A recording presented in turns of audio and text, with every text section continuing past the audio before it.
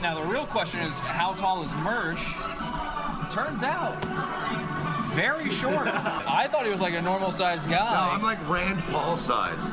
He's actually only 5'4". They say 5'10". No, 5'4". It's true. Tower over the man. Let's really. All right. This stream is now called Live in New York City with Mersh from Nightwave or whatever, but its secret name is More Views, More Money Than Mersh. We're gonna start calling him Hollywood Mersh, okay? Go to Mersh's chat room right now on Nightwave and start saying, "Hey there, Hollywood Mersh." Oh look, check it out, it's Hollywood Mersh. Oh, Hollywood Mersh hanging out with Andy Worski. How much money you making tonight? Hollywood Mersh. You making that money, Hollywood Mersh? All right, I'll send you back all the super chats. I don't care about your money. Thank you for your super chats. It's Moish. No, he's Hollywood Mersh, okay? Again, go to his chat room and go, ooh, fuck, it's Hollywood Mersh. Oh no. Look, Hollywood Mersh out and about on the town. Again, this is Jesse and Hollywood Mersh.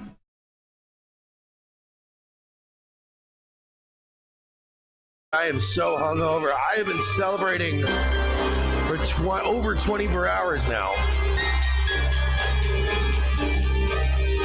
The time has arrived.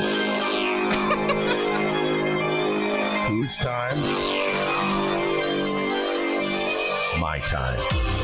Welcome, everybody, to Nightwave Radio. I am your host, Mersh. I'm your host, Hollywood Mersh.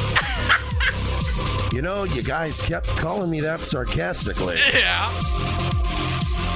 And I think you may have willed it into existence. I'm happy to be here. I'm your host, Mersh. What? I'm happy to be here. H2B. Played it on RTC twice. We played it everywhere. It's been all over Twitter. I mean, for lack of a better term, the cat is out of the bag.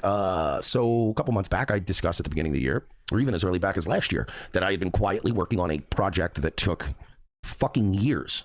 I was contractually obligated not to discuss too many of the details, but now I can officially confirm that, yes, there has been, for quite some time now, a Teddy Hart documentary in the works for Peacock. Yawn! It is being done by Blumhouse Productions in association with WWE. They're all trying to make this thing the next Tiger King. Now, they're going to probably sensationalize the fuck out of it. That was never my intention, but of course they asked me to be a part of it. Tryhard said, did I have to wear makeup? No, they gave me no makeup, which is why you'll notice in this show, I look, I want to make it clear. They gave me no makeup. And what? This is fucking 12 days of COVID, Mersh. You don't say. Shut up. Okay, I got to shut the door. I can't do this anymore. I can't fucking do this no, anymore. Mersh, don't get up. Don't get up on camera. Oh. I can't fucking do this anymore. No, Mersh. I can't. Oh, boy. We got to Zoom. I can't. Almost got crack in that one. That's Hollywood crack. You got to pay extra.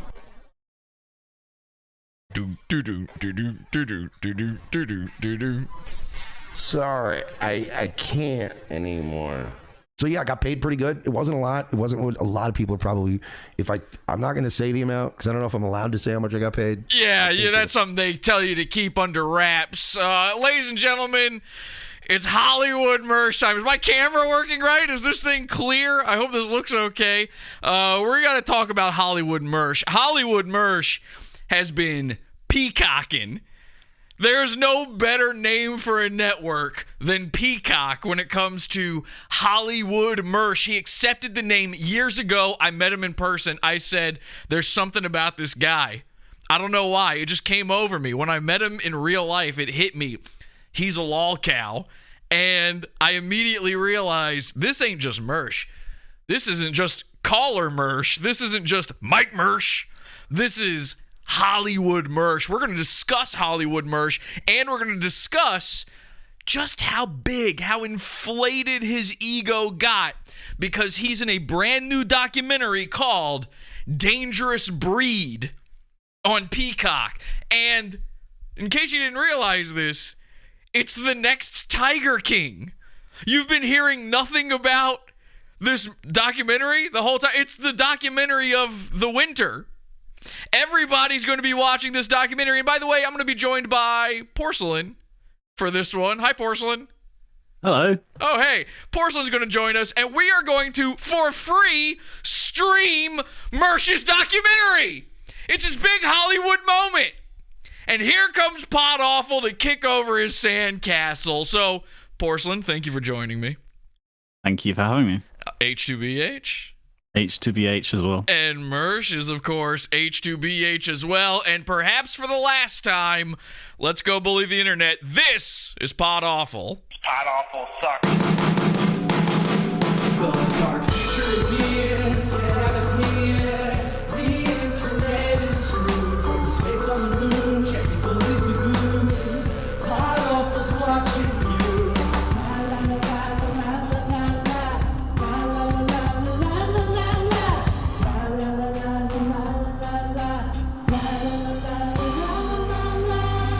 Bada bing, bada boom, baby. Woohoo! I heard you laugh at bada bing, bada boom, baby, by the way. Still gets me. That's very funny. Welcome, everybody, to the program. I am your host, whatever my name is, Jesse. And, of course, I'm joined by Porcelain. And Porcelain and I were talking about this just before the show began here tonight. By the way, we're still in, this is season Dark Future. And this is the last episode, the final episode of season Dark Future. So I do have to say that, we're still making those changes. I'm so sorry it's taken so long. I've been so ill. This is, you're looking at 2 weeks of COVID, Mersh, here. Imagine 4 months of COVID Jesse. I've got all sorts of horrific, terrible diseases. And the reason my camera can't even figure out how to focus on my face right now because the production's not giving me enough makeup. So Porcelain and I were talking about this right before we began here. We were both saying, like, how bored we are of covering Mersh. And I know, Porcelain, that you hear it all the time. Like, oh, you got to do more documentary. You've probably heard it from me. I've probably fucking said that to you. Like, when's part 3 coming out? Yeah, it's just spammed relentlessly on the videos. You can go to live comments or newest comments, and there's a lot of like, oh, when's part 3? Oh, the cat thing needs to be in part 3. Oh, this needs to be in part 3. It's like, I haven't even decided to do it. I know, and I won't do it. I see comments, I get messages, I see comments all the time from people where they say, Jesse, why isn't Podawful covering this? Why isn't Podawful covering that when it comes to Mersh? And both of us just agreed separately from one another, but again, just before the show here, we both said we're just bored. It's just, it sucks. He sucks. He stinks. Like, I think we milked him dry. I think the Porcelain Mersh documentary, which, by the way, congratulations, Porcelain, you have the most watched Mersh documentary of the year, so congratulations to you on that. I don't have my sound effects right now, but imagine a bunch of terrible sounding clapping right there. Of course, invented by Red Bar, which was, of course, invented by Howard Stern, who, of course, invented hands. So, hoo-hoo Robin, I believe they say. So, you have the biggest documentary. You are the biggest Mersh documentarian. No matter what Mersh says in this video, and we're going to keep playing this in a second here as the big build-up, and we will be playing the doc. And I want to make sure people understand, not only are we illegally broadcasting this documentary with a lot of transformative commentary over it, totally legal, illegal broadcasting this documentary we don't own, but also I am stealing the documentary. I did not pay for it to begin with. It's torrented. This is a crime, and I am willfully committing it. It's a crime on top of a crime. It's a crime on top of a crime, and we do this here for you, the viewing audience, or as Mersh calls you, the Reddit trannies. Which, by the way, as far as disparaging nicknames go, that's a pretty good one. I think, this is my I've been thinking about this because I keep hearing him say, have you heard him call them that, Porcelain? I have, yeah. You're one of them, right? Yeah. I'm a Reddit tranny. Yeah. You're a Reddit tranny. That's a sound clip right there.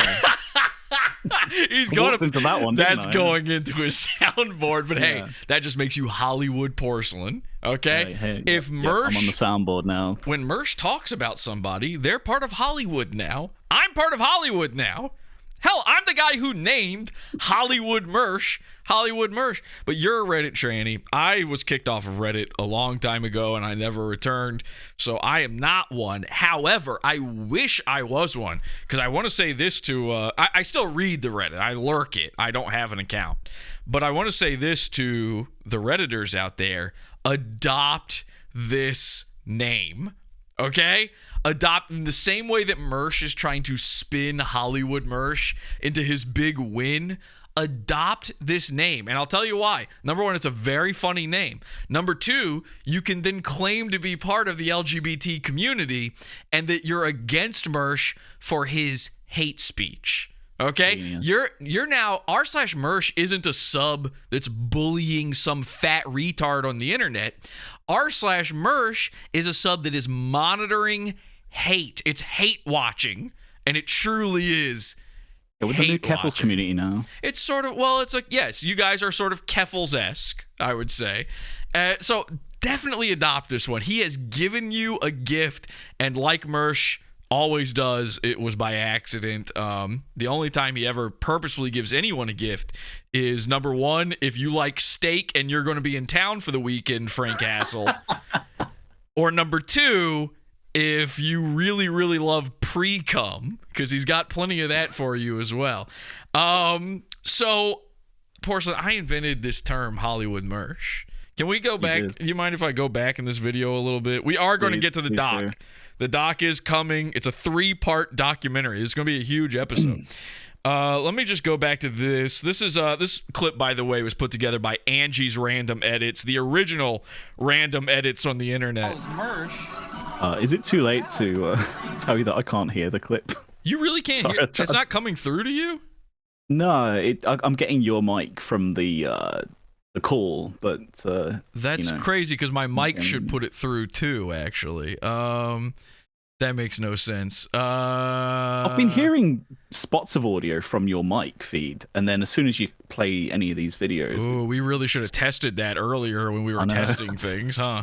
Well, because I could hear the intro music, but then as soon as you played the clip, for some... Oh, you know what it is? It's probably just that it's too quiet. It's literally just that it's too quiet, I would guess. And then, like, Discord fucking filters in the middle of that. Let me see if I can do something about that. Sorry, guys. We're in a ramshackle situation here. We will be ending Season Dark Future here soon and coming back bigger and better than ever, and this is all a part of it, so hold tight here.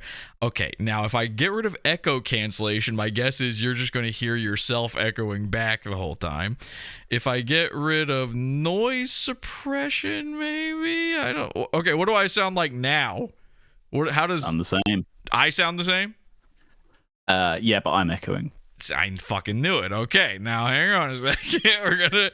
We're gonna get this. We're gonna figure this out. Hang on. Okay, what about now? Are you echoing? Am I echoing? Let's see. Testing 1 2. Nope, I'm not echoing. Okay, now let's see if you can hear this now. Very short. I thought he was like a normal sized guy. No, I'm like Rand Sorry. Really, you can't hear it. Yeah, it's not even that it's low volume. It's just that is insane. I mean, that straight up doesn't make a lickety dickety of sense. Yeah, everything is set correctly. I do this all the time. I do actually have my mixer plugged in. I know how this is supposed to work. Fuck. Well, we're fucked, man. I don't know what to tell you. You're just gonna have to imagine the words, okay? Okay. Yeah. Wait, what about when Mersh was talking? Could you hear it when Mersh was talking? No. What the shit in my ass? What do you share that different screen again? The one that was like low res. All right, well, I'll try it. Audio. I'll try it, but let me put the voice settings back then, since it's not helping. Okay, let's try. I'll try it this way. I'll do both. How about that? Well, that's going to ruin. Like the stream is just going to start lagging so horrifically now. He's actually only 5'4". They say 5. Could you hear that? No. What the F? And also shit. This makes no sense. Just try call back or something. Maybe. I mean, I can try that. I don't think it's going to fucking do anything. I have to let the audience understand this makes no sense at all. This is, you've seen me mess around with Discord a million times on the show. It's all fine. Oh, by the way, Porcelain, can you hear this? Let me just test a sound here real quick, okay? Let me know if you hear this. I'm a Reddit tranny. Could you hear that? I'm a Reddit tranny. You don't hear that? I'm a Reddit tranny. Really? You don't hear that? I'm a Reddit tranny. No. What the shit?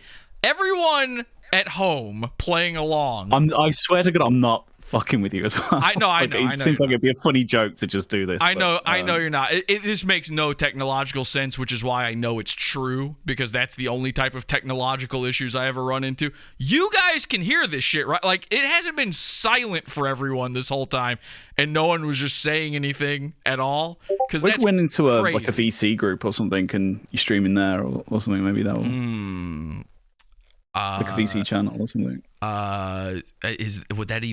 Isn't that the same thing as this? Is what we're doing right now? I guess so, but let's try. All right, know. do this for me. Go to my thing, and we'll go to Hangout. No, wait, everybody can join that. Go to call in.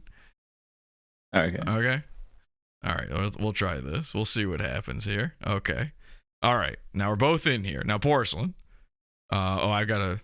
No, you're unmuted. Unmute yourself. It says I'm suppressed. It said I'm suppressed, but yeah, I'm back now. I think. All right. Yeah. Now, there's no reason you shouldn't be able to hear this. 10, no, 5-4. Yeah, Let's really. Still can't, all right. still can't hear you. What the shit? This makes no sense at all. I have no idea what to do. Then I gotta be honest. I got right. If it means me getting off and you doing your show, that's fine. Maybe so. This is a big problem. I mean, it makes no fucking sense at all. All right, I'm going to try one last thing here. This is a saving throw. I'm going to attempt doing it through the app rather than the browser, just to see if it makes any fucking difference at all. Sure. Because I'm doing things how I always do them. Forget ramshackle setup. This part of it is exactly the way it's supposed to be, and I'm telling you, this makes no sense. All right, okay, now I'm back on the app here with you. Now, can you hear this? This stream is now called. Yeah. You can hear that now. I'm feeding back. But you're feeding back. This makes no fucking sense at all, man. At all. There's like no winning. Oh boy. The fucking voice settings on here are completely different than the other thing. Echo cancel. Okay, let's try echo cancellation. Are you feeding back now? Let's see, 1, 2, 3, 4. No, I'm good. Okay, now can you hear this? In New York City with Mersh from I can. Nightwave or whatever. Okay. But its secret name All is. right, let me see if I can share a video with you in here. I hope that's a fucking possible thing. Share my screen. This is this one. Go live. There we go. Can you see this now? No. You see it? Yep, I can see you looking at your screen. Okay, and I think it's like a video that's loaded up at the moment. all right, and then Is more views, more money than Mersh. that's working for you? Yep. Ladies and gentlemen, welcome to Podawful, everybody. This is the show, the only show that exists, everybody. Podawful sucks. The dark future is here, get out of here. The internet is screwed from the space on the moon. All right, JK. Okay, so let's do this now. All right, so Jesus Christ, that is fucking embarrassing. All right. You know what? This is why I'll never be part of Hollywood. Actually, I'm excited to talk about this aspect of it. You know, Mersh's streams always look and sound like such shit. And the stream they use in the doc of him is from long, long ago when it was even worse than it is now, which is almost inconceivable, but it did used to be worse. I can't wait till you see the stream in this documentary because it's crazy. All right, so here's me meeting Mersh in real life for the first time, the invention, the debut of the name Hollywood Mersh. I came up with this. You're watching the moment it happened. We're gonna start calling him Hollywood Mersh, okay?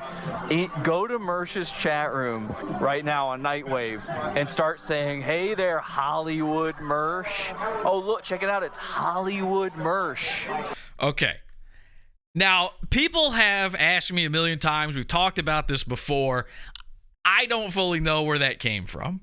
It's just one of those things that came from on high, and it immediately took the internet by storm. Everyone got it. Porcelain, when you first heard the term Hollywood Mersh, what did you think it meant? Like, what was your feeling about it?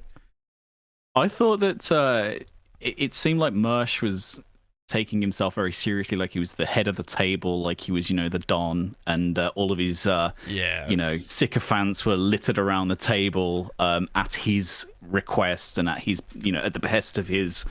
So I just assumed that you just were playing into that of Mersh feeling like he's made it, feeling like he is this like pinnacle of like self-importance. I'm so glad you said that. That's 100% what it is.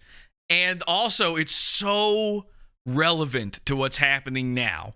Like you said, he feels like he's made it. How many times have we gone through Mersh feels like he's made it? And now, this has to be the pinnacle of Mersh having, quote unquote, made it, right? Like, this is the absolute peak of the mountain when it comes to Mersh thinking he's made it. He thinks that after today, he will be one of the internet's most famous people, unironically.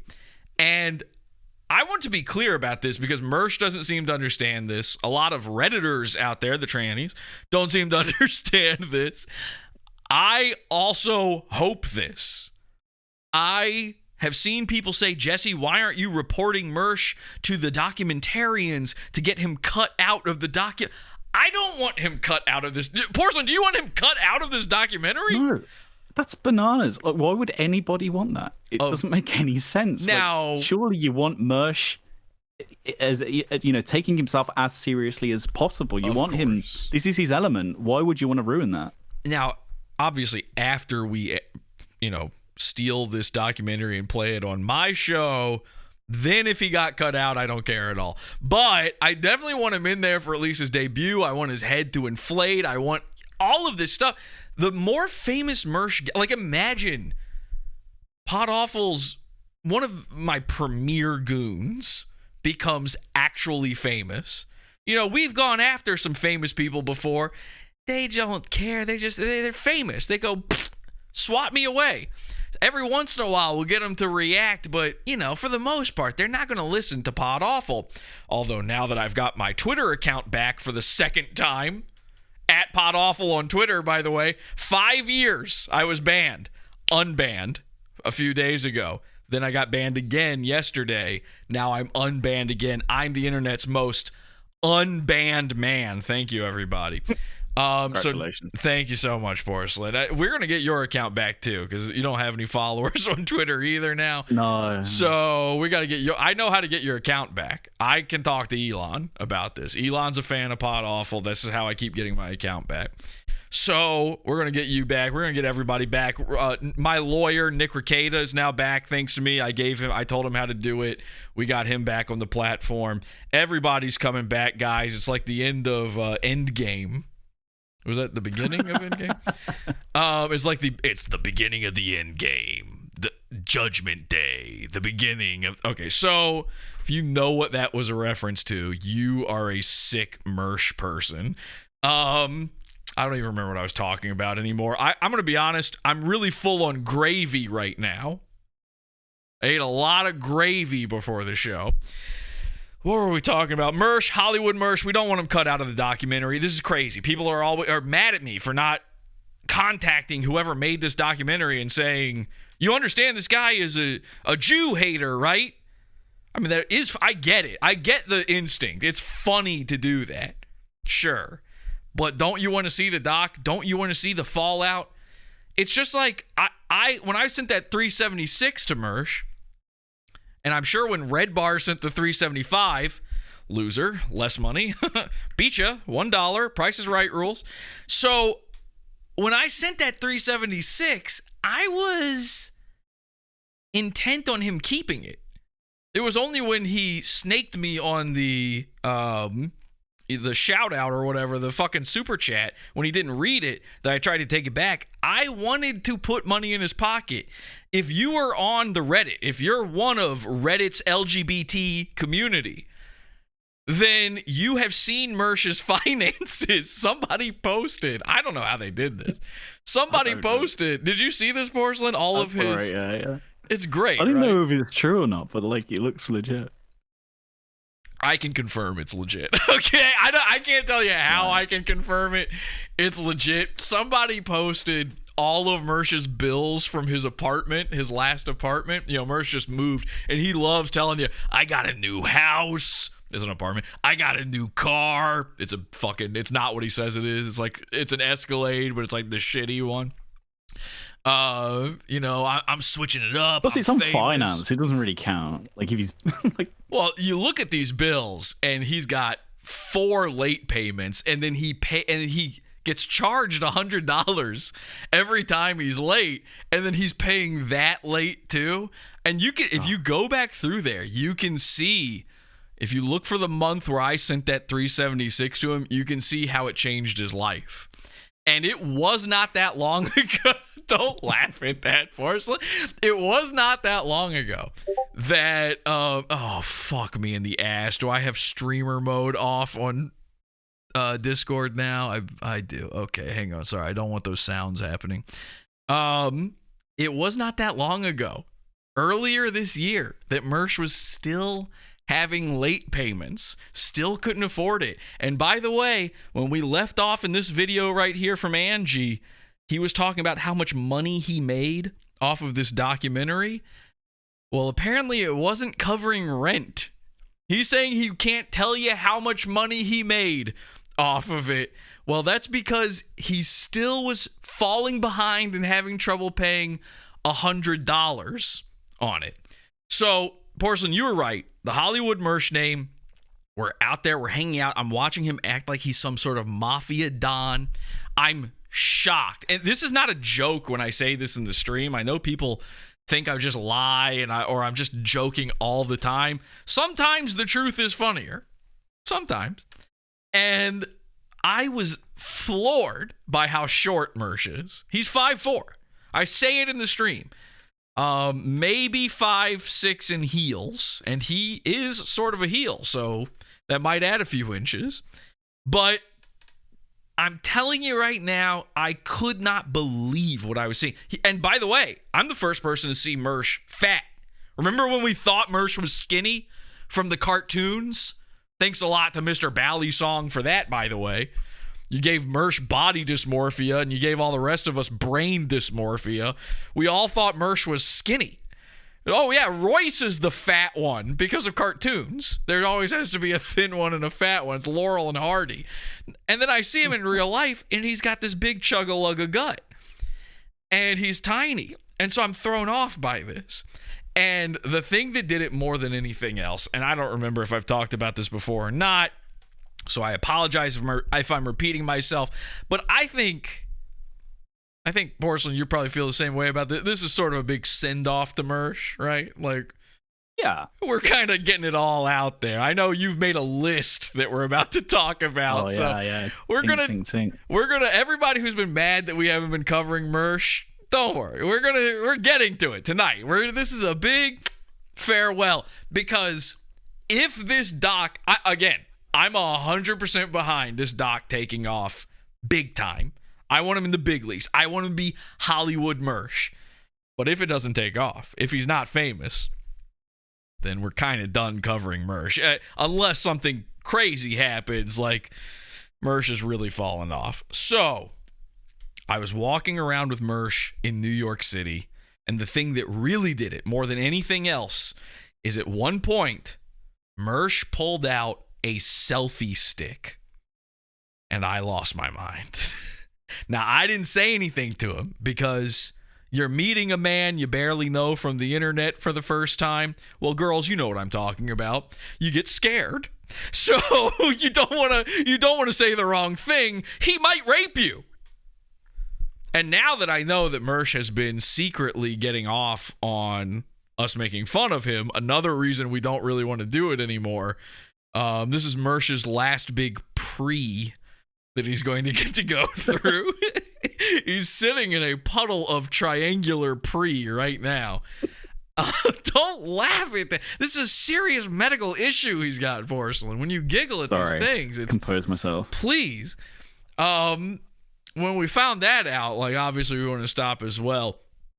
Mersh had this selfie stick, and I see that, and I don't say anything. I don't whisper anything to the internet's Carl, who is there. I don't say anything to I don't even know what to call this. Royce's cousin Joe. I don't know. It's hard to say it. Call him the internet's cousin Joe. Most of you probably have no clue who the fuck I'm talking about. More like radio's cousin Joe. I didn't say anything to him. I didn't even say anything to the weird little gremlin Richard Lewis character who was also there, and I never learned his name and never understood who he was or why he was with us. Never said anything to anybody about this. I saw that selfie stick and I went, woo, Hollywood. I don't know. It just popped into my head. Woo, Hollywood. And this part is lost to time. I would kill for this footage. If somebody has this, please get in touch with my web zone, because there existed at some point a live stream, possibly recorded footage of Mersh walking around New York with the selfie stick, where he's holding it up.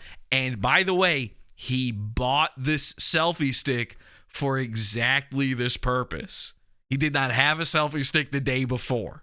He said, I'm a big time guy. I'm in New York. I'm with the boys. And I went, I don't want to be part of that.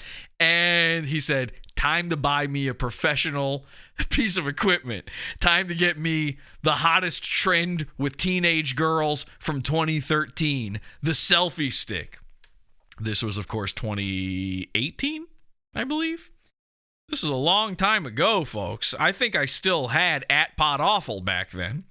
My, how things don't change. So that is where the Hollywood instinct kicked in. Now, of course, what we didn't know at the time was, Mersh is saying in this clip we have here, I've gone Hollywood now. He keeps saying, like, he literally said, I went to Hollywood. Those are his words.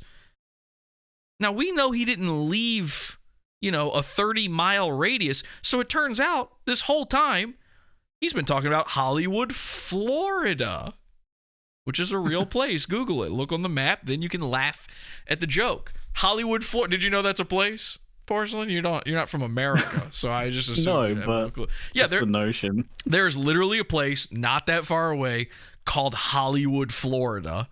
Now, I don't know if that was in my head when I called him Hollywood Mersh the first time, but I've realized something that must have been in the back of my head during all of this. And this is the thing that shocks me when it comes to Mersh and his addressing of this Hollywood Mersh thing.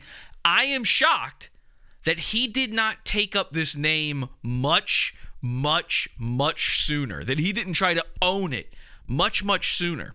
Because I know somewhere in the back of my mind while I'm doing all this, I'm sitting there thinking, ugh, gross. Mersh is one of these wrestling guys. And back in the day, I used to try to be polite to these people. There's way more of them in comedy than you would think. Porcelain, I know you hate wrestling. You said before the show, you're so anti-wrestling. This documentary is going to disgust you. You know I'm the same way. I, of course, invented the term jabroni streamers for all of these guys who are into wrestling and also make a podcast that is unrelated to wrestling, and yet there's a lot of wrestling talk going on in them. Now, I know this about you, Porcelain. You are or were, I guess it's kind of the same thing when it comes to these guys, a fan of O&A, Opie and Anthony, right? I think if you are a fan of Opie and Anthony, you also simultaneously were a fan of them. Meaning no longer, but also still are. It's kind of like being a Star Wars fan. You hate it. You hate this thing that you're obsessed with. So I, as you know, don't know anything about Opie and Anthony, but for the past few months, I've been researching them to get into the minds of these jabroni streamers, because I noticed the other thing they all have in common is they're all ripping off Opie and Anthony. And I didn't know this for the longest time. I had to be told by, it could have been you who told me, Porcelain. I had to be told by somebody that Mersh and Royce were pretending to be Opie and Anthony on the internet. Like, that's their whole thing. Because I never listened to those guys. I didn't know anything about them. And now it's like becoming more and more clear. So now my YouTube suggestions are all filled with Opie and Anthony clips. Now let me be clear. I hate this show. It is not good. I don't know what you saw in it. Maybe you just had to be there. Maybe it's the problem that I've seen too many derivatives of it now that I can't enjoy the original. I understand that. I treat it like the same way when I hear some kids say Seinfeld's not funny. I get it. Everything that came after Seinfeld was influenced by Seinfeld, so Seinfeld seems kind of tame by comparison, right? So it like antiquated. Antiquated. So I get it. But the one thing that I keep noticing while listening to these clips, and I'm trying to keep an open mind, literally one of them has made me laugh. Like a part of one. And by the way, an Opie and Anthony clip is 11 hours long. So that's not very good. I don't know if you know this. It's also, it's dated, in terms of just comedy, it's dated so badly. It was very, very of its time. I could write an essay on this Opie and Anthony thing. I've met Anthony in real life. You know, I've been to a studio many times, and it was meaningless to me that, like, I did not realize how big these guys were. I know how stupid that sounds.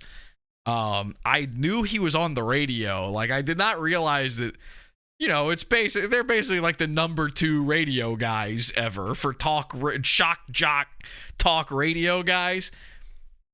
I remember when I met Anthony Cumia, he had this look on his face like, what, you're not excited to see me? I remember that. I specifically remember this look on his face like he's so used to when people roll through here, them being like, oh my God, you know, and trying to like be cool with him. And I'm just like, hey, what's up? Thanks for letting me be in here, I guess. So, and of course, when Mersh came to New York, I took him to Cumia's studio. Got photos of us sneaking into Cumia's studio. So that was part of my thing. I knew he liked Anthony Cumia, but I did not realize even then that he was ripping off Anthony Cumia while simultaneously, you know, doing quote unquote exposés on Anthony being a pedophile or whatever. Mersh didn't seem to mind that Anthony was a pedo when he was sneaking in there so that he could be like, oh, I'm here at my hero's place. So all of this is to say, I've been watching these Opie and Anthony clips. I've been studying it. I probably will talk more about this Opie and Anthony phenomenon. I'll have my essay ready at some point. I've got an idea for a particular episode of the show that needs to happen, that's been needing to happen for over a year now, where this is all going to come up. This is why I'm doing the research. But the thing I can't help but notice over and over again, and it's the same way as when I'm watching the jabroni streamers in their fucking pod kitchens. Mersh is, by the way, streaming out of his dining room now. Don't let him lie to you that he's got 3 bedrooms. We've seen the photos. He's in his dining room. It's a pod kitchen. When I watch these jabroni streamers, the longer you watch, the more it slips in. It's insipid. It's whenever you're watching something and you don't understand why you hate it, it's because you are not 6 years old. You're fucking normal. And they've been quietly slipping in wrestling references. First, it's just the word marks.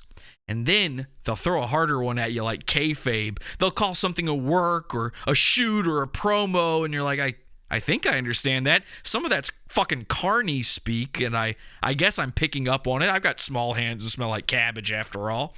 So all of a sudden, though, they're talking about, I'm trying to pull Roman Reigns, They'll just throw out some reference to Roman Reigns, and you're like, wait a second, what? You can't just say that like you're referencing a guy from the TV. That's a totally different thing. That's a very specific. We don't all know who that is. Bam Bam Bigelow. They just throw that one at you like you're going to know what that means. And Opie and Anthony is doing this a lot to me while I'm listening back to these old clips.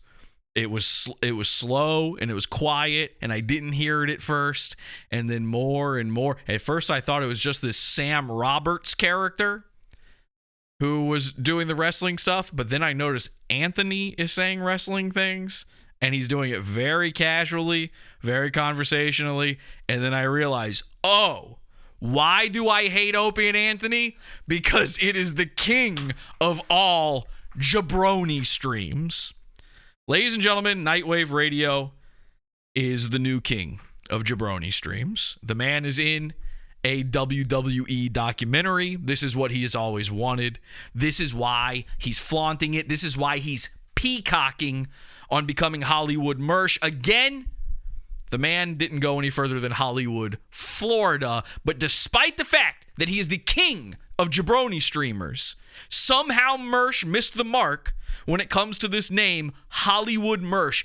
It took me this long to realize it, but I know a little bit about wrestling. I was a child once. I remember back when everyone in middle school suddenly started watching wrestling, and I even remember, we all remember, if you grew up, if you're a 90s kid, if you grew up 80s, 90s, you remember Hulk Hogan. Everybody knows Hulk Hogan. That's the one guy you can reference from wrestling where everyone's going to be on the same page. Certainly, Mersh should remember when Hulk Hogan became Hollywood Hogan. Now, for those of you who don't know, somehow this missed you. I was a kid. I was at just the right age when he became Hollywood Hogan. For this to still seep into my brain, despite the fact that I hated wrestling even then. Hulk Hogan, number one, I think in reality, the real world reasoning for this is he lost the rights to call himself Hulk. I think Marvel Comics probably stepped in and was like, what are you doing? And so he needed to change that name. And this is also when Hulk Hogan, the hero character from, he was always the good guy, the baby face, they call it in wrestling. This is when he did his heel turn.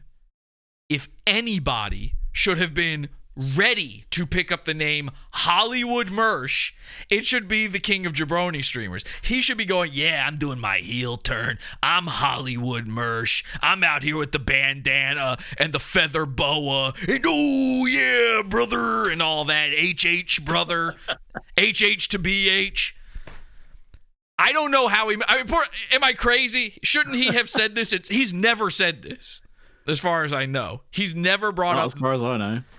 And I know it wasn't active. It wasn't at the front of my brain, but I know at some point this must have been part of the reasoning of why I called him Hollywood Mersh. It has to be. They say nailed it in the chat room. Well, by the way, we haven't acknowledged the chat. Welcome, everybody. Thank you for tuning in. And please hit subscribe. We're on a brand new channel. The way Podawful works now is, the dark future is here and over. We don't get notifications about getting canceled anymore. You want to avoid cancel culture? Well, then cancel culture.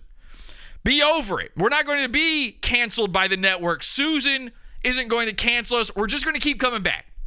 People keep saying, Jesse, why do you keep coming back to YouTube? Well, because that's all there is. If YouTube wants to be a monopoly, then they're going to have to fucking deal with the herpes that is Podawful. Sorry, YouTube, you've got herpes, and it looks like this.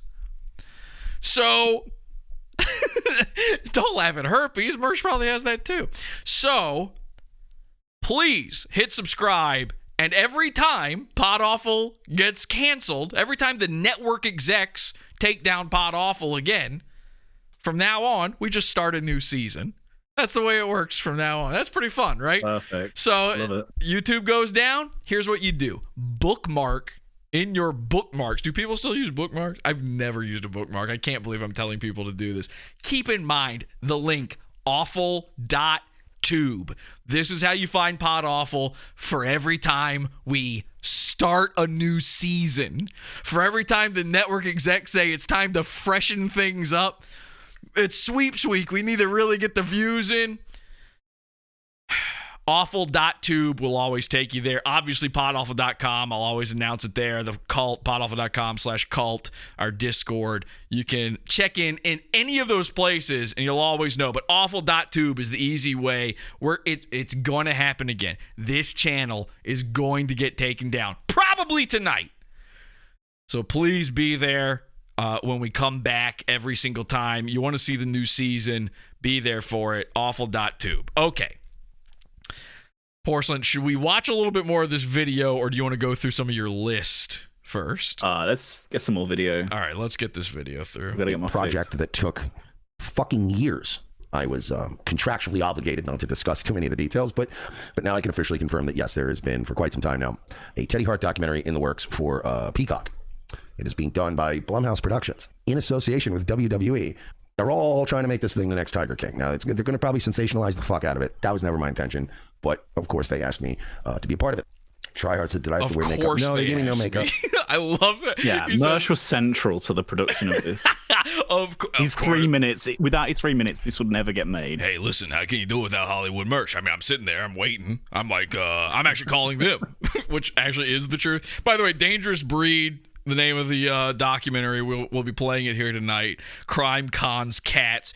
Awful name. They had a great name for it before. I don't know why they changed it. Well, actually, I do know why they changed it. It was called Heart of Darkness. It's all about this guy, Teddy Hart, a wrestler named Teddy Hart. Heart of Darkness. Terrific name. They go with Dangerous Breed. You know why? This is why Mersh keeps saying this is going to be the next Tiger King. These dudes, wait until you see this fucking doc. It's awful. It would be awful if Mersh had nothing to do with it. It's one of the worst, quote-unquote, documentaries I've ever seen.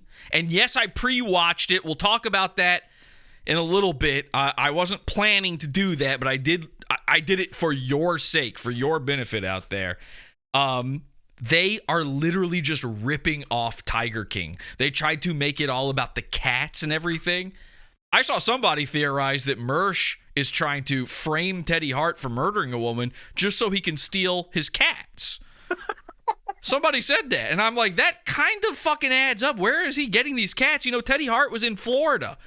That might explain some things. I'm not sure the gas station can keep explaining every cat that shows up in this fucking hole's life. I'm saying hole because I've been watching Opie and Anthony. Who's the hole on ROTC?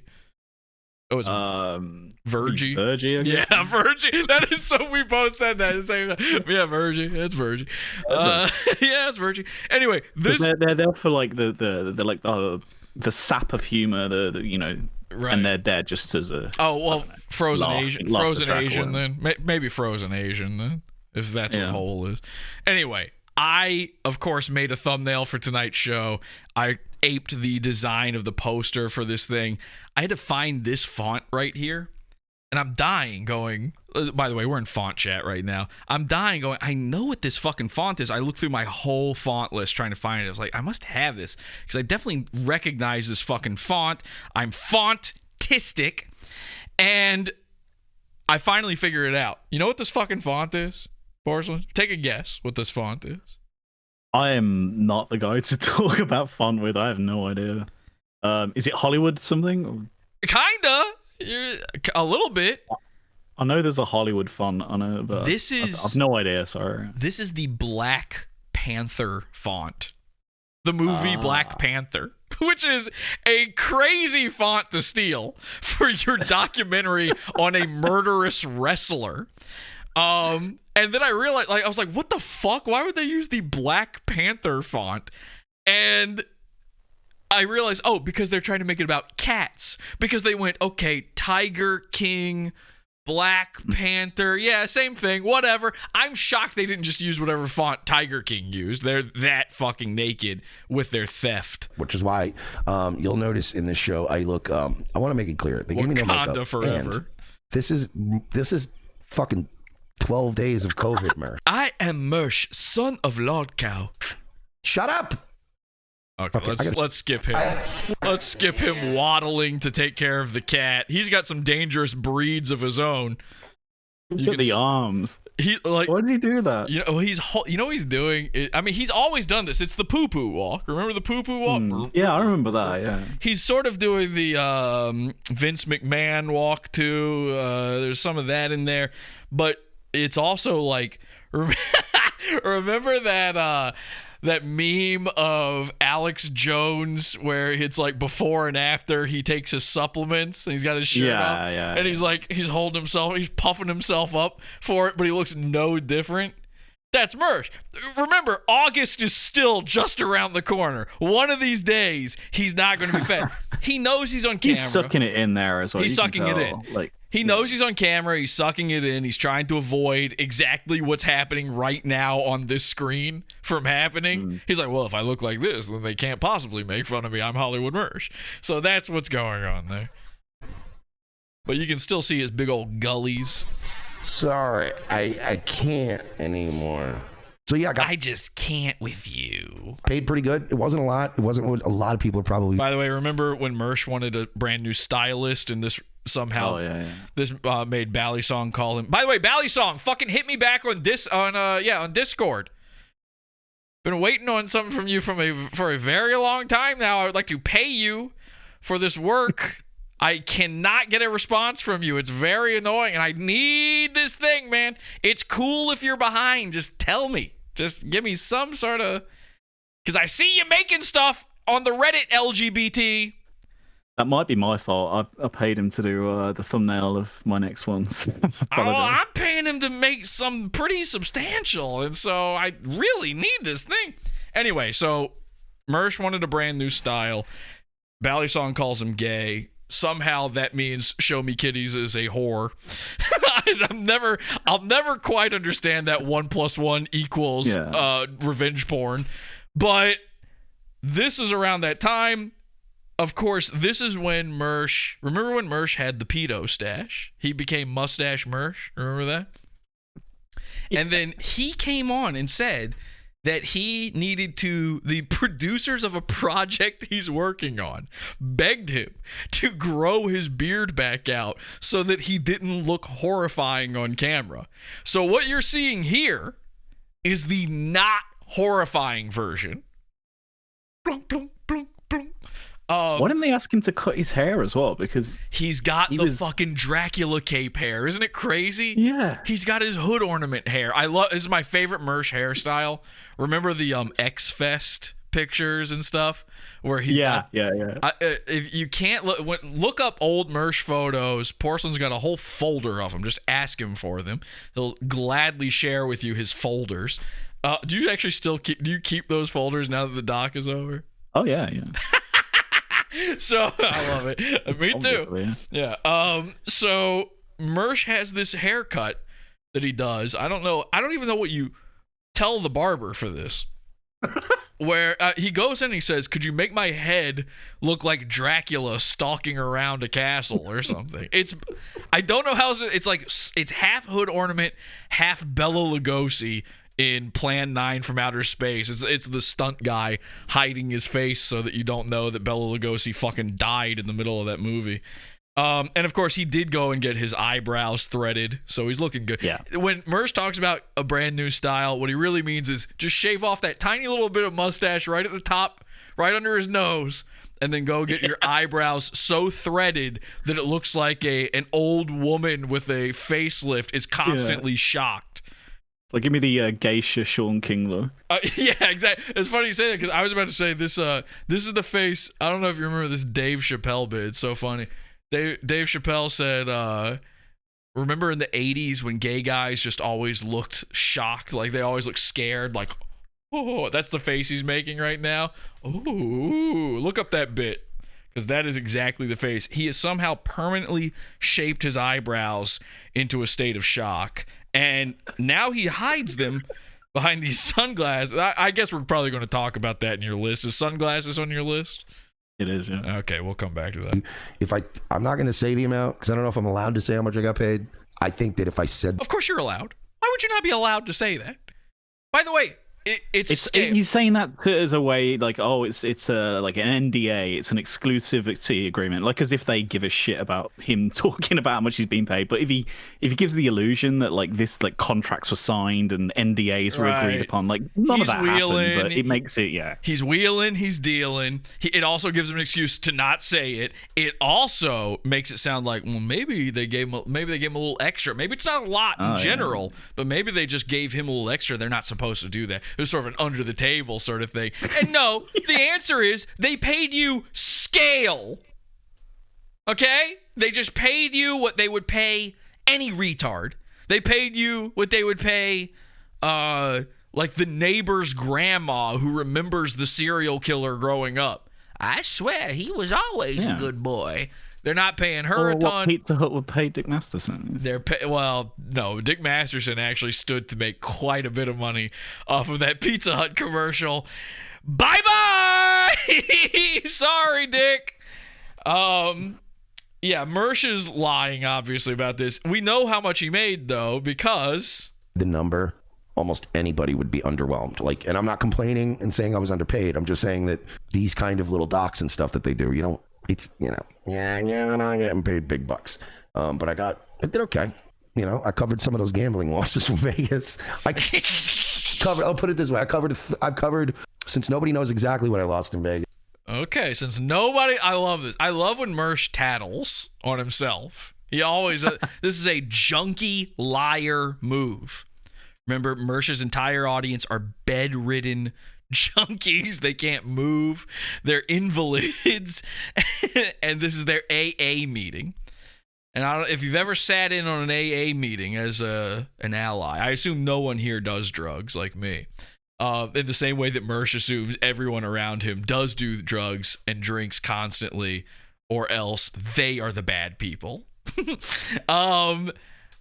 If you've ever sat in on one of these meetings, it's just a bunch of people lying to each other. It's crazy. Like you can go on the Zoom ones now. I went on it with a bunch of people from our Discord, and some Australian guy was like breaking down, saying that every morning the first thing he does is like goes to the liquor store and shit. It's really sad stuff. Well, the Mersh Hall episode of Podawful, was that the CBDX episode? I can't remember. Yeah, you know, you did it. Yeah, of course. Yeah, where we got the that's idea. how I know. I went in and because you saw the edited version. I was in that thing for a long time. I was there for a while. I heard a lot of liars' stories. If you drink every day, or if you do drugs, period, or if you used to, you are just a liar. This is just eternally and always true. It's ubiquitous, okay? Everybody lies. I'm not really casting aspersions on you for the lying. I'm casting aspersions on you for being a junkie. You're bad, and apparently, according to you, you never stop being a junkie, so you're always going to be bad. That's my favorite part of AA meetings is you can't even do them without starting off on the idea that you will always be a junkie. You will always be an alcoholic. It never ends for you. Oh, really? You have no free will. Great. That's a disease. It sounds a lot like an actual disease. So Mersh has several of these diseases. One of them's gambling. He keeps going to Vegas and betting it all. He says since nobody knows how much he made in Vegas, he can tell us this. Yes, I covered like a third of my gambling losses in Vegas, so that was good. Okay, well, that's gay, he said. For some reason, he just said that's gay. Wait a second, hang on. Lost in Vegas. I covered like a third of my gambling losses in Vegas, so that was good. So that was gay. Okay, he said it, not me. So that was gay. Here's the problem is Mersh did tell us how much he lost in Vegas back when, guess what? He lost all that money in Vegas. Shockingly, he came onto his diary stream to tell us all how much he lost. And the answer was $4,000, which means, now I'm no mathematician, but I believe that means Mersh made off of this documentary $1,333.33 repeating forever. I don't know how they wrote the check, but somehow that's how they did it. It was pretty wild. So this is I'm obviously in this, which is So that's what he made. And I don't know what you guys, I don't know if you think that's a lot. I don't know if you think that's a little. Mersh has had one other Hollywood job. I don't know why he wasn't Hollywood Mersh before. Remember when he was on One Tree Hill? You ever see that, Porcelain? One Tree Hill? I did say that, yeah. Yeah. I mean, you'd have to you blink and you miss it. But he was on it. Well, blink one of your eyes. The other eye could still be focused on there. But now so that's called being an extra, being a background performer. I've done that a ton. Everybody knows that. I've been in a ton of shows. Like, this is why it's so funny to me where Mersh is like bragging about being on network television and stuff. Like, okay, yeah, so was I. Like, that's easy. That's very easy to do. You want to be on the TV and point and go, look, mommy. I get that, like, getting a moment to yourself where you're talking on camera is a different thing. Don't get me wrong. But Mersh had this thought in his head back when he was just on a blink and you miss it part for One Tree Hill. I've done these background things. I happen to know how much you get paid for these types of things, including documentaries. I know how those work. I've been in things where I was reenacting a real life person for a documentary, where I was playing them for a documentary. I know what you get paid for these. $1,300 or whatever it was is about what you'd expect for a few days of shooting. It would be much less than that for, I assume they filmed this over a day with him, like maybe 2 days, which means Mersh showed up twice looking like this, and he was fine with that. He somehow managed to show up looking exactly as haggard both days, because they need that continuity. And I happen to know that actually Mersh says, let's switch gears here for just a second. For those that and go to another clip here, because I've got this. Yeah, here we go. This is from the Reddit trannies. Somebody clipped this, so thanks to r/Mersh. if you listen every week, and do you know if they're using footage of the Teddy Hart interview you did? It's in the trailer, sir. Yes, they. In fact, I wasn't originally getting interviewed for this thing. They just only wanted to license the interview I did with Teddy. And then I got to know the producers on the plebeian picture side, and we became pals. And then they realized, like, oh man, you know what? We could use you as filler. You know what I mean? So Gulp, gulp, gulp, gulp. Once an alcoholic, always an alcoholic. It never ends. Always pleasure, never pain. So, yeah, even Mersh admits he's filler. We'll see just how much filler Mersh is in just a bit here when we go to the doc. I don't know that I would describe it as filler. I really don't. That doesn't mean it's good, though, just to be clear. But the important thing in that clip is that Mersh says originally all they wanted to do was pay him for his footage of him interviewing Teddy Hart on Nightwave, which means that most of that $1,300 was paying him to own that footage. Let me be clear. This documentarian, whoever he is, Fred or whatever his name is, he now owns that clip. He paid $1,300 for it in perpetuity, forever. He owns that. Okay?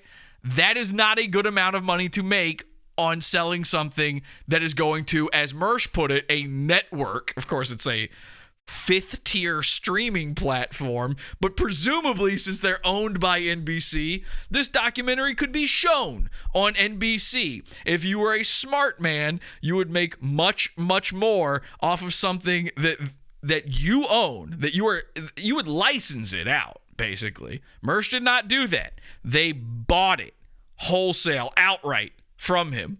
They own that episode. Mersh can no longer legally show that episode of his show without permission from another man. That is a bizarre thing to do for that amount of money. As well, because again, he's the one that's making the claim that this is the next Tiger King. I mean, how do you not have the foresight to think that if I license this out to NBC, by the way, a massive broadcasting corporation, yeah, the ice stands are probably do quite well out of this. Mersh is always talking about how, he's a wheeler dealer kind of, big business guy, whatever. I mean, I don't know. Mersh is very dumb. And part of it is that he didn't think it was going to be Tiger King back then. That's the thing that he's been adding on to it lately. I'm not even sure that he knew it was going to be on Peacock back then. That deal might not have been in place yet back then. He might have just kind of gotten fucked on this. But what's more interesting is I own the trademark to Nightwave Radio. Nightwave Radio is a registered trademark of Podawful Industries. Okay? And they use that name, and it says Nightwave Radio in this documentary. Now, I don't think I gave the go-ahead on this. So Mersh sold it off for $1,300 to this guy. This guy is going to end up owing me quite a bit of money if this thing takes off as much as Mersh is claiming it's going to take off. And by the way, I want to put this out there now. What time is it for Mersh? Okay, so when Nightwave goes live, I'm assuming there's going to be a big... Either Mersh is still so delusional that it's going to be the biggest, victory lap of all time, or it's going to be this huge cope, because I happen to know for a fact that Mersh had not seen the documentary until today. I know this because of words that Mersh says in this video right here. And it's clear he did not realize what his part in this documentary was going to be. Sorry for the spoilers. But Mersh clearly had a different idea of what was going on. Now, I think he's still going to act like this is a big deal, but maybe, just maybe, I want to get ahead of the curve on this. Porcelain, do you feel like Mersh is going to try to claim that he was just joking about all this, about the Hollywood stuff, about all the big-headedness? I've not seen this yet, so I don't know. I mean, if it's... I mean, it sounds like a lot was left on the cutting room floor. So in that case, I can definitely see a little bit of a backtrack. Well, I've got numbers. After we've seen it, I've got numbers for you on the amount of Mersh in this documentary. I've done the math, okay? Accurate measurements of exactly how much Mersh is included in this doc, and it's going to blow you away. Yeah. That it could be a lot more than you think. It could be a lot less. That could go either way. It just seems like... I don't know if you get these in America, but there's Remember the 90s shows where he's got a couple of talking heads on who kind of remember and reminisce about I love the 80s, I love the 90s. Yeah. Did they ever look at those things and say this is going to make or break my career? Probably not. Dude, those guys, I know some of the people that did those because they're comedians. I know how much those people made on that shit. They make so little money on that stuff. So little money as those talking heads. And those things were in syndication. Those repeated over and over and over again. Played all day, every day on VH1. They could still be playing them now. And those guys, however, and this is the big difference when it comes to Mersh and someone else, is whatever Mersh's cope is here in the future, if he's going to say this is all a joke or not, he's going to say, I made my money. He's going to say that. You're just jealous because I got the money and you did. I got paid. If you aren't in SAG, the Screen Actors Guild, if you're not part of a union, you get paid even less. And on top of that, you are not guaranteed the one thing that everybody out there, all the plebeians out there, all have heard this. Residuals, where you get those little checks of just tiny amounts of money every time they air your shit. Number one, new media is fucked when it comes to that sort of thing. It's all negotiated on how that works because things don't air anymore. They're just streamed. But even if they were to air it, Mersh will never make a residual ever because he is not in the union. Unless some crazy deal was made with a non-union guy. I know this because I did enough. I actually could be, if I wanted to pay into the union, they call it Taft-Hartley'd. I am Taft-Hartley'd in. I can get into the union at any time. I've got my 3 waivers. It's a whole thing. I know all the industry lingo. I'm Hollywood Jesse. And you know why I'm Hollywood Jesse? Because I was talked about on Hollywood Mersh's show. Let's watch that. They're asking, it's November 22nd. It's coming out on Peacock. Today? I just got a new fucking rug. I just got a new TV. Humble brag. Whoa!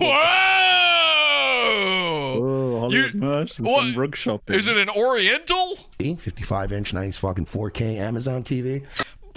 Oh, he's got one of those branded Amazon TVs. I know, on Amazon. What do they call it? A smart choice or something? What is that shit called?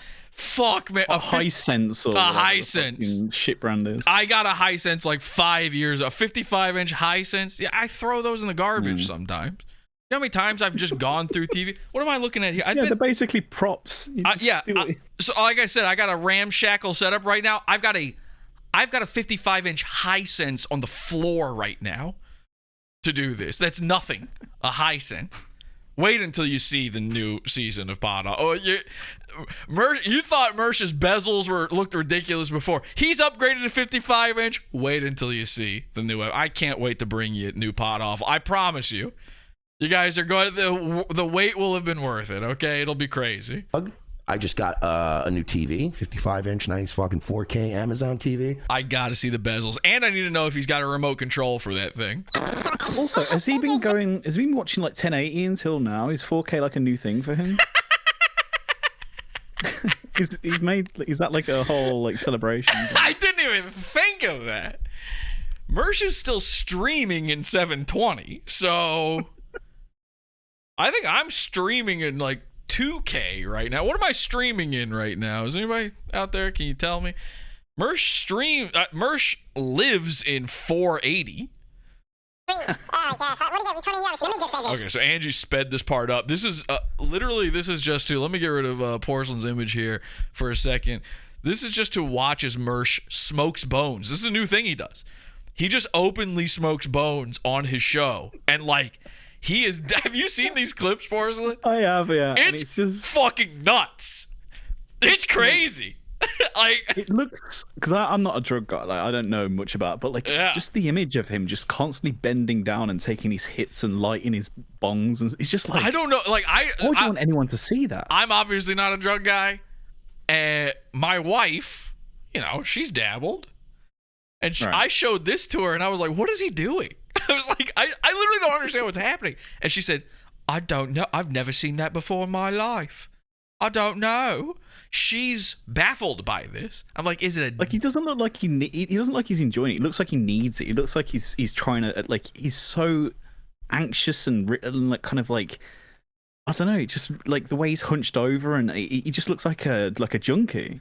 I want to say it's a dab rig. If I had to guess, I don't even fully know what that means. Because again, you're gay if you do drugs. You're gay and bad. You're a bad person. I could be wrong, and this could be perfectly normal in the drug world, but to me, there's nothing like normal. disgusting. There's nothing normal about smoking bones openly on a show. This man is crushing up bones and just sucking them through a silly straw on camera. Look at this, and this is sped up. Like it was worse than this for the actual thing. I've met a lot of crazy characters in my life, in the Navy, in the streets, Miami, in wrestling. But I've never seen this before. He's like taking a straw and moving it around on so. It's never been done. Eddie's top 5 out of control. What a great show. Now, remember, this is during his victory lap of becoming Hollywood Mersh of I'm going to be in the biggest documentary of the year. He's talking about the Peacock bump. He's about to get the Peacock bump. Okay, what if people do tune in? This is what they're seeing now. Look, there he goes. This isn't repeating. This is a new clip of it. He's doing it again. Here, let me treat you to some more of this. Let me get rid of this thing right here. what do you call this? He's sucking. Yeah, like a brothel. Yeah, she's actually very cool. You people that hate He was sucking deep. Yeah, on that's. that. I think that's the worst part of it. Yeah, like when I said like it's anxious and it's like that. You know, he's trying to suck concrete through a straw. It's like Well, we did send him so desperate. we sent him a ton of concrete, so that would actually make sense. he did receive. You think he's finally found a use for it? Yeah, he's been It's a good snorting mixer for the bones. He's been snorting the concrete. Oh yeah, he's been cutting. He couldn't afford after all the late payments. He couldn't afford pure bone bones white, with concrete. so he's cutting it with the crete we sent him. Hate me. He got 2,000 pounds of crete, and he didn't know what to do with it. He said somebody knocked on his door. They said we have a delivery for. He's low on bones, so he's. We have a delivery for semen for you. And he goes, a delivery for semen? Oh, come right in. And then he looks outside. He sees the pallet. He's like, oh, fuck. I don't I guess I can't smoke cum. think. Here's the thing. Tammy's not going to like this. I've noticed, and it happened around the Trump era. Still no chat on screen, by the way, because we said he had a dead tooth at the beginning of the year. That's how that happened. Just for the record, some people are still confused about the chat. He took it off screen. He's been lying about this, too. The chat has been down since the beginning of the year when we all spammed his chat with dead tooth. He's never brought it back. When folks started, it's a combination of social media and all that kind of shit, but people have gotten so, like, if I scream this lie enough, it's going to become true. And after a while, we live in an era now where basically people who love you and people that fucking hate you equally signal boost you. There's nothing bad that comes. Yeah, it worked out for Chris Chan real well. Any of this, you know what I mean? Like, if you go to date. Isn't this the grossest of the copes, and probably the oldest of the copes? They're like my haters. What is that fucking shit they always say about haters and like how. If you don't have haters, you ain't doing it right. And my haters are actually my biggest fans. And you're just making me more famous. Yeah, I'd say, yeah. That is this. I hate when they say that. That is one of the grossest things I hear these people say. It's the mega cope. It's the omega cope. It's the alpha and omega of copes. The haters are just boosting my numbers. Okay, yeah. Boosting them filled with haters. I mean, is that really what you want? Don't you want the haters to tune out? Are you that obsessed with a number that you're like, I would rather have a lower number and no haters. That's me personally. Call me crazy. I'd rather the people who don't like me not tune in and the people who do to be the only numbers I see. And what would you want to continue providing entertainment for an audience that shows you nothing but animosity? Like, if you're like happy to have your audience filled with hate, why continue doing it? What's in it for you? What are you getting out of this? Unless you just like attention for attention's sake. Well, that's part of the addict in Mersh, I think. I think he's addicted to this, and I do think it's partially has to be sexual. seen at all times. Yeah. It's partially sexual. Dangerous Breed, Peacock, look up the trailer on the Peacock channel. It's hard to find a comment on that fucking page that isn't about me. This is my favorite part. If you saw the shit going on in the comments on the trailer on YouTube for this documentary, which again, even the trailer does not have more views, not even close to the number of views that the Porcelain Mersh documentaries have. Part 1, part 2, doesn't matter. Either one have 100 and something thousand views each. And the trailer for the biggest doc of the year, according to Mersh, has 19,000. New Tiger King, by the way. New Tiger King. By the way, Mersh keeps saying like how this is going to be the biggest thing. They're really hard selling this. They're promoting it. Like in 3 days from now or something, the exact same platform, Peacock, is putting out a documentary where they're interviewing Casey Anthony on camera directly. First time she's ever spoken since her trial and all that stuff to anyone. They are in those at the same time? It's coming out in like a few days from now. Oh, okay. So, yeah. The momentum of this is over then in that case. Nobody's going to watch this. This Casey Anthony thing could actually be big for Peacock. I want to watch it. Like I saw that and I was like, even I'm kind of interested. I'm like, okay, let's see what this bitch has to say. She murdered her child and got away with it. That's crazy. You could not have like picked a worse platform to act like your thing's the biggest thing on when that's coming out just days later, especially when you're both documentaries about murderers. It could not be worse timed for Mersh. It absolutely, and Mersh will be like, it's going to just bring more eyes to Peacock, and then they're going to see my. No, they won't. No, they won't, because when you look at the chat, when you look at the comments on the trailer, the only people who are there for Mersh. It tells you all you need to know. I mean, I wouldn't attest to know how many eyes Mersh draws in on a sort of a peak thing, but you got to imagine that a large percentage of that 19,000 are just ROTC fans. No. See, this is the missed point. This is why we were just talking about the haters. No. Most of the 19,000 are ROTC haters. They're hate watchers. The biggest contingent of fans. You see, these guys have achieved what they wanted. They are the Opie and Anthony of the internet because most of the people watching them hate them. They're seething with rage as they watch.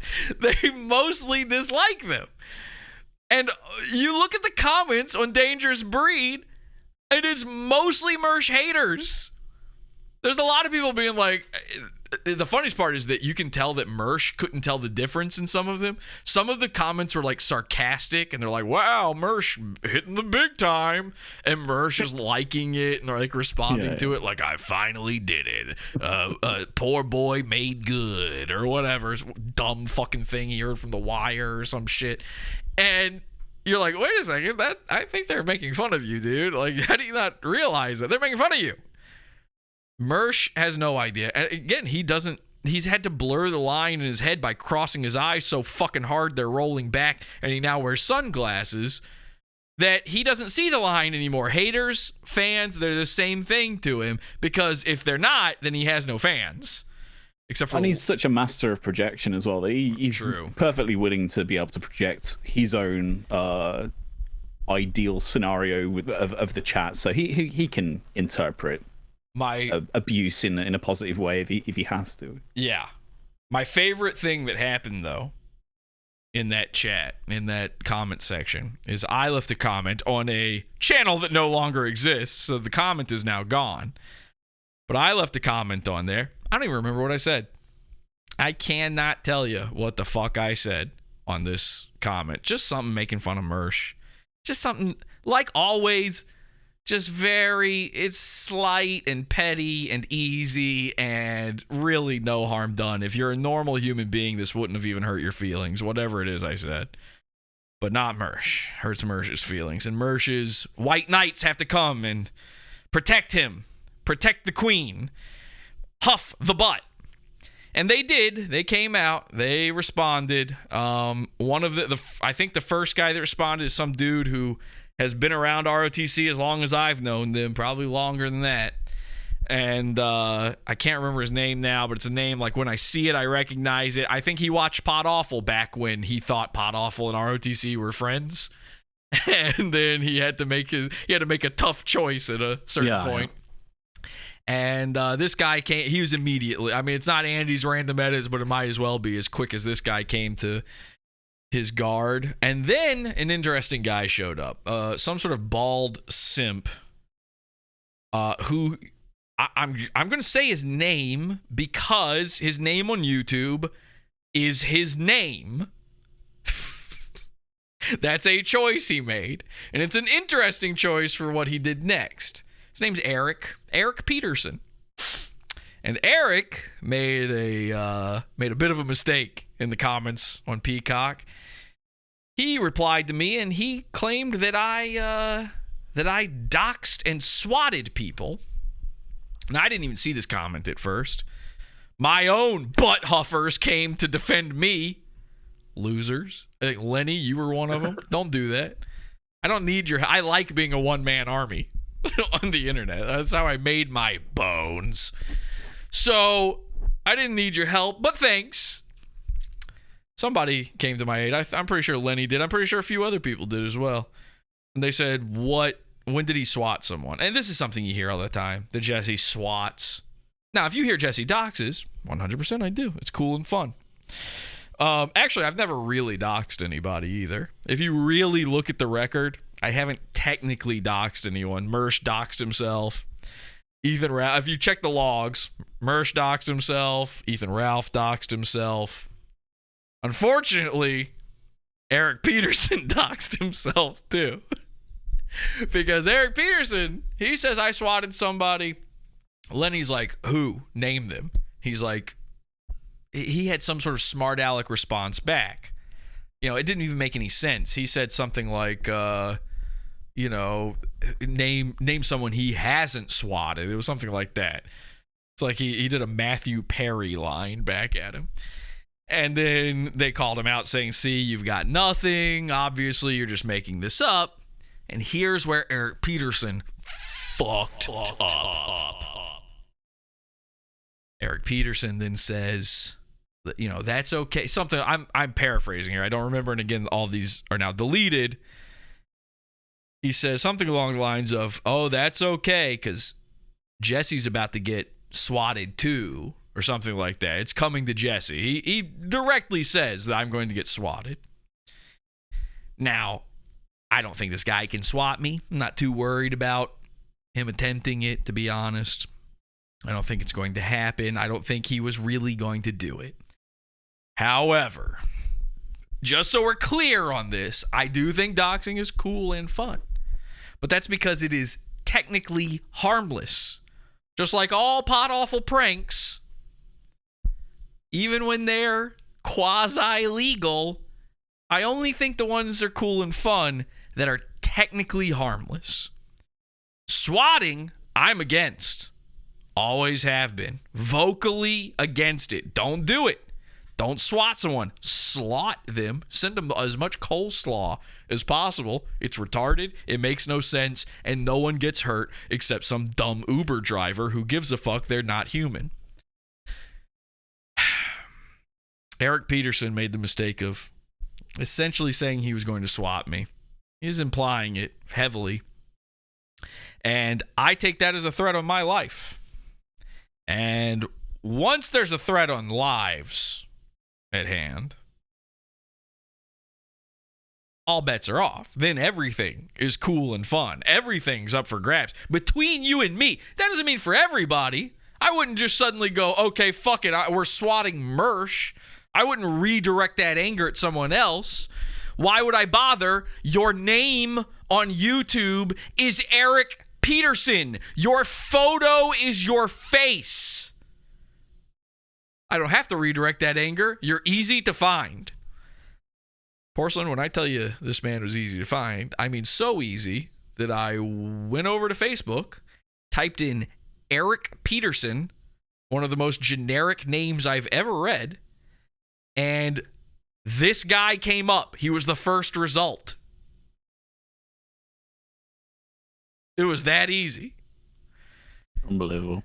Now, of course, if Eric Peterson had thought this stupid thing through, he would have realized that, of course, he'll be the first result if I search for Eric Peterson on Facebook, because he follows Revenge of the Sis on Facebook and is friends with people from Revenge of the Sis. In fact, he's friends with at least, I think, 5 people who watch Podawful, and I am also friends with those people, obviously. That's why he was the first result. Just found him immediately. And I didn't do anything with that info. But other people found him too. And wouldn't you know it, a guy shows up in the comments. Now, this was crazy. A guy shows up in the comments with a YouTube account, and his name is Eric Peterson, but his name's a little longer. His name is Eric Peterson, and then a birth date, and then a place of residence. And this guy's under this name, he keeps leaving comments with even more identifying details, like the school that Eric Peterson went to and his last known job, things like that. No. Eric Peterson got real quiet after that. And I didn't get swatted, which was also interesting. I don't know how he would have done it, to be honest. I was moving to Australia at the time. But I did find it very, very interesting that Eric Peterson never came back to that conversation. Eric Peterson kind of disappeared. Bald Simp wasn't there to defend his queen anymore after that one. Maybe a lesson was learned. I hope so. I really hope so. Because I'll tell you this much. I went through that profile deep, and I found some things that are creepy and very interesting. I'm not implying anything paranormal. Don't get your hopes up. It's not like that. It's actually weirder than that. I'm talking about some shit where... Well, how do I say this without giving out this guy's location on the show? I mean, it's just the city. I found this weird. All right, just imagine like a fucking 7th tier, but city you've heard of, okay, in America. And it's not even the biggest one in its state. It's like the second biggest in its state. And this guy lives there, and so do a concerning number of ROTC fans. Like, why are all of these guys... It's not in Florida, by the way. It's not... I was going to say it's not Tampa, is it? Nope. It's just this weird, random location that has a ton of ROTC... And by the way, ROTC names that you would recognize. ROTC names that I can look at and go, oh, that's this person from the chat. That level of connection. And a weird thing where all of them are friends with this one guy who's got multiple accounts where he talks to himself. And they all seem fine with that. Very odd situation going on there. And then, most alarming of all, I believe I found the Facebook account for a certain somewhat known person in both the world of ROTC and like cozy.tv. Okay, this is a big time. He's both a streamer, but also a big donor for all these people. I think I uncovered a real big conspiracy going on. I'm not going to go any further into it. I might be way off track, but I saw some very interesting things while digging through these profiles, and it is bizarre. There may one day be an episode about this. We'll see. Positive, negative, doesn't matter. Yes, it's just it does. the positive people commented. There'd be, oh, wow, there's a lot of Mersh comments. But because of the fucking weirdos and the Reddit trannies, they basically signal boost me. So Hollywood Mersh, baby. Thank you. Thank you to all of you haters that sarcastically kept saying it over and over and over again. Okay, how about a little, some flowers for the guy who started it? Don't throw it to everybody. I was taught at a young age. I'm a big fan of the LGBTs out there on Reddit, but come on. That if you say something enough with your mouth, you will manifest it into this world. Okay, well, you're welcome then. Thank you. This Okay, is for so you guys. Just on his logic there, that the idea that people mentioning Mersh's name in a trailer for an obscure documentary that has 19,000 views, a lot of whom are Mersh haters, that, like, he's now suggesting that is somehow going to signal boost him. How? Where's it going? Where does that go from there to where's the next level? Where, like, who's what is the that next chat? level? What does he even think that is? Do you think some bigwigs looking through the chat and saying, "Oh, this Mersh guy's getting a lot of heat. Yeah, exactly. Let's call him up." Like, this is what happens when your logic is cross-eyed. This is for all the people just unashamedly a cope at that point. that sarcastically started the Hollywood Mersh thing, because I would never give myself a nickname like that. But I will absolutely now.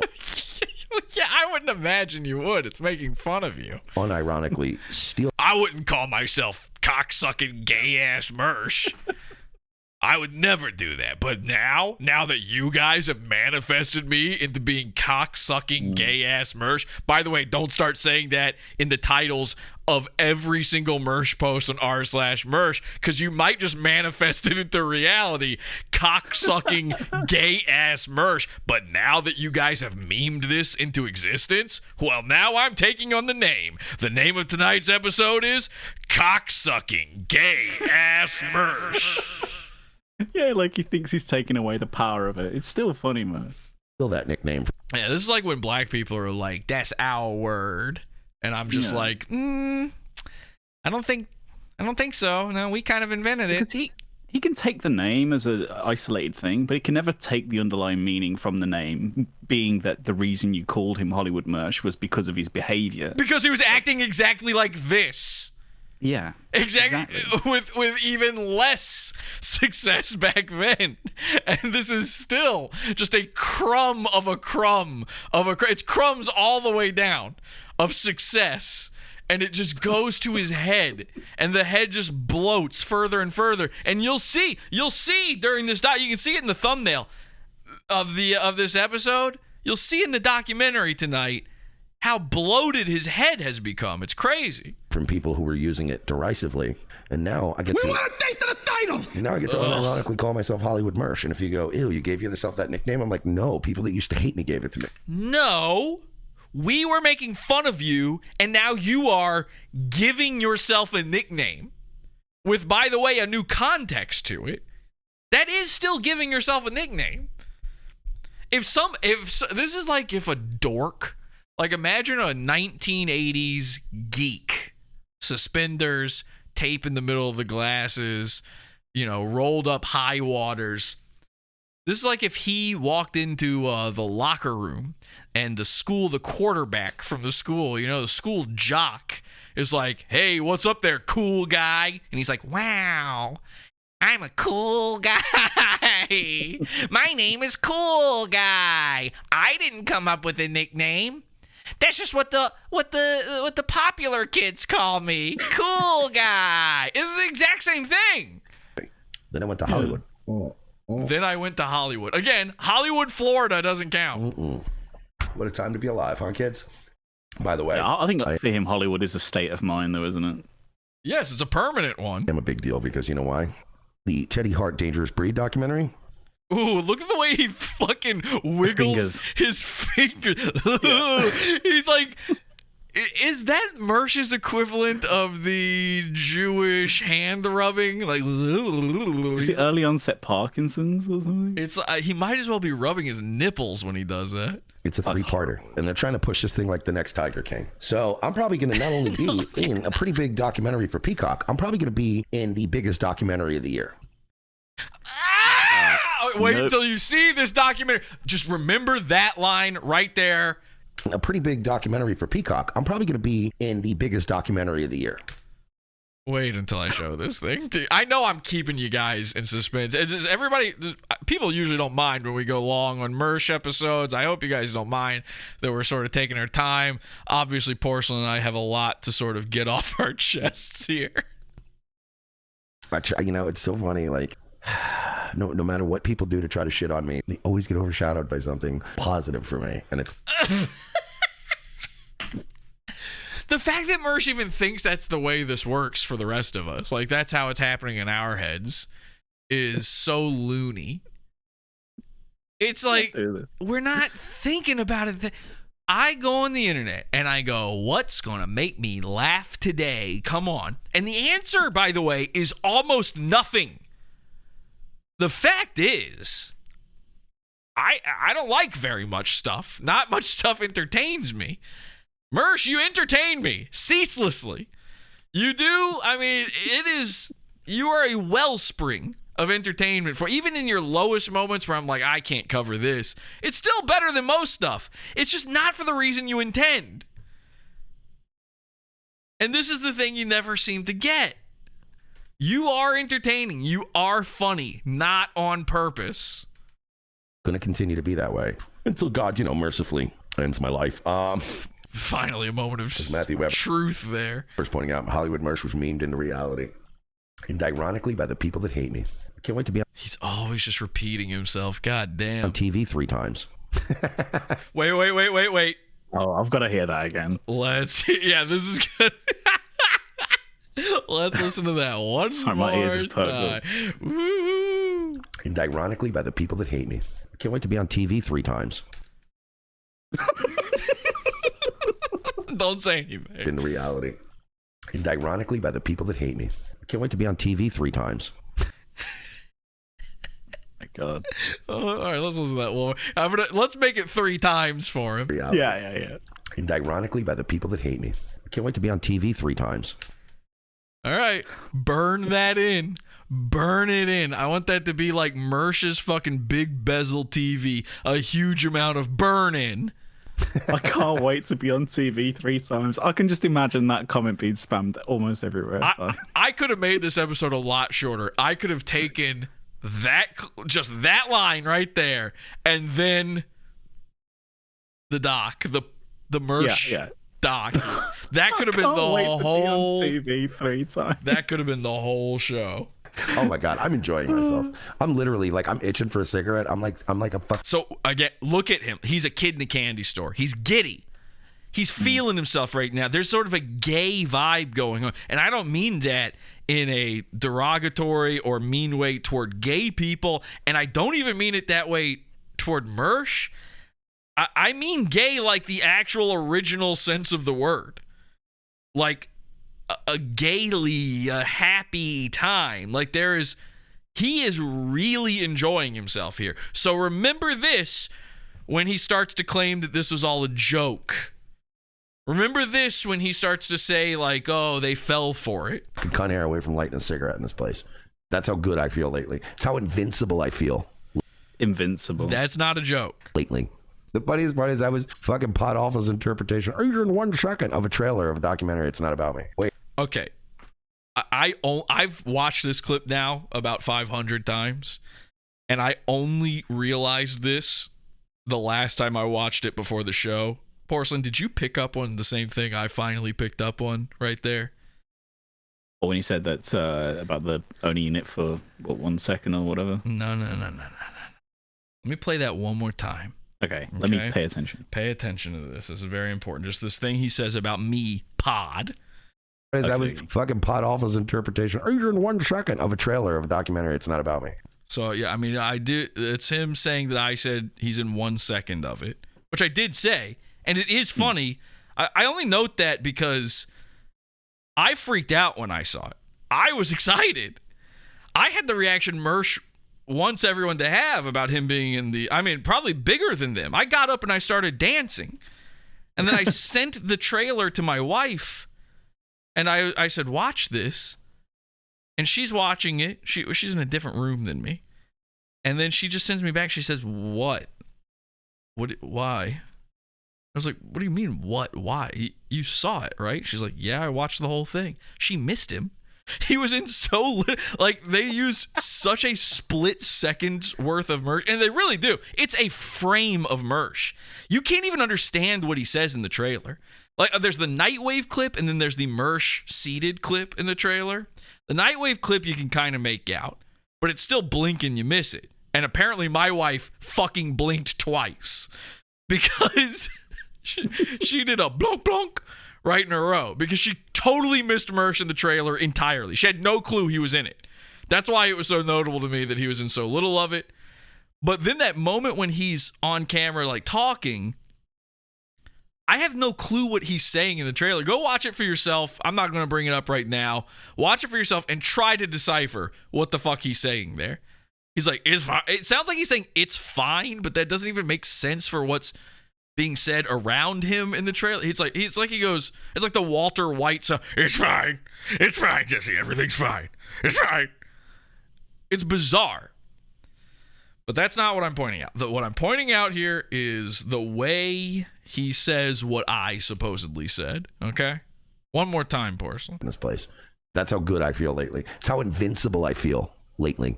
The funniest part is that was fucking Podawful's interpretation, or in 1 second, of a trailer of a documentary. Oh, I know. Oh, yeah. It took me a lot of time. The impression of I forget his name now. The Bam Margera. Bam Margera. Yeah. So, and I only figured this out after he's been doing this for a while now. He keeps doing this whenever he talks about me. whenever he does an impression of me, he goes, he's doing my Bam Margera impression that he stole when he had Shane Gillis on his show. Yeah. I like so fucking deflated this man by pointing out that he copied me. This guy who wants to, I mean, they've got that saying where they say when you point a finger at somebody, you've got 4 pointing back at yourself or whatever. 3? 3 point. How many fingers does a person have? 3 point. Well, I mean, judging by Mersh's hand position earlier, yes, they're exactly. all over. Yeah, exactly. That's what I was getting to. Is when Mersh is pointing a finger at you, it's also pointing one at the wall. One is pointing wherever one of his eyes is pointing. There's a lot of pointing going on when Mersh does it. Mersh loves like trying to call me out for supposedly copying this and copying that. Meanwhile, we've watched him straight up not only rip off bits from other people, but he Roger does Rabbit. what Roger Rabbit, of course, and of course my favorite one, because this shows you the insanity of Mersh. This is schizophrenia, and I mean this. I'm not.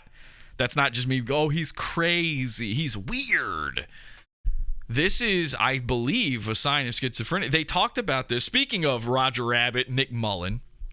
Do you listen to Cumtown at all, Porcelain? You familiar with their stuff? So they've got this guy. They got this guy they kind of make fun of on there called Tom Myers, right? And I'm sure Mersh thinks he's a guy who. Was it that bong hit transplant? Yes, thing? bong hit transplant. Yeah, okay, He's like. He's basically the world's worst stand-up comedian and doesn't know it. He's very Mersh-like. And one of the many similarities they share, and I've only seen this with these two people, is when they copy someone, when they steal someone's jokes, they also do a slight impression of them.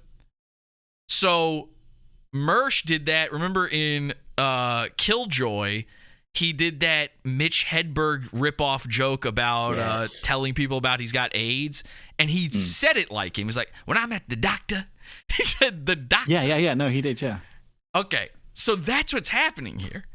In Mersh's mind, he's like, he now associates me with him having stolen my joke, and so now in his head, I sound like my shitty Bam Margera impression that you and I were on his show and did a prank call with.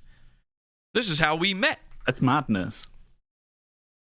Yes, it is crazy for him to. I mean, once I figured that out, I couldn't get over it. Like, I called Kelsey and I'm like, you've got to see this. Hang on a second. Do you see what he's doing here?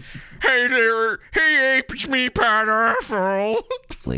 The funniest part is I was fucking Podawful's interpretation. He's in 1 second of a track. He's in 1 second. I don't talk like that. I don't talk anything like that. You want to do an impression of me, Jesse, the greatest guy? You want to sound like Pod? Here's what you do. You go, you want to sound like Pod? That's a Jesse impression, okay? That's how you do it. Okay. It's kind of, you basically do a not as cartoony Chris Griffin from Family Guy. There you go. It's mad though, because he's doing an impression of you, but he's doing the version of you that he wanted to steal. Yes! Yes, which is why he loves saying that shit like, almost like putting you on a pedestal without him knowing he's doing that. It's really bizarre. And this is the thing, is he says it about you, he says it about me, he says it about all of his detractors, Alan Powell, all these guys. He'll be like, these guys. I was almost doing the Bam impression for Mersh. I'm so confused right now. He goes, he's like, these guys are like my ex-lovers. You know how he's always calling us like his ex-girlfriends and shit? Yeah. I think I might be the one that got away. There's I'm starting to fear that I'm the one where like, you know, he pulls out the box of crayons and he pulls out a certain one and it's the color of her hair and he breaks down crying, thinking about me having gotten away. I don't know if that makes sense to anybody, but I think that's what's going on here. Trailer of a documentary. It's not about me. Wait, you wait and say I'm going to be in a lot of that.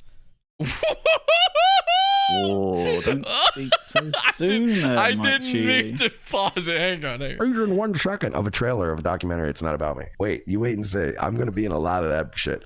You know what I mean? Like, what the fuck are you talking about? Because it's a trailer. It's meant to go, oh man, I need to, like, it's the trailer. It's clips of people going, this, boom, bong, here's what you're going to get, boom, tune in. See, maybe that's why I can't understand what he said in the trailer. Maybe he thought, maybe they told him, like, say something for the trailer, and he goes, this, boom, ba, ding, da, bing, boom. He thought that's what he was supposed to do. That's the whole He was point of doing it. beat, like, slam poetry. Yeah. Dong, ding, dong, beat, dong, dong. Stupid. If you never Stupid. Stupid. Threw O&A reference. threw in some O&A there. Here's- Oh man, that's the thing. While doing my O&A studies, that's the one that gets me the most. Is I hear that stupid and my fucking spine tingles. Hey stupid. Hey stupid. With fucking My Jim shit's Norton. stupid. They all do it. Is the craziest Oh, yeah. part. Except for Opie, I guess. He doesn't really say it very well, not as much. But like even the comics who come on, they all go, "Hey stupid." And it's like, I've heard so many of these Copy and Anthony's say this shit.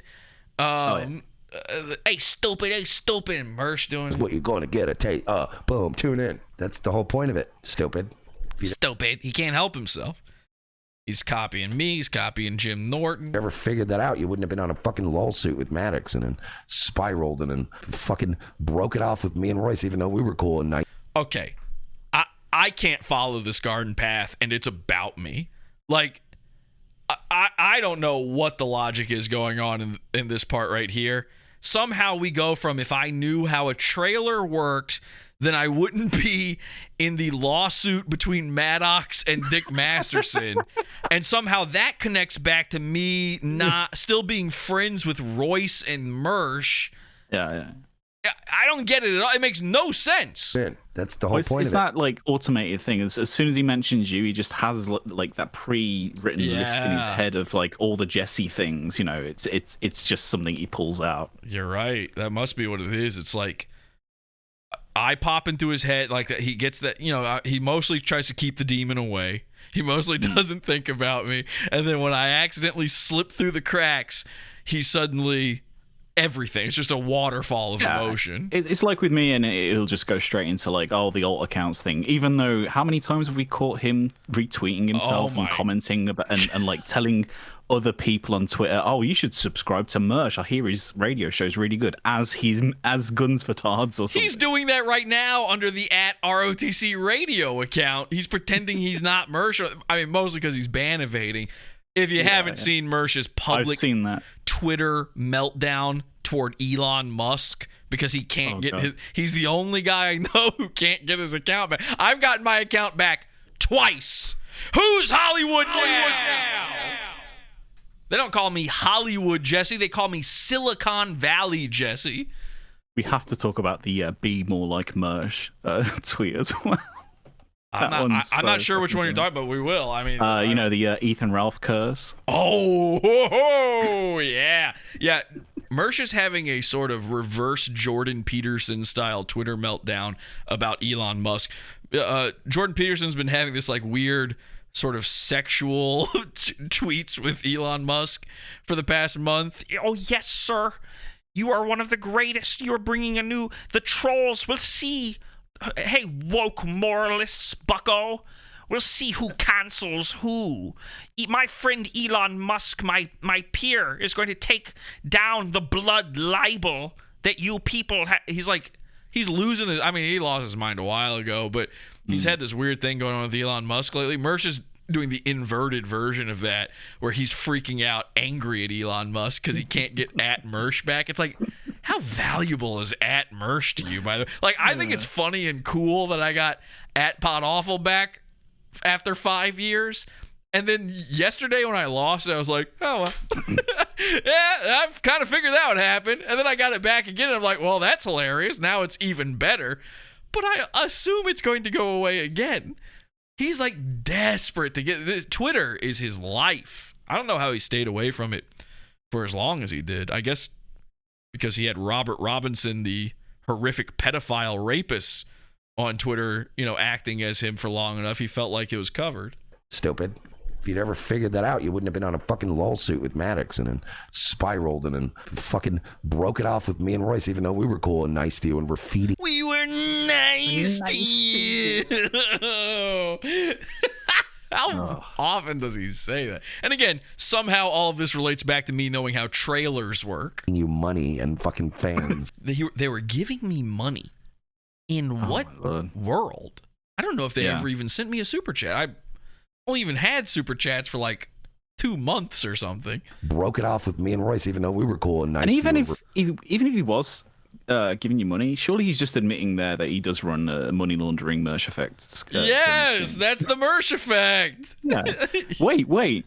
This pyramid scheme should be working. We gave you money. Why isn't everything adding up the way it normally does with Zen Rhino? Yeah. We're feeding you money and feeding me money. I was bigger than them at the time.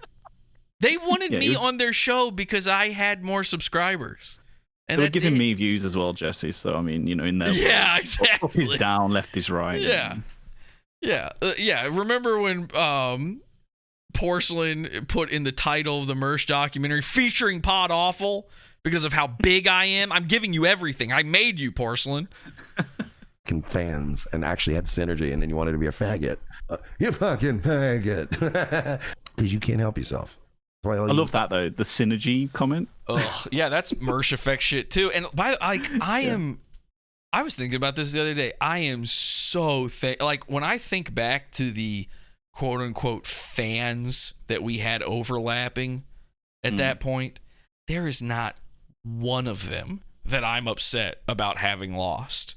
And a lot of them are like huge pay pigs where they will just send you money after, and it's like nothing of value is lost losing those people.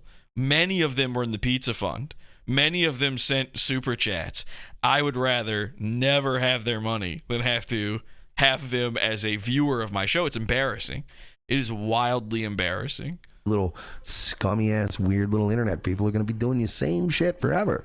I switch everything up. Whips, clothes, cars. Whips, clothes, cars. Whips and cars are the same. I hate when people do this. When they list things and they have to pad the list.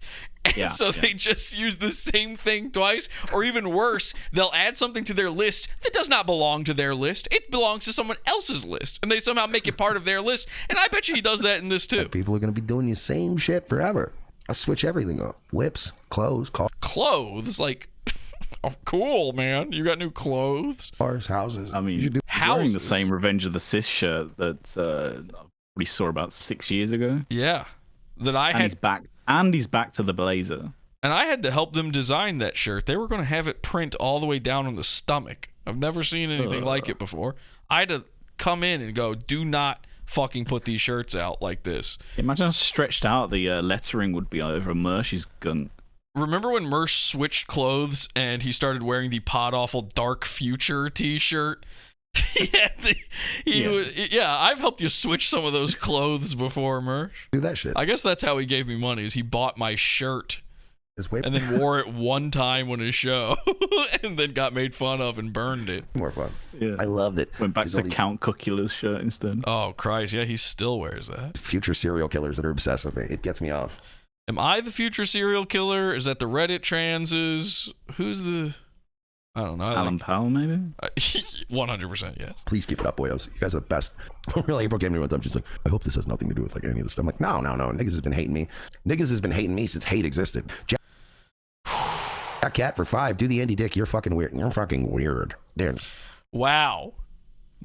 Wow. Mersh is going to make fun of someone else for saying you're weird. Andy Dick? So you and Andy Dick are the same guy then? There's no difference between you and Andy Dick is what you're telling me because you both use weird like that? You're weird. What's wrong with you? It's so you're like being weird, man. You're a fucking faggot nigger. Andy Dick just gets blackout drunk. You're a fucking nigger and a faggot. You're fucking weird. That is literally he's describing Mersh. I mean, how is every Mersh clip Mersh describing Mersh and not realizing it? If it's not too expensive. For coffee, put this towards a pre-workout and get that Hollywood bod, lazy bones. I know I've not been going to the gym. I've been a piece of shit. I get it. Like, people go, why don't you cover Wings of Redemption or DSP? I'm like, all right, I love this part. This is actually the whole reason I wanted to cover this video at all. Low-hanging fruit. They're the kind of thing that a basic bitch show covers. I don't cover those basic bitch locales. Like, I find... What? Mersh, you are the low-hanging fruit. I love covering low-hanging fruit, by the way. Give me all the retarded people You know, I don't like covering. I'm, by the way, of anybody, I'm the guy that covers people that no one talks about. I'm kind of desperate to find people that no one else covers, and then fucking Revenge of the Sith stole Bob Hickman from me. You barely hear me talk about Bob Hickman anymore. Every time I get a goon stolen from me, I'm absolutely devastated. Mersh is about, Ethan Ralph here and there. Mersh is one of the few that I am willing to do that everybody kind of makes fun of.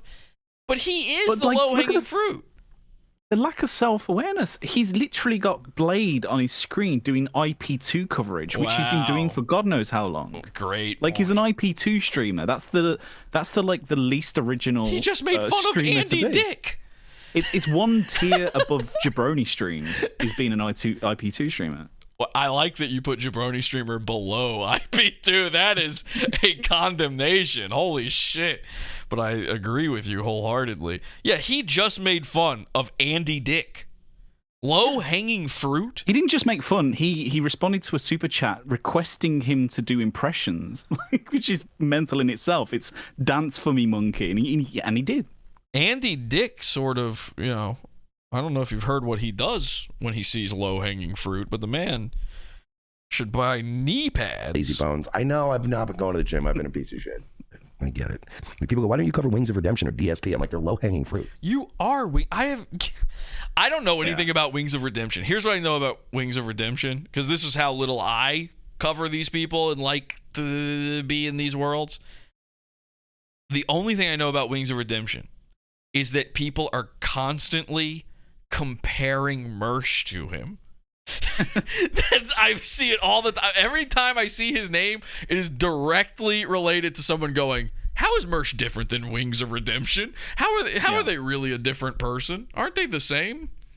It's always him and DSP and maybe a few others that he gets relentlessly compared to. But I mean, we all know the reason why he doesn't cover them is because he doesn't like staring at the abyss and it looking back at him. True. The kind of thing that a basic bitch show covers. I don't cover those basic bitch locales. Like, I find my own shit. I find Teddy Hart's mother. No, you don't. And Teddy Hart you didn't find. Oh my god. Oh my god. This is something that people I can't get too into this because I don't know anything about it and I refuse to research it at all. But there's somebody who is like desperately in comments all over the internet about Mersh and this documentary who keeps saying Mersh stole all of his. Have you seen this? He stole all of his research from some book on Amazon. He stole it from this guy. I don't know anything about it. I 100% believe it. Mersh did not find Teddy Hart. Teddy Hart is a semi-famous person. Yeah. And and just like Dan Schneider, he arrived. Of those other wrestlers. Yeah, the Hart, the Hart family. The Hart, yeah, that's it. Yeah, Owen Hart and all that. Yeah. Even I can name some of these guys. Obscure Hart brothers of the World Wrestling Federation. The Earth's Hearts. So I'm pretty sure though that much like Dan Schneider, you didn't fucking originate any of this shit. Despite the fact that you pretend to. It's like you're not going to find anyone else covering Rufio. You might find someone else covering the Santa Cruz Joker, but I got there first. You did not invent... By the way, even like their lesser guys, Mersh didn't start... He's not the first guy to make fun of it. Like Dayton Hypernova? That's not a Mersh original. And how is Dayton Hypernova not low-hanging fruit? He's one of the Reddit transes that Mersh keeps talking about. Fucker. Oh, did you hear about the thing that everyone on Kiwi Farms is talking about? Yeah, his name's Mersh. He's got a whole section on Kiwi Farm. No, I'm too busy fucking blazing a trail. I'm too busy blazing a trail. That is insane. This dude, I mean, nobody huffs Mersh's butt harder than Mersh. I don't know how there's room for the rest of the Mersh effect up there to huff it. His head is so deep inside himself, deeply inhaling the aroma, the bouquet. That's what he's using that straw for. I don't know if you could see that. It actually went all the way off screen. It curves up and back into his butt. Others may run someday. He's become his own butt huffer. Too busy fucking blazing a trail. I'm too busy walking so others may run someday. That's the opposite. That means the opposite of the point you're making. If you're walking so others can run, you're doing the smaller part. so that others can do bigger things. Running is bigger than walking. Yeah, that suggests that you'll never get the recognition for your achievements. Right. That suggests that you'll never be Hollywood Mersh. Yes, exactly. Yeah, you're more like Daytona Beach Mersh. That's why I'm where I'm at, and that's why Podawful's where he's at. What? Where are you at, and where am I? I don't even know. I don't even know the answer to the part about me, much less him. Mersh isn't at where he thinks he's at, though. He's at the imaginary vacation land in his brain that, like, he thinks he's already there because, you know, he's thinking 5 steps ahead of where he is, which is, you know, the blazing trail that he's never gonna fucking achieve someday. That's why I'm where I'm at, and that's why Podawful's where he's at. Because Mersh is so original with goons. That's what he's saying there. That Mersh is such a trailblazer. That Mersh has the best lol cows that no one else has. That's why he's on a documentary about Teddy Hart. And why I'm married with children and have a home and I'm happy. And I'm not late on my rent payments. But hey, Mersh has a new rug. Begging Andy Worski to drop PPP so he could be after he already got literally getting rejected by who? You got rejected by fucking Uber driver Matt. And now he's... This is crazy. Like, I probably shouldn't even address this part. This is crazy. Like, everybody understands what's actually happening when I'm trying to get Matt Jarbo to do a show, or I didn't even try to replace PPP. That's something other people keep saying about me that I should do. I wasn't trying to mess up my friend Andy's show, but I'm just going to let this speak for itself, and you guys can think what you want on this part. I don't want to say too much here because, you know, it's too peek behind the curtain-y. He could be after he already got literally getting rejected by who? You got rejected by fucking Uber driver Matt. If Mersh really believes this, though, he's physically retarded. And now he's getting rejected by Worski. Worski went back. He tucked his coked up tail between his legs and went, I'll come back to you, PPP. No, it's coming out on everybody, anybody who Mersh hates. It's all coming out now. He's on top of the world. Nobody wants you. Nobody wants you, Jesse. I'm blazing trails. You're begging You're begging damaged goods to be your co-hosts because you're a fucking loser. You suck. Yeah. By the way, thank you. Porcelain, I did have to beg you to be my co-host tonight, and I would say thank you so much. I needed this so bad, man. I just need co-host so bad. I don't know how to do a show by myself. Thank you. It's the best. Even Dick Masterson, who you despise so much. This part gets crazy. Oh, Dick's a loser. Yeah, and he's trying to build a fucking next level internet, like an internet 2.0. Like...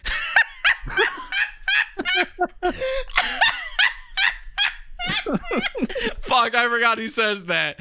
Fuck, this is insane. Internet 2.0. What year is it? That's what does he think he's doing? That's from 2006. We've been in Internet 2.0 since Blogger. What are you talking about? MySpace is Internet 2.0. Friendster. Oh my God. And yeah, how did we even get to... I don't hate Dick Masterson. Dick Masterson tried to rob me of my livelihood. That's not hating a guy. That's not the same thing. That's like, yeah, okay, yeah, I hate Eric Peterson for threatening my family's life. So maybe Eric Peterson gets his Pizza Hut commercial taken away. It's not exactly hate. This is sort of like the inverse of like where you're like, what's a hate crime exactly? Or is there a love crime? I'm not hating somebody here. I was affected by a loser. And Dick Masterson is a loser. Mersh says you think he's such a loser. I've never actually thought that before. But now that I think about it, yeah! He's a loser! What is my evidence for this? Well, the evidence has been mounting, I'll tell you.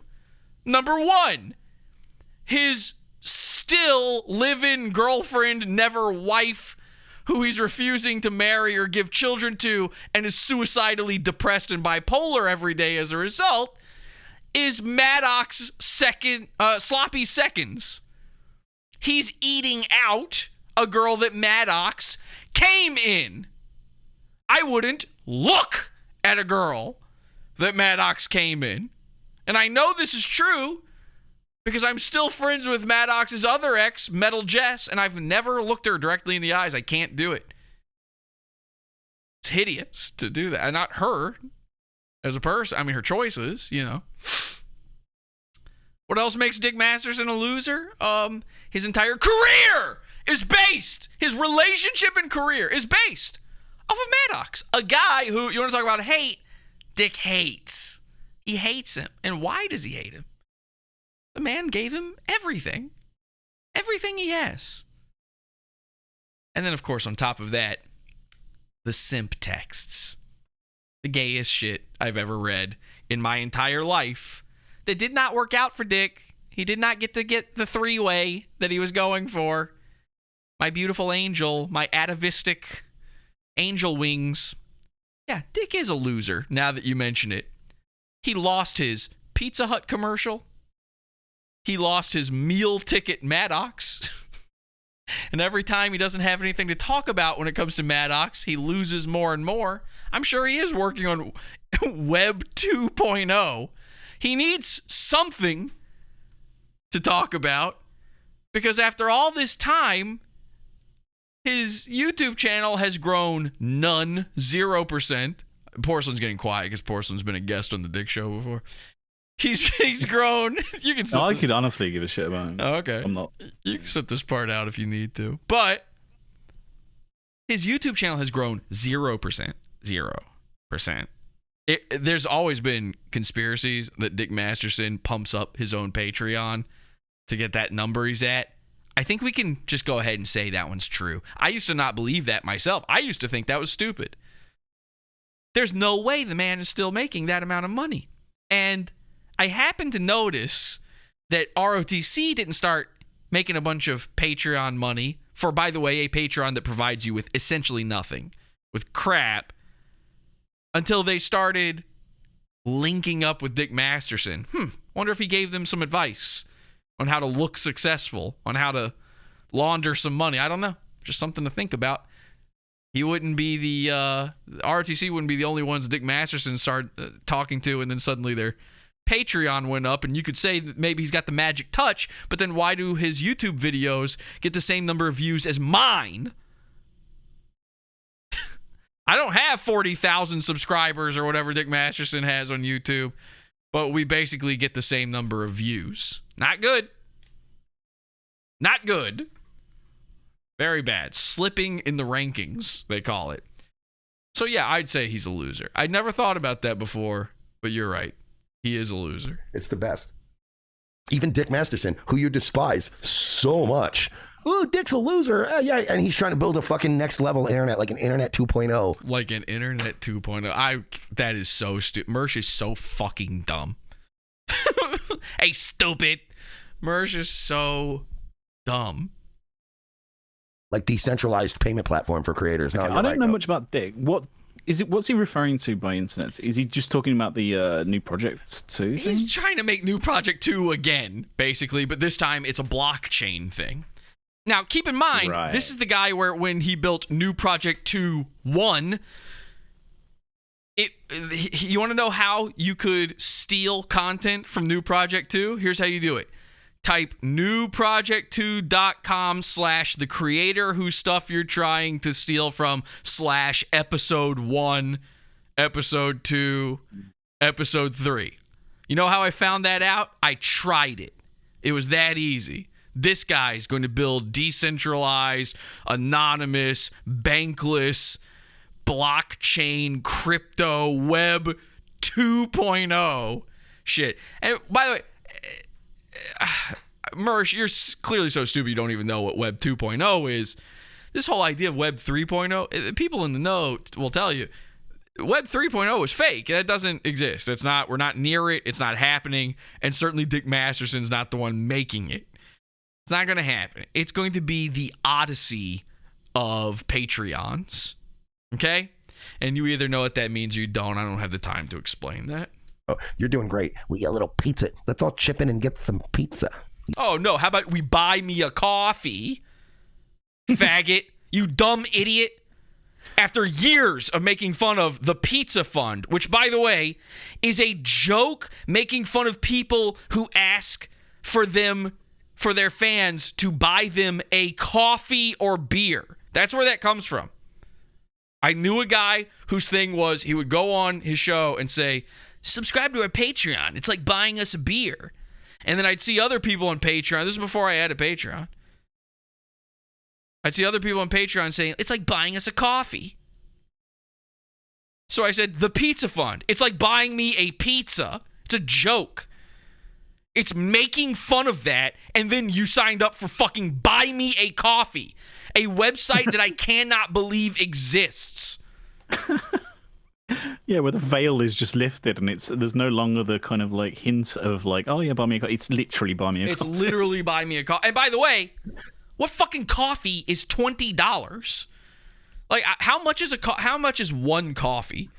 Because everybody's always buying him like 3 coffees, which is, by the way, wildly sus right there.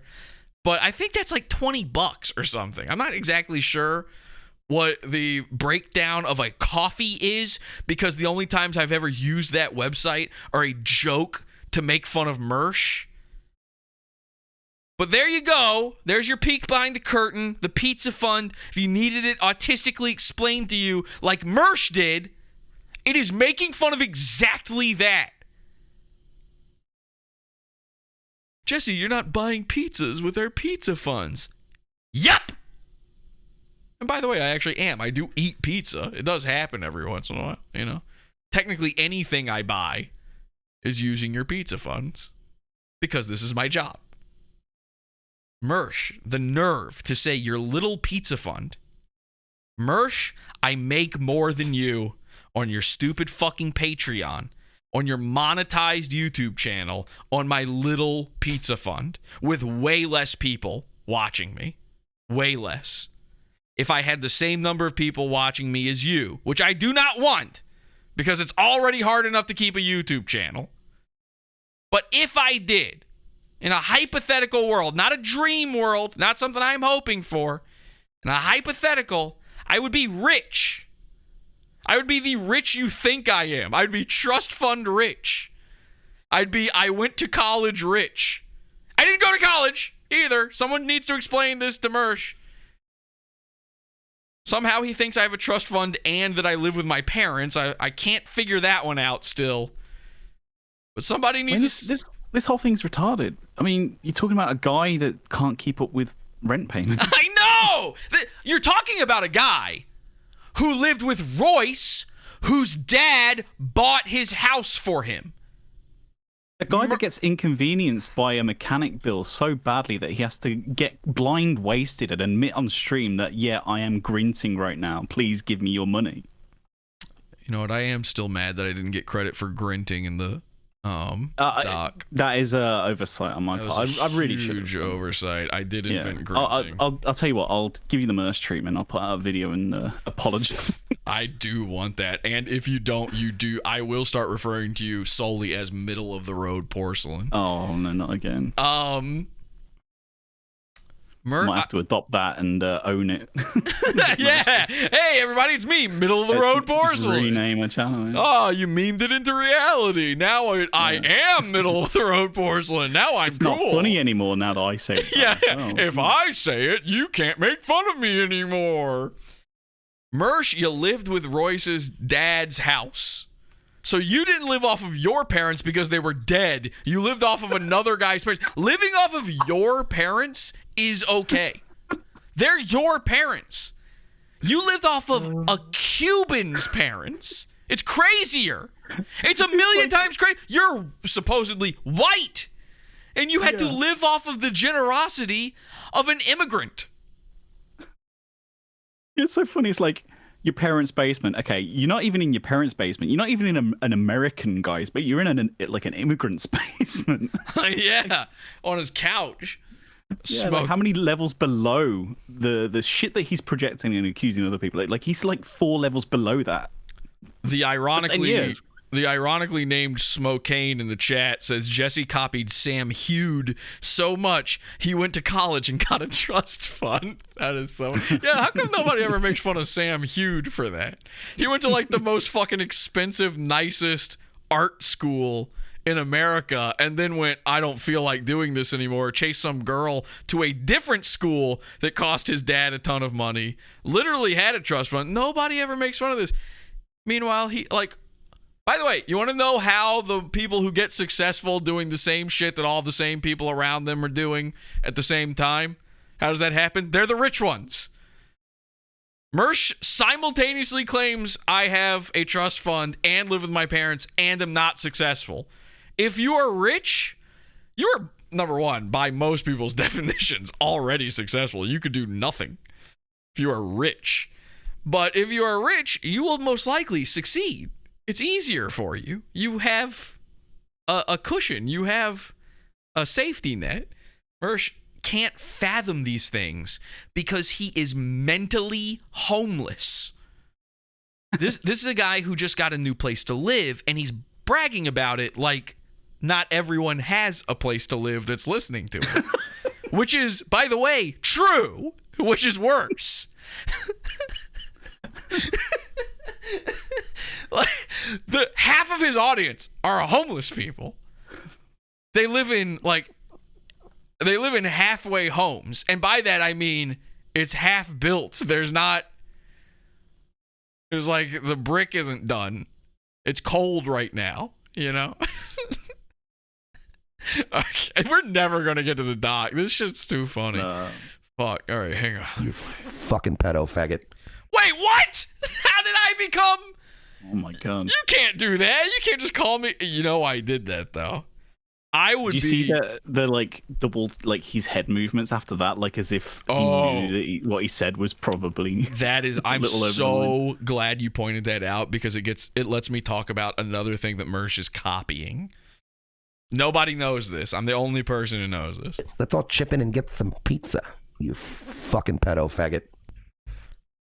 Okay, so that's disgusting, that thing there. Now, obviously, that was a little sped up, but he's been doing that a lot lately, where he does these little head moves. You see, I mean, he's been doing it like crazy ever since he moved into this new place, and most people would just go, oh, he's added up or whatever. Oh, wait, first let me address the pedo thing. I would be mad about the pedo thing if I didn't know where it's stemming from. It's because I called out the fact that Mersh's top guy is a pedophile. It's a well-known pedophile that I sent to jail twice now. It's the guy who's been the Nightwave fan account on Twitter for the past however long. It's still up. It's still tweeting, by the way, but he's not tweeting from jail, and he's not out. Everybody keeps messaging saying, Jesse, he's out of jail again already. No, he's not. He's set up a thing before he went to jail where it automatically tweets for him every day. It's just tweeting out the same shit. So he's calling me a pedo there because it's on his mind that I had just done a stream where I revealed that a dude that he's interacted with many times and was pretending to be him on Twitter, and everyone believed it, is an actual convicted child rapist and child pornography holder. You know, this is a man with teraflops. So the other thing is this head movement thing. It's a copy. He's stealing. And it's not Jim Norton, and it's not Owen Day or Colin Quinn or Patrice O'Neal, the based black man that they all love. God rest his giant corpse. It's none of these people. It's not the usual suspects. In fact, it's worse. It's way worse, considering that Mersh has spent, I don't know how many times now, trying to convince people that I'm copying Sam Hyde by having a spinning head graphic, the most common fucking stock footage asset that's ever existed on my show. Mersh thought to himself, well, I'd like to copy Sam Hyde. You know, I like to do anything I think Jesse's doing. So how do I do that? Okay, I can't just directly copy Sam Hyde. I can just literally use his videos in my show as if I somehow own them. They can be donation goals. If people send me enough money, I play a Sam Hyde video, but somehow that's not copying. Somehow when I say the memes of Sam Hyde, that's not. I'll never understand this. The people who claim these things, they just repeat stuff that he says, like verbatim. Self-defense situation, like they say these memes of his. So Mersh is like, how can I copy $1 Million Extreme without it being too obvious? Oh, I know. I'll copy Nick instead. This head movement thing he's doing, I discovered this within the past few weeks. He is doing Nick Rochefort from $1 Million Extreme. I always get the fucking Sam Hyde clips suggested to me, his terrible podcast clips suggested to me, and I'll watch them because actually Nick is the funny one. Nick is very funny in them, and Porcelain's quiet because he interviewed Sam Hyde for a documentary. No, I know exactly what you mean by Nick. You know what I'm talking about? Yeah, I know exactly what you're talking about. So it's when he gets animated. I like Sam Hyde. By the way, Sam Hyde. I have no. People think I've jokingly said like Sam Hyde copied me and all this stuff before. Sam Hyde is obviously funny. He's a vanguard of fucking comedy. Okay, I shouldn't have to. I agree. Nick's things. Funnier. Nick is funnier. I think Sam would agree with it. Nick is the fucking funniest person of that trio by far. They all had their place, and that's what made them so good. Nick is fucking natural funny. He oozes funny. He can't not be funny. And Mersh saw that and went, wait a second. I'm a schlub. I'm a big fatso who's going bald. I can be Nick. And if you watch these clips from Sam, what is his podcast called again? Perfect something? PGL, Perfect Guy Life. Perfect Guy Life. When you watch these clips, Nick is sitting there, and it's mostly Nick talking during all of them, and he's very funny and he's very animated. And every time he makes a joke, he does this thing where he kind of actually here. Let me turn my webcam back on. This will be totally clear on my webcam. He does this thing where he goes like, "Dude, I was talking to this." And by the way, Mersh is slightly doing an impression of him now. It's very slight, but he's doing it. He's like, dude, I had this Portuguese guy come into my car dealership the other day, and I was like, I wanted to fucking slit his throat.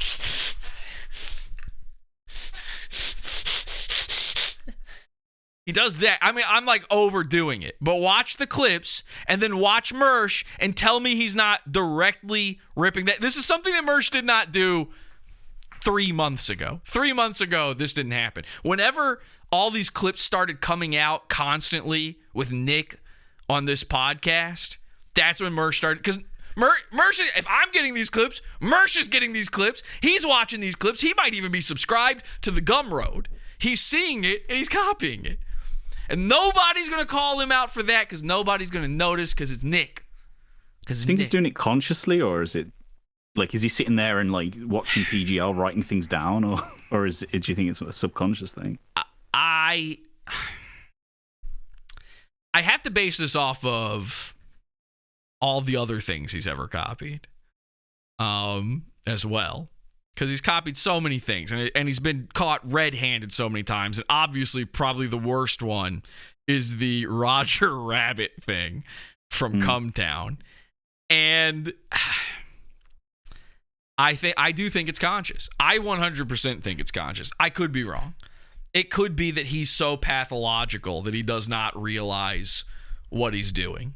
But I think it's calculated. I think copying Nick instead of Sam, the much more famous of the two, and the much more, they always call like somebody big and famous and, such a well-respected figure like this in whatever genre of thing they do. They always call them inimitable, but they're almost always the most imitable people. It's very easy to copy Sam Hyde. It's much harder to copy Nick, I think. Like your average Zoomer is by accident copying Sam Hyde just by existing. That's why all of Sam Hyde's friends are under 26 years old. So that's not an acronym, but that is true what I said. Those words are true. I'm just reading the They're chat, funny guys. and someone like just remember Mersh was copying Stavros's fashion as well. Oh yeah, when he had the mustache, he started dressing like Stav and doing his hair like. That's why he's got the Derivative of vampire hair in the doc, is because Stav started growing out a mullet. He started growing his bald hair out, and so Mersh started doing it when he had the pedo stash. And I called that out on the show. I might have been the first to call that one out too. So start calling out Mersh for this, okay? Because it'll blindside him. He thinks he's getting away with it real good. And you can now watch any Mersh clip, at least any one where he's not furiously sucking bones or butt fumes. And he's doing this thing, and especially when he's really feeling himself, and especially when he starts talking about me and he's like hyped up, and the energy is flowing and his bones are rattling, then he really, really starts doing it. I think it is both conscious and subconscious. I think at this point it's unconsciously. Maybe not subconsciously, but unconsciously, he's doing it. But I think at a certain point, he studied it. At a certain point, he went, how do I do this but my version? Yeah. And imagine him doing the Nick head movements in the mirror or something. He probably does it while watching it. That's what I imagine. It's like, that's how I realized it is. I do impressions of people and stuff, and Mersh does some impressions. Some of them are mine, but he does them. And I was watching the clips, and I was like, man, he's like, Nick keeps throwing his head that way. I noticed these things. That's how I do this show, is I notice these little things, right? And I started thinking about that, and I'm like, wait a second, Mersh has been doing that a lot lately. I just thought that was the Adderall or something. He's coked up or something. And then I'm just sitting there imagining him he does it along, like the way you sing along at a concert with your favorite songwriter, and you're like very passionately, and you're like, they're doing moves on stage, and you're doing it too. I think he does that while he watches comedy. He's like, every time. Yeah, it's like, he's the Elvis impersonator of like shitty fucking jabroni streams. Yes, exactly. By the way, I have a really good. I've been sitting on a really good fucking Podawful video forever. Now this is interesting stuff here. This might happen now. Never played it, but I've still been hanging on to it. But I'm gonna save that. I'm gonna dick tease that. I'm gonna really drag that out Is one night. Nightwave live right now? By the way, should we be checking in on Nightwave? Is he doing a show tonight? Gotta get signups on locals. Jesse, you fucking faggot. You already played all my cringe stuff. I'm just finding some of your worst fucking most egregious cringe shit. I've been trying to guess, is he lying about? I don't even know what that would be because I don't care. Like, the thing he always goes to is my episode where I'm like crying over Skylar. That's what he always does. It's like, I put that out. I could have just not put that out. I knew I did. I agree with you. It is cringe, but doesn't bother me now. Especially after the fucking absolute dunking on her that happened immediately following that episode. But I don't know what it could be. Like, I have tons of old videos. There's this thing where this very tiny group of people who like tries to make a Mersh out of me. Turns out it's one guy. You ever heard of Mind Scepter? I have. He got ran off the internet because somebody found his docs and like made a channel showing his face. Guitar stuff, is it? Yeah, and he's got this like Down syndrome face. He's got this big underbite. He looks so retarded, and now he's just disappeared. So he's like all of these different accounts trying to be my haters, my Reddit trannies, but he's all of them except for like Millhip. Millhip is also in there somehow, but it's Millhip and then 50 Mind Scepter guys. And I don't say that, people always say that about me. I don't say that lightly. I know for a fact it's him.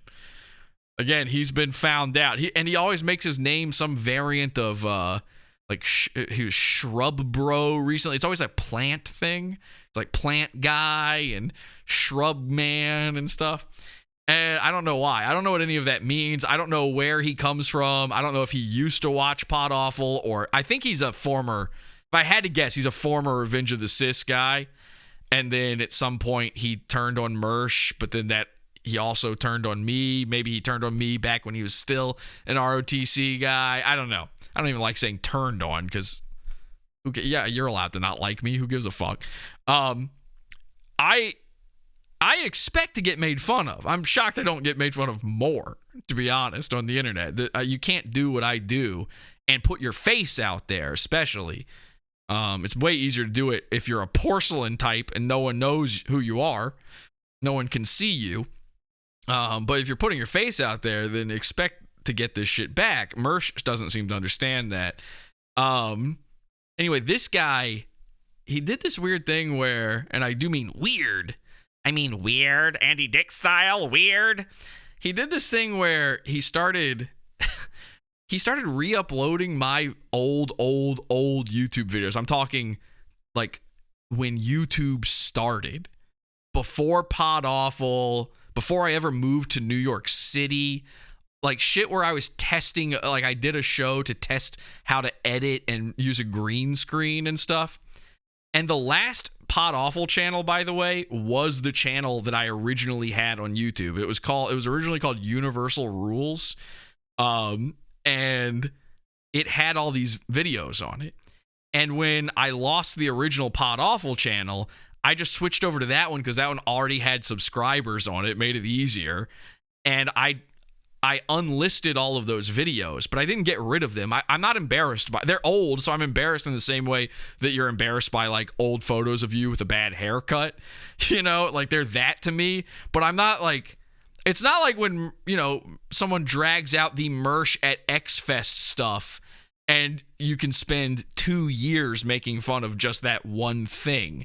To me, it's like, oh, this is a kid practicing Final Cut. That kid just happens to be me. And I only took them off of the channel because I didn't want there to be this confusing leap between a video from 2007 and then Podawful from 2021 or whatever it was. So that's it. I just unlisted them. Well, this guy thought he had one on me, and he starts like re-uploading these videos. But I think of them as my content. They're my videos. And then it became so I struck him on anytime this guy would re-upload my stuff with no edits to it. If he edited it, I never bothered with it.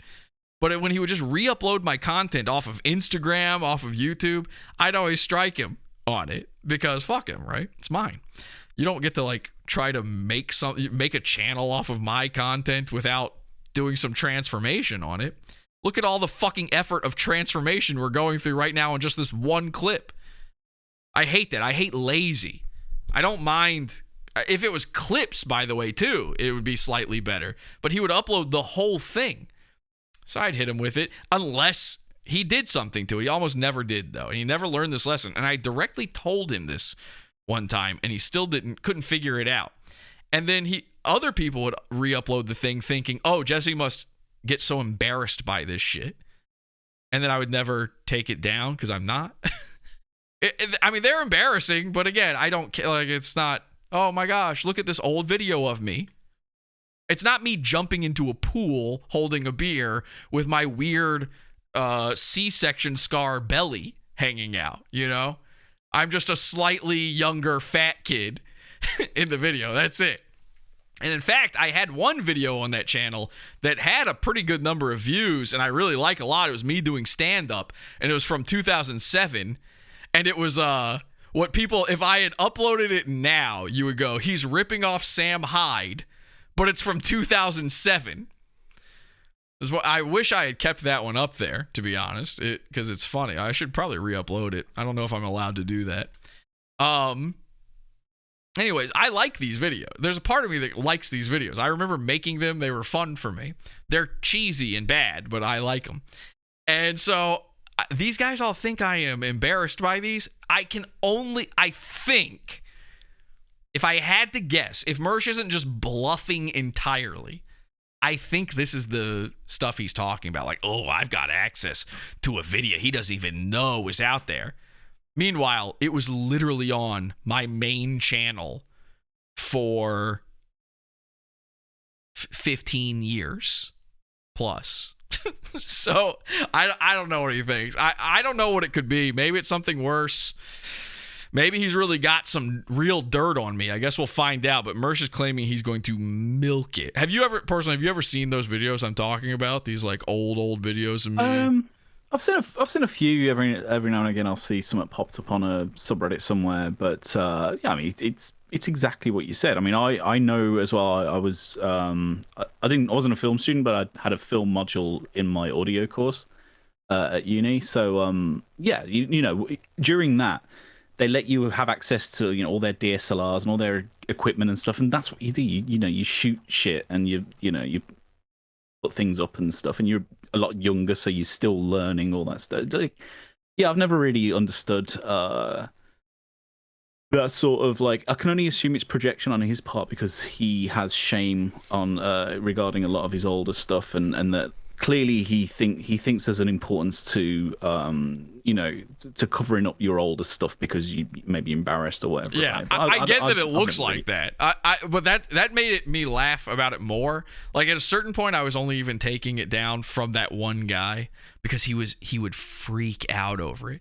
He would show up in like chats or in comments under different accounts and be like, you know, Jesse is a false flagger. It's like, that's not false flagging. I own that content. It is mine. I am allowed to do that. You did nothing to it. There's no transformation. But at a certain point, I was just again, I only ever did it to this guy. As far at least, I only ever did it to accounts that I was pretty sure was that guy. I might have hit somebody who wasn't him, but every time I did it, it was because I thought it was that guy, and it was making him crazier and crazier. So, and somebody in the chat, some dude spamming in the chat is like, I think the idea is that you should be embarrassed. Again, I do find them, they are embarrassing. I just don't care. This is the difference, is Mersh says he shouldn't be embarrassed by this stuff, and that you shouldn't make fun of it. I'm saying you should make fun of it. Go ahead and make fun of it. But you have to make fun of it. You can't just re-upload my stuff.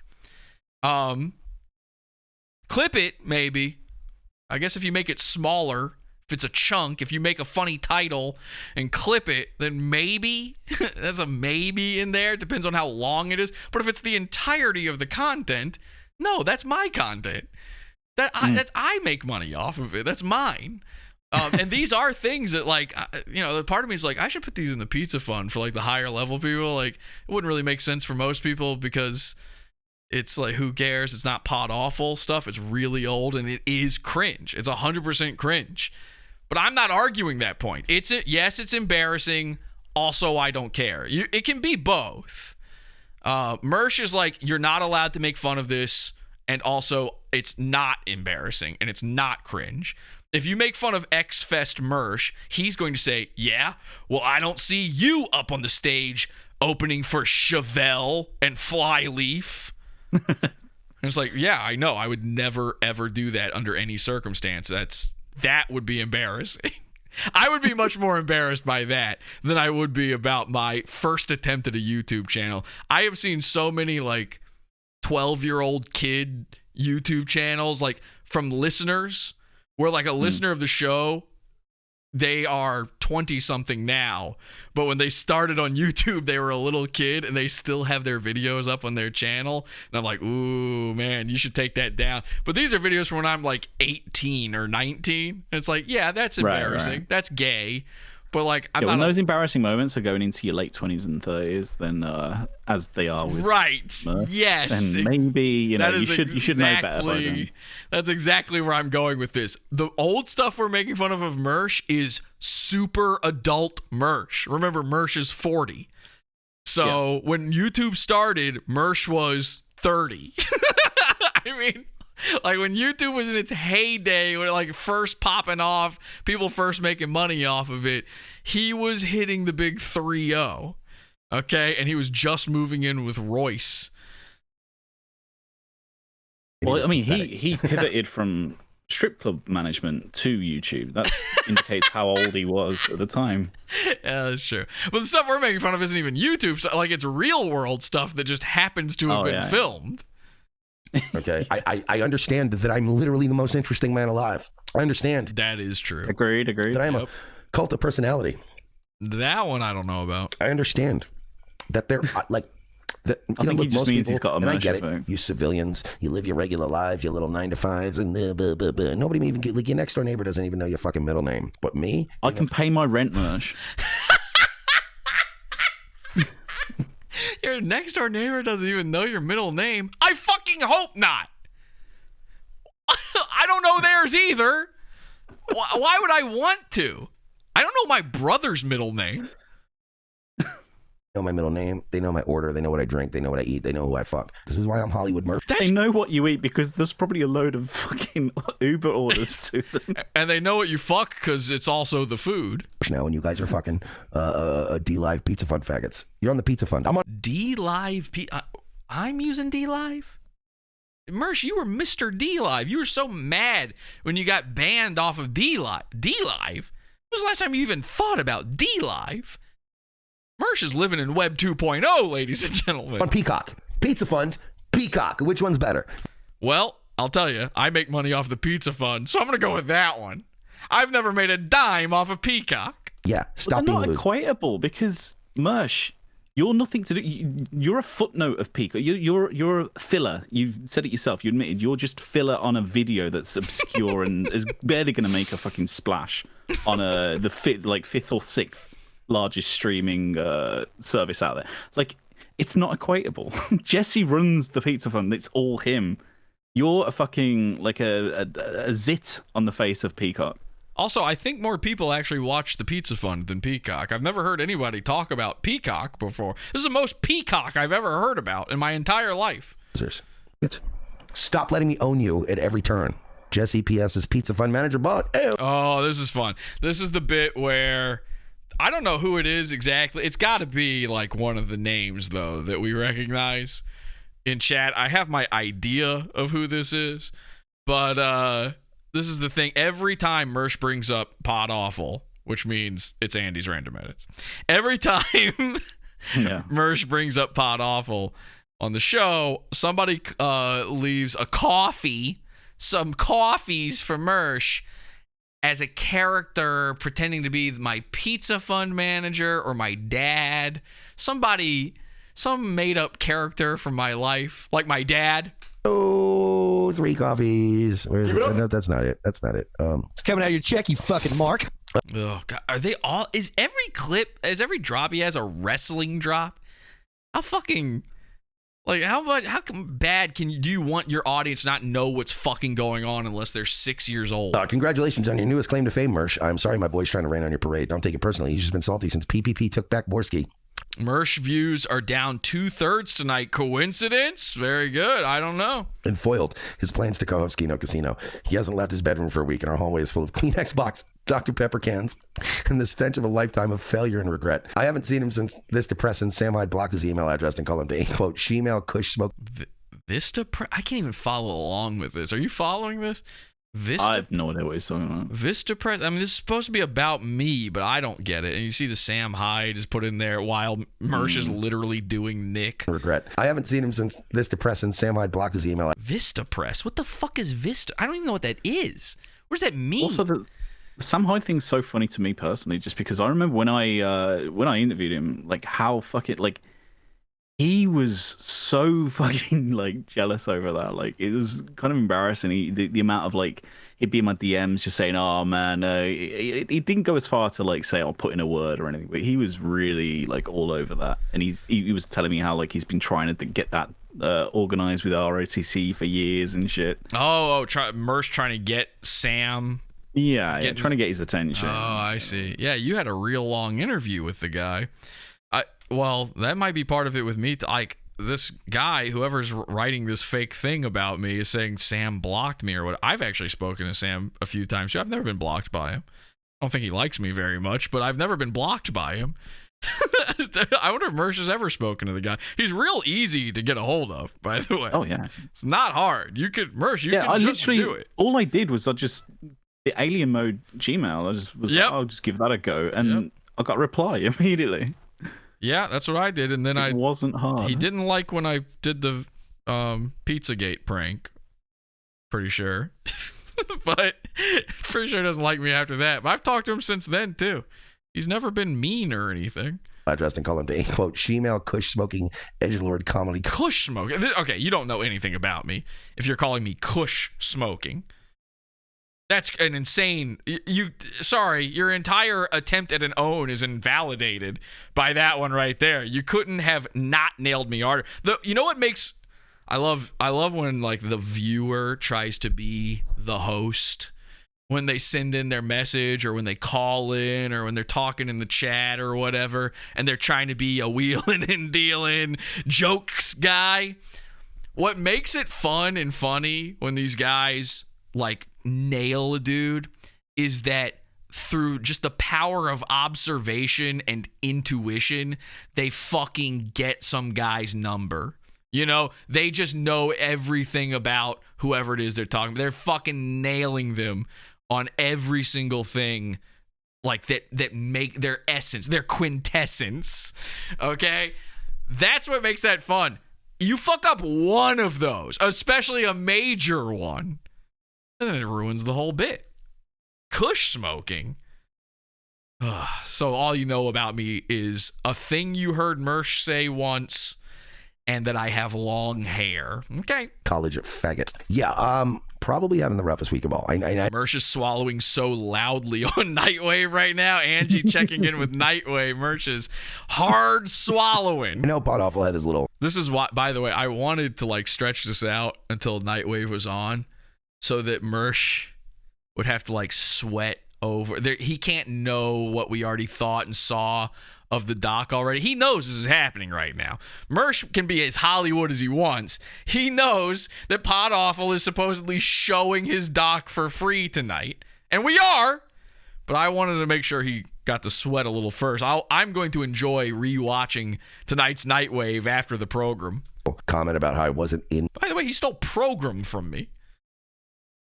Mersh started saying program because I say that. The trailer enough, but yeah, I know I wasn't in the trailer enough for you, but you're not in it at all. You're not in any trailers. You're not in anything that matters or is mainstream or is doing well in general, because you're a self-destructive, self-sabotaging, self-hating, miserable faggot.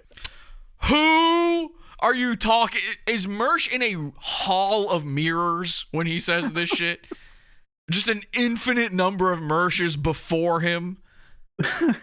And I'm actually... Yeah, but you're not in the trailer too, Jesse, so, you know, your dream's ruined. I'm about as in the trailer as Mersh is.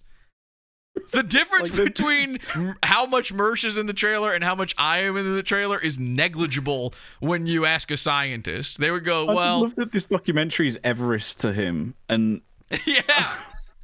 It should have been on Paramount then. Because it's Everest. Yeah, apparently, yeah, the mountain thing. The mountain.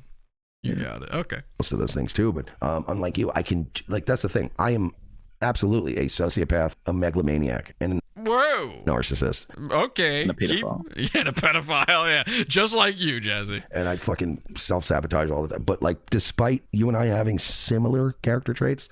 What? Oh, my God. Gross. No thank you. Yuck. Ew. I can just dial it back. And also me having substance issues. Substantive.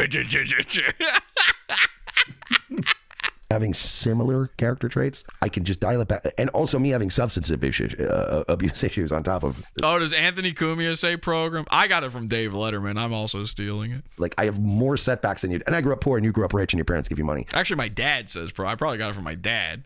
That's how he says. And he calls TV shows. He's an old man from the South. He calls TV shows programs.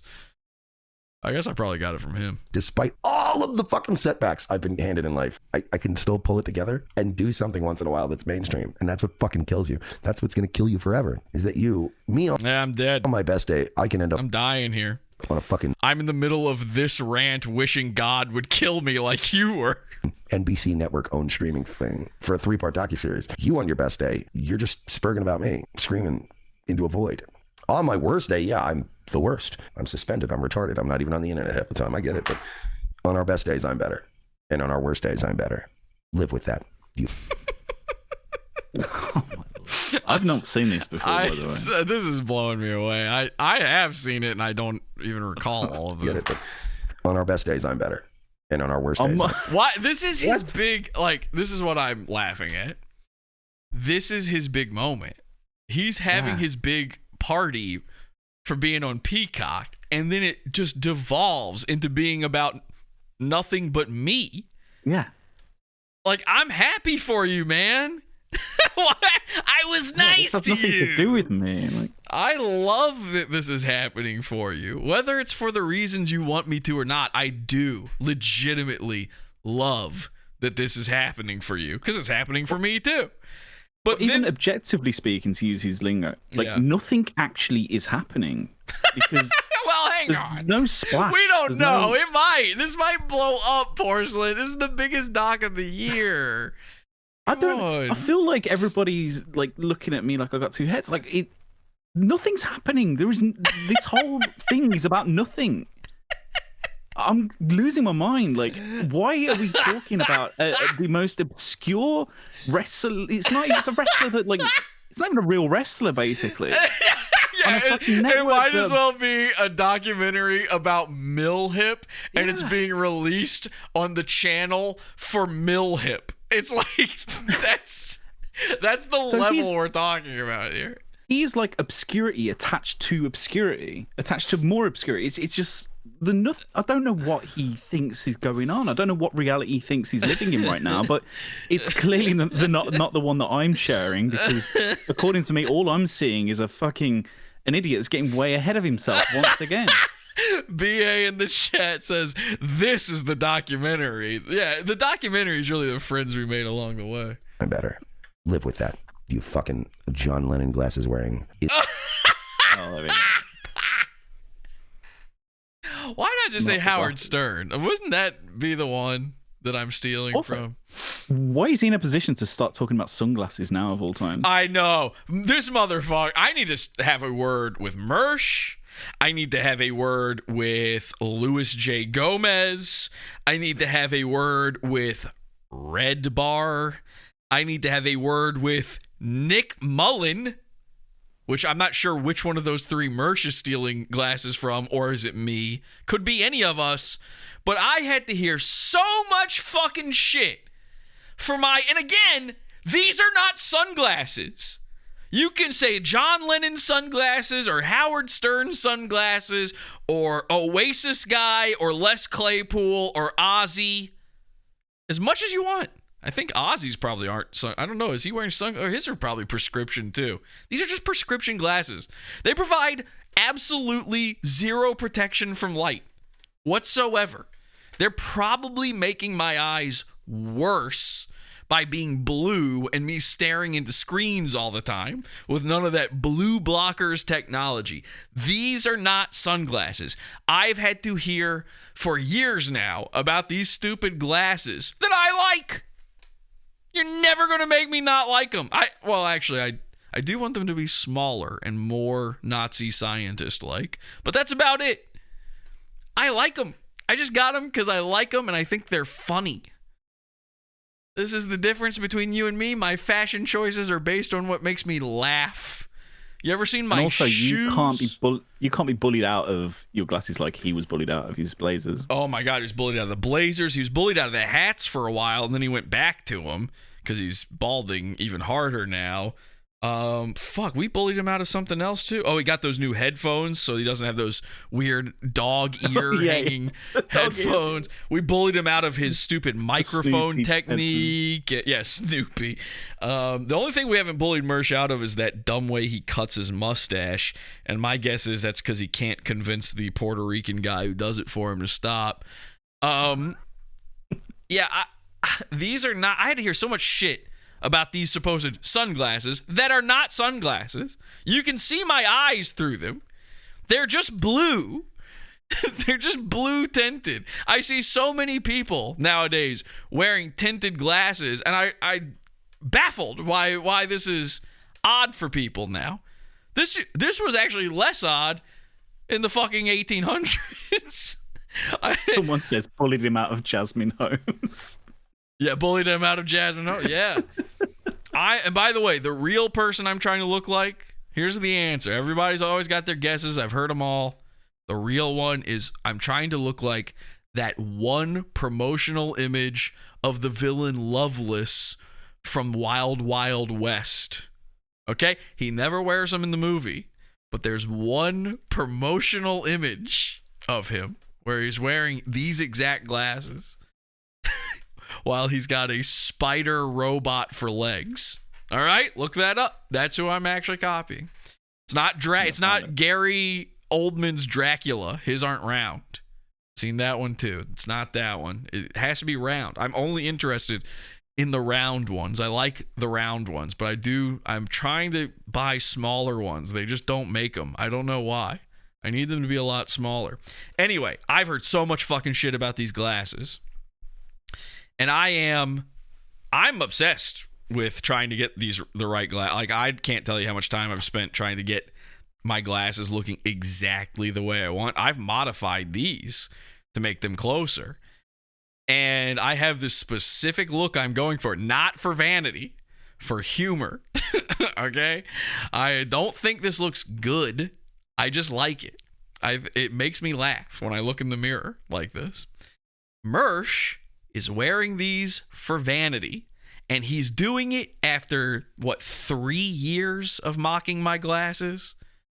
I went out to fucking eat with the man, went to the bar with the man. He didn't have a problem with my little round glasses. I wasn't John Lennon glasses back then.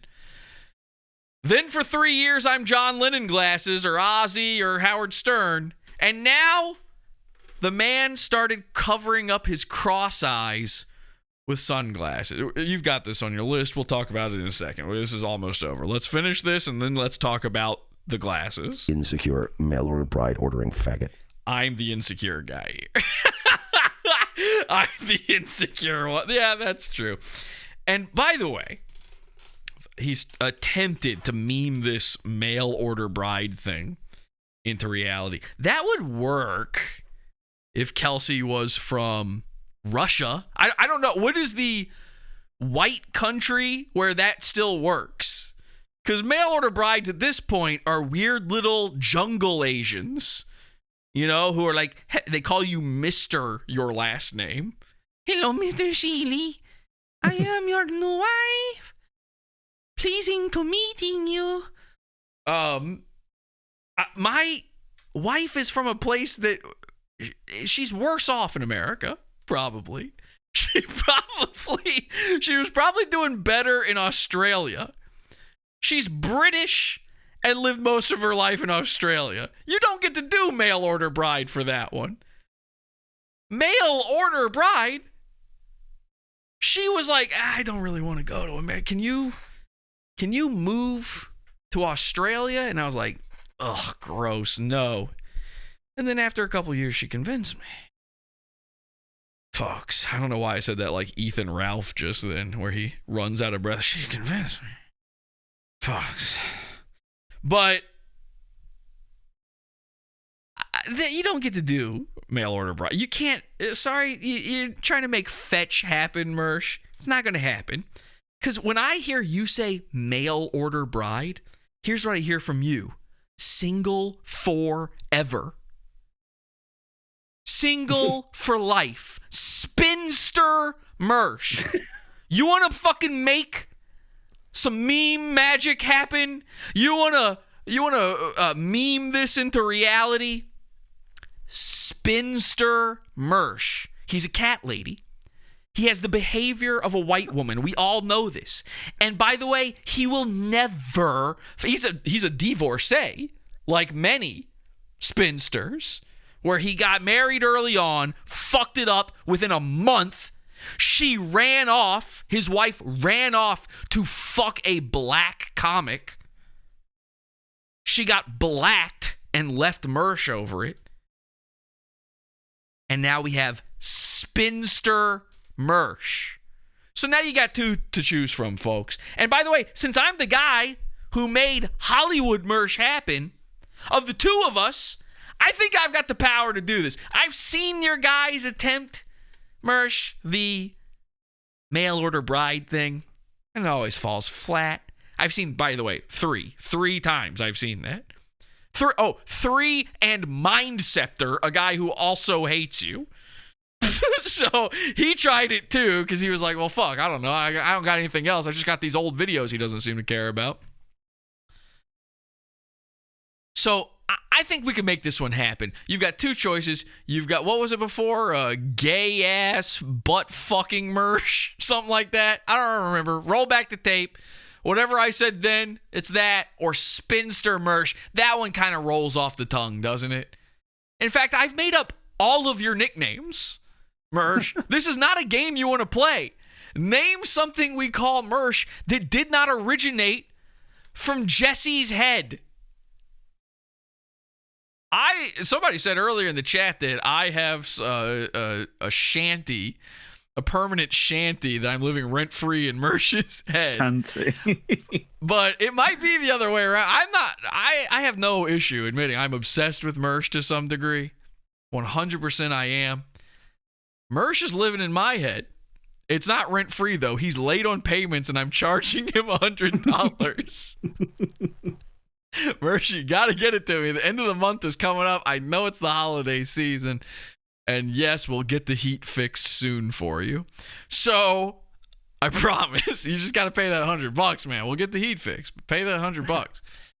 So, Spinster Mersh. You were Hollywood Mersh. Made that up on the spot. You were Queen Mersh. That one's me. Hell, pointing out caller Mersh. That one's me. I didn't say it, but I'm the one who did the Alex Jones episode about caller Mersh and Mike Mersh and the Dick Masterson stuff. Mike Mersh. I forgot about that one. Yeah, Mike Mersh. What are some of the other ones? Grifting Queen. Grifting Queen. That I wrote a whole song about that. That was me. So yeah, you want to do this? Okay, fine. Fine. I have a mail order bride. I have a bride is another way to say that. You're Spinster Mersh. Oh, shit. I'm married with children. I have a family. Like the type of guy you pretend to be for your grift bucks. You're Spinster Mersh. You're pro-abortion, spitting on the Westboro Baptist Church and proud of it. Spinster Mersh. You're cat lady Spinster Mersh. I was the first to call you a cat lady. That's another one. Which thing did I not invent when it comes to Mersh? You know what? There's one. Manslave Mersh isn't me. I didn't do Manslave Mersh, and you know why? Because it's the worst one, and it's not true. Yeah, I mean, there's a good reason I didn't put any of the Manslave Mersh stuff in. Yes, I don't know. It makes no sense. It's not real. Stupid. It's not real. Yeah. It's a misunderstanding. It's not Mersh in those photos. I hate to break kayfabe here, but it's not Mersh in those photos. Gay wrestling jobber thing, and there was like a fucking another guy there that just happens to look a bit like him. You don't hurt Mersh's feelings by doing the manslave thing. It's just not real. Like, it's funny for you maybe, but if your goal is to affect Mersh, you notice he never reacts to that. Why do I get under his skin?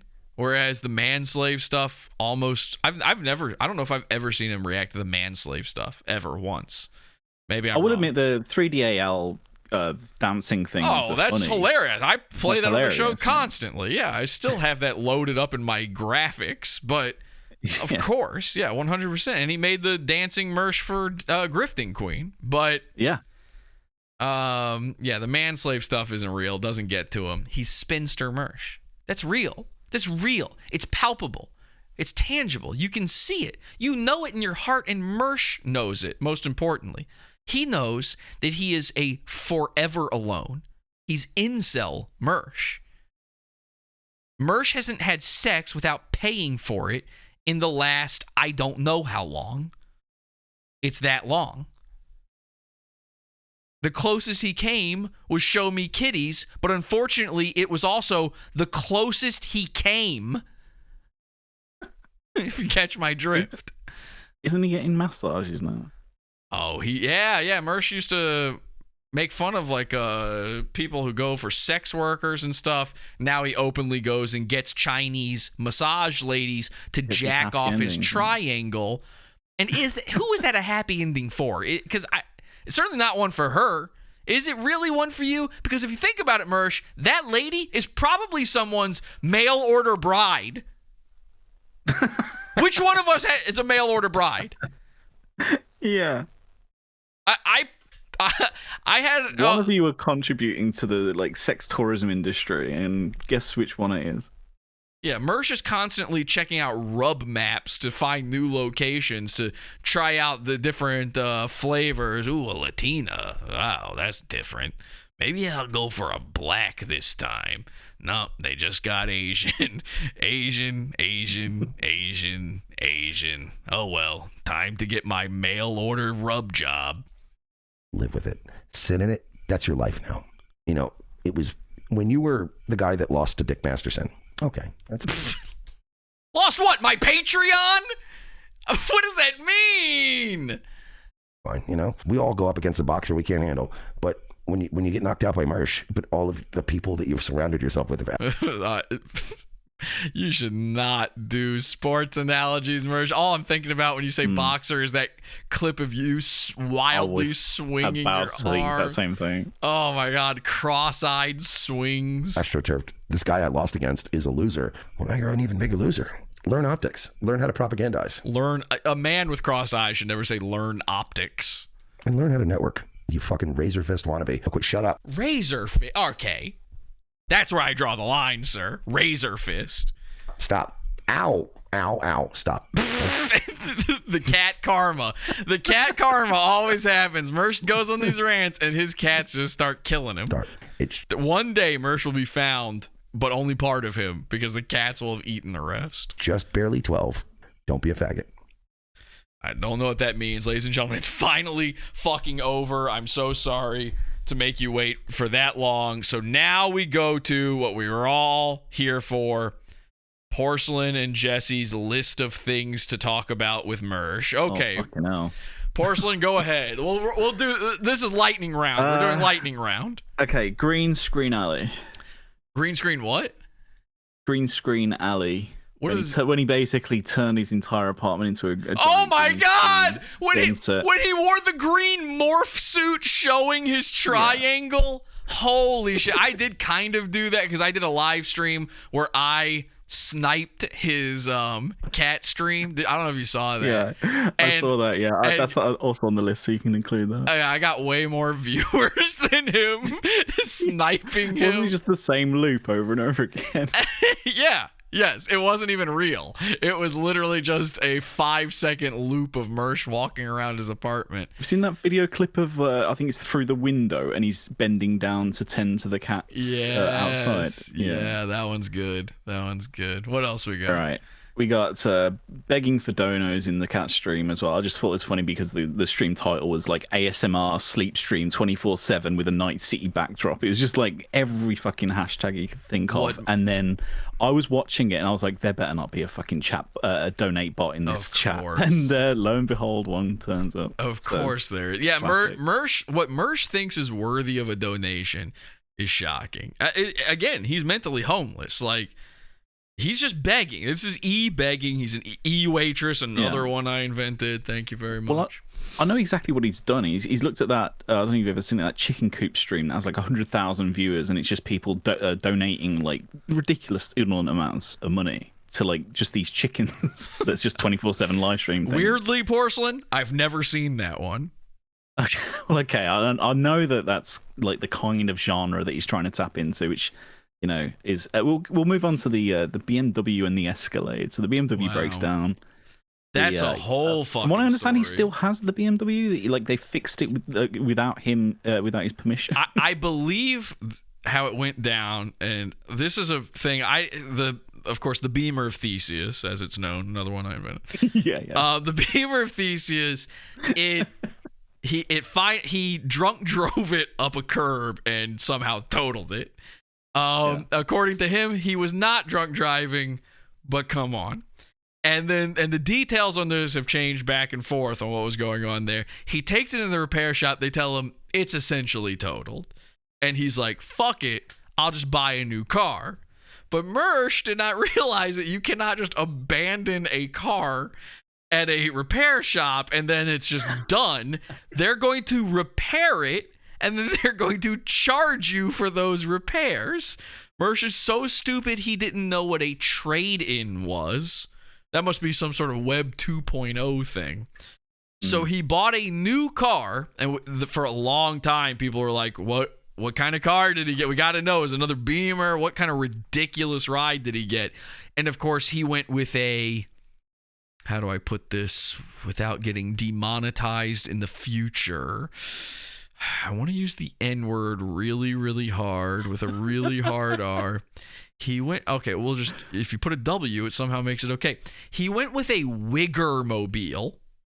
He went with what he said was an Escalade. And people, by the way, the Reddit transes, I'm trying to be nice. I'm trying not to get banned on YouTube here again, but you guys know what your real names are. The Reddit transes, somebody did an autistic deep dive. Like, they literally used the reflection in Mersh's stupid sunglasses to figure out what type of vehicle he's driving. Mersh has been calling it an Escalade. He said it was, I don't know a lot about cars, but he said it was, he made it sound like it's like the thing that 50 Cent is driving, and instead it's the thing that your mom is driving, okay? When she's taking your little brother to soccer, this is the vehicle she's using. And of course, it's used. He got it used as well. So he's trading up in whips. He's a cat mom now, so he needs something for the family. He's saying he traded cars, though. Again, you're right. He technically still owns the Beamer. He now owns 2 vehicles. It's just killing him to do so.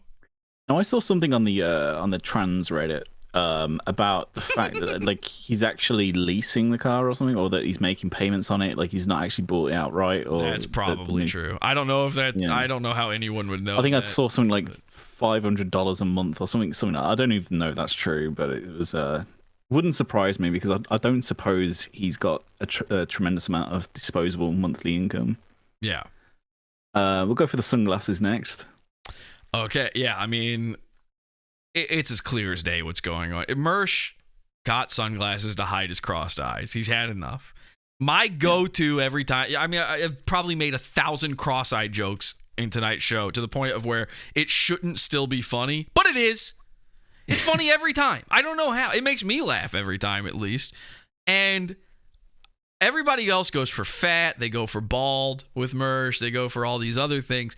I always go for the cross eyes because there's no way that doesn't kill him. Because all I think about is child Mersh with his probably even worse strabismus.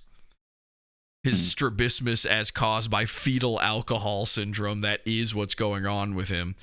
And he probably got made fun of constantly as a kid for it. And it's just something he can't fix. By the way, him wearing glasses, like remember when he started wearing glasses at all on ROTC? He used to not wear them. He started wearing glasses as an adult, and it was to correct his crossed eyes, but it didn't work.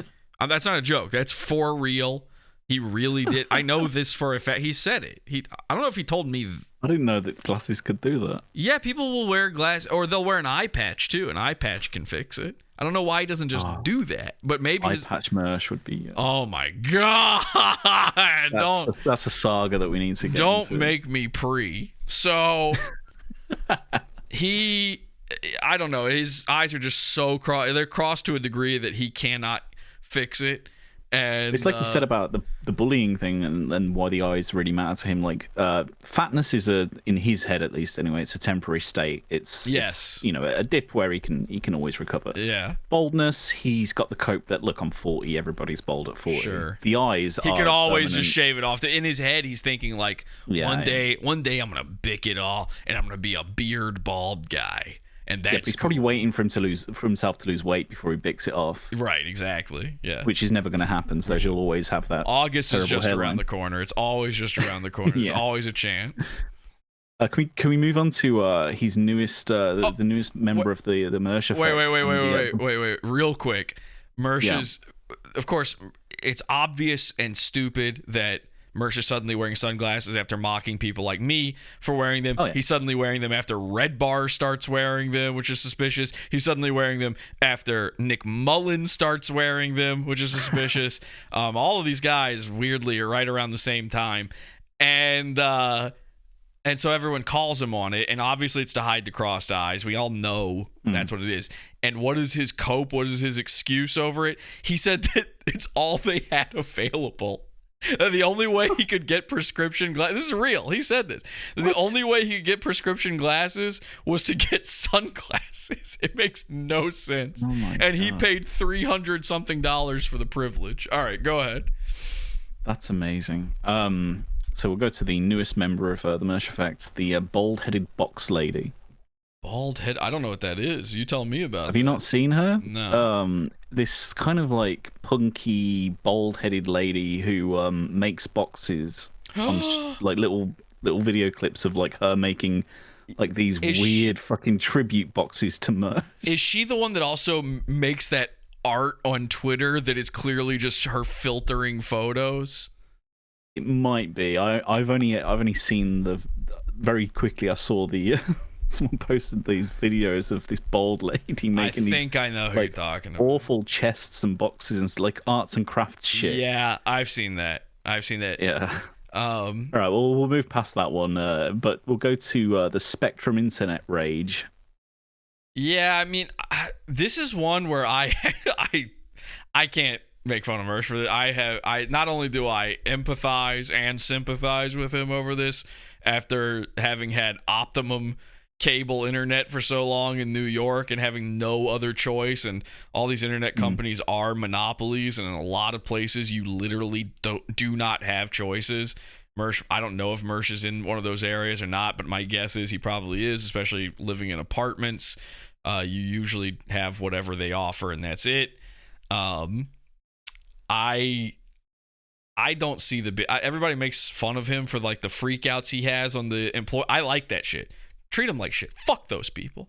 I've done that so many times. I agree on my with show. that, but I think it's for me the amusing part of the whole thing is just the expending of just pointless energy, which I understand. You know, you lose your cool but it was over such an extended period of time for such a long, and it was like every night he still went live thinking that this is a night where everything works again, and then for him to call Spectrum just to like yell and scream and stuff like that. I understand, like I get what you're saying. I understand like the impulse there, but just knowing Mersh, just the idea that he's just expending wasteful energy without any kind of plan in his head of how I'm gonna, move past it. I mean, I guess he's moved house now, but I just found that amusing. Really. I think he's still got the same internet, and he had on this stream we were watching here for the clips from this stream.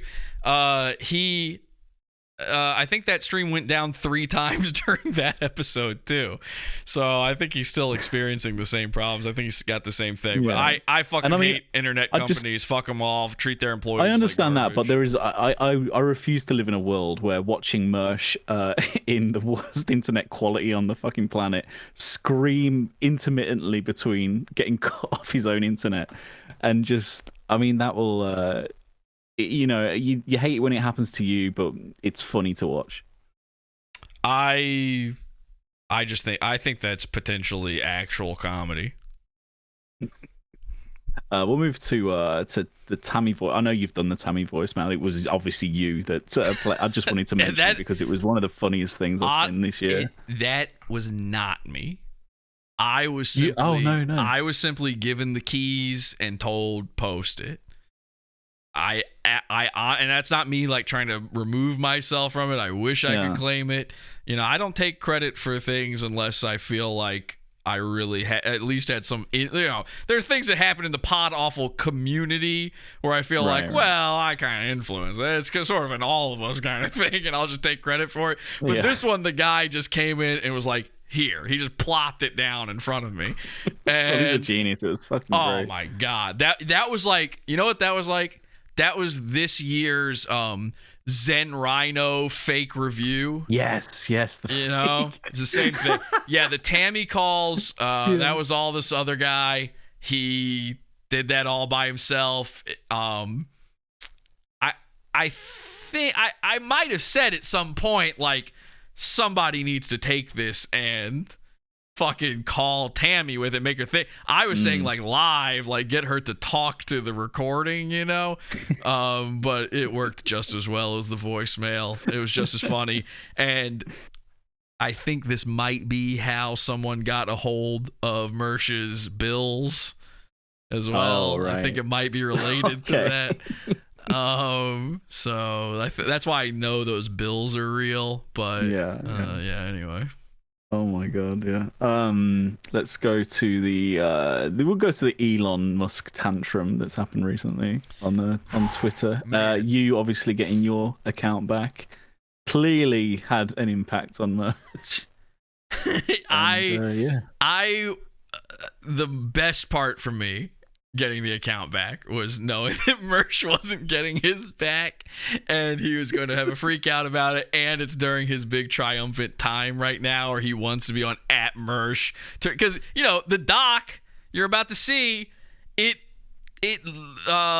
credits him as Mersh. He's introduced as Mersh, so it'd be real nice right now to have @Mersh, and he can't get it. So now Elon Musk is like the most horrifying enemy of all time. Somebody in the Podawful cult over on Discord actually put together a screenshot of every single one of Mersh's meltdown tweets over Elon Musk. I'd love to see them. I'm trying to get them now. I'm trying to find where they were, but they were just so good. Probably it could have been Goon Lagoon. I think it's Goon Lagoon or maybe Bullying, a little ways up. I'm not exactly sure where now. But they also got every time ROTC excused not doing an episode and what the excuse was. They did it. There's 2 screenshots in a row when you go to look for it. And one of them is all the times they didn't do an episode. But yeah, his meltdown. I mean, go follow ROTC Radio. Again, I'm the only dude who says. It's the same. You found it. Follow the guy who. I'm always saying follow the guys who we make fun of, give them more viewers, make them more famous. Follow ROTC Radio. Mersh is not having fun on Twitter. I'm having a lot of fun getting banned and unbanned. Mersh is not, and he can't figure out why is it that Podawful can get unbanned but not me? And the answer is Elon Musk is a fan. Thank you, Mr. Musk, for being a champion of free speech and for ending the lives of the woke moralists. Oh, here we go. Yeah, here's a good one. Love the fact that Mersh is still suspended, but Elon Musk brought back crypto scammers Ice Poseidon and people who dox and harass people, brackets, Razor Fist Clone Boy. But the guy who's in a true crime doc isn't worthy of reinstatement. He said that? That's real? Yeah, that's I real. didn't even see that one. The guy who's in a true crime doc, like, he thinks he should be verified now. He thinks that's like a verification tick. Yep. But true crime doc now. Another reason he wants @Mersh too is like he's filler Mersh now. He's so desperate for that blue check, which he'll call a Jew a blue check all day, but he's so desperate for it, but he doesn't want to pay the $8.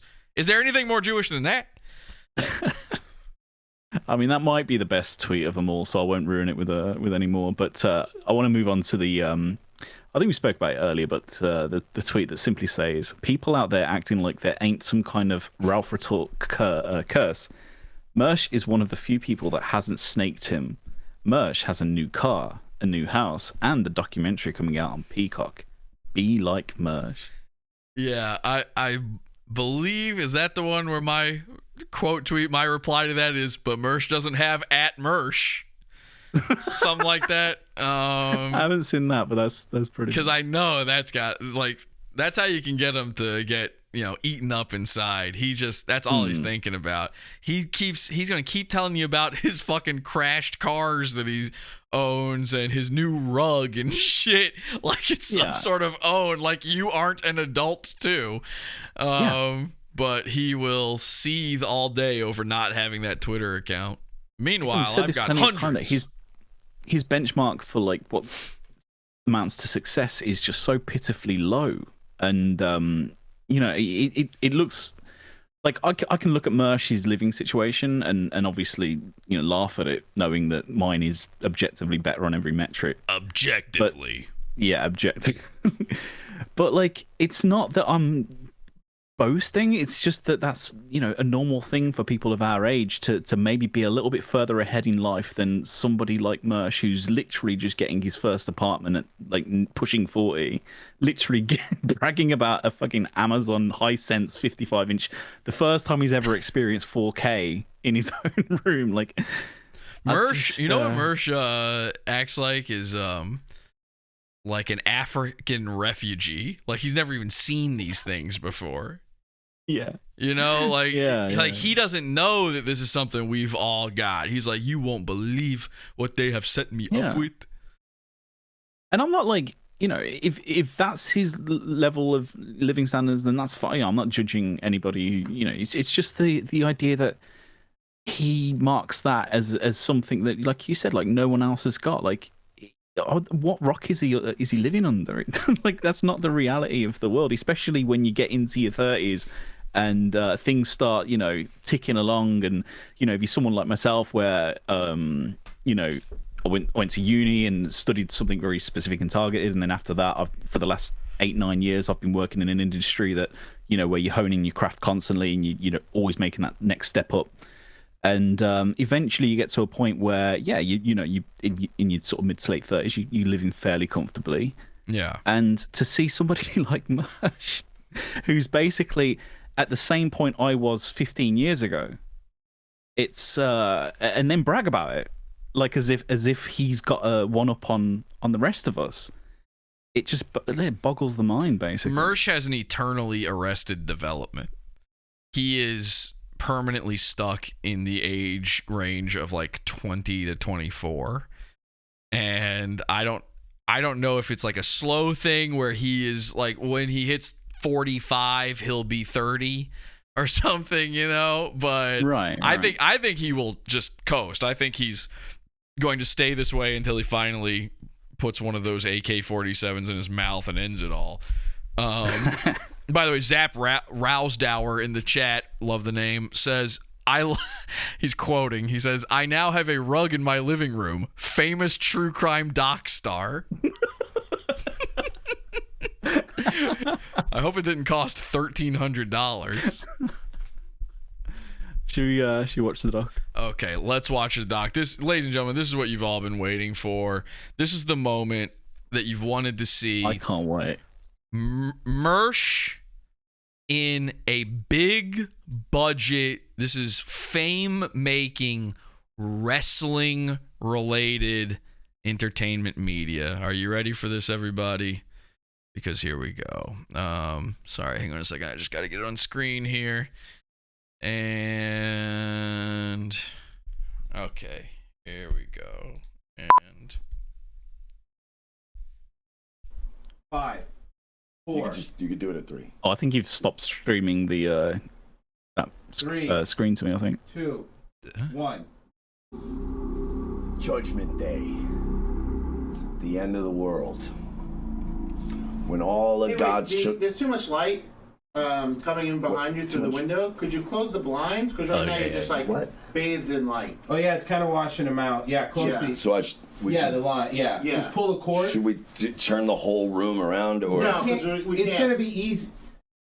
It would take an engineering team. It's just easier if you close it. Pull down on the cord. Just close the blinds. Yeah. Okay. Other side. No, that's which. On your left. That same two window. Sides. That side's fine.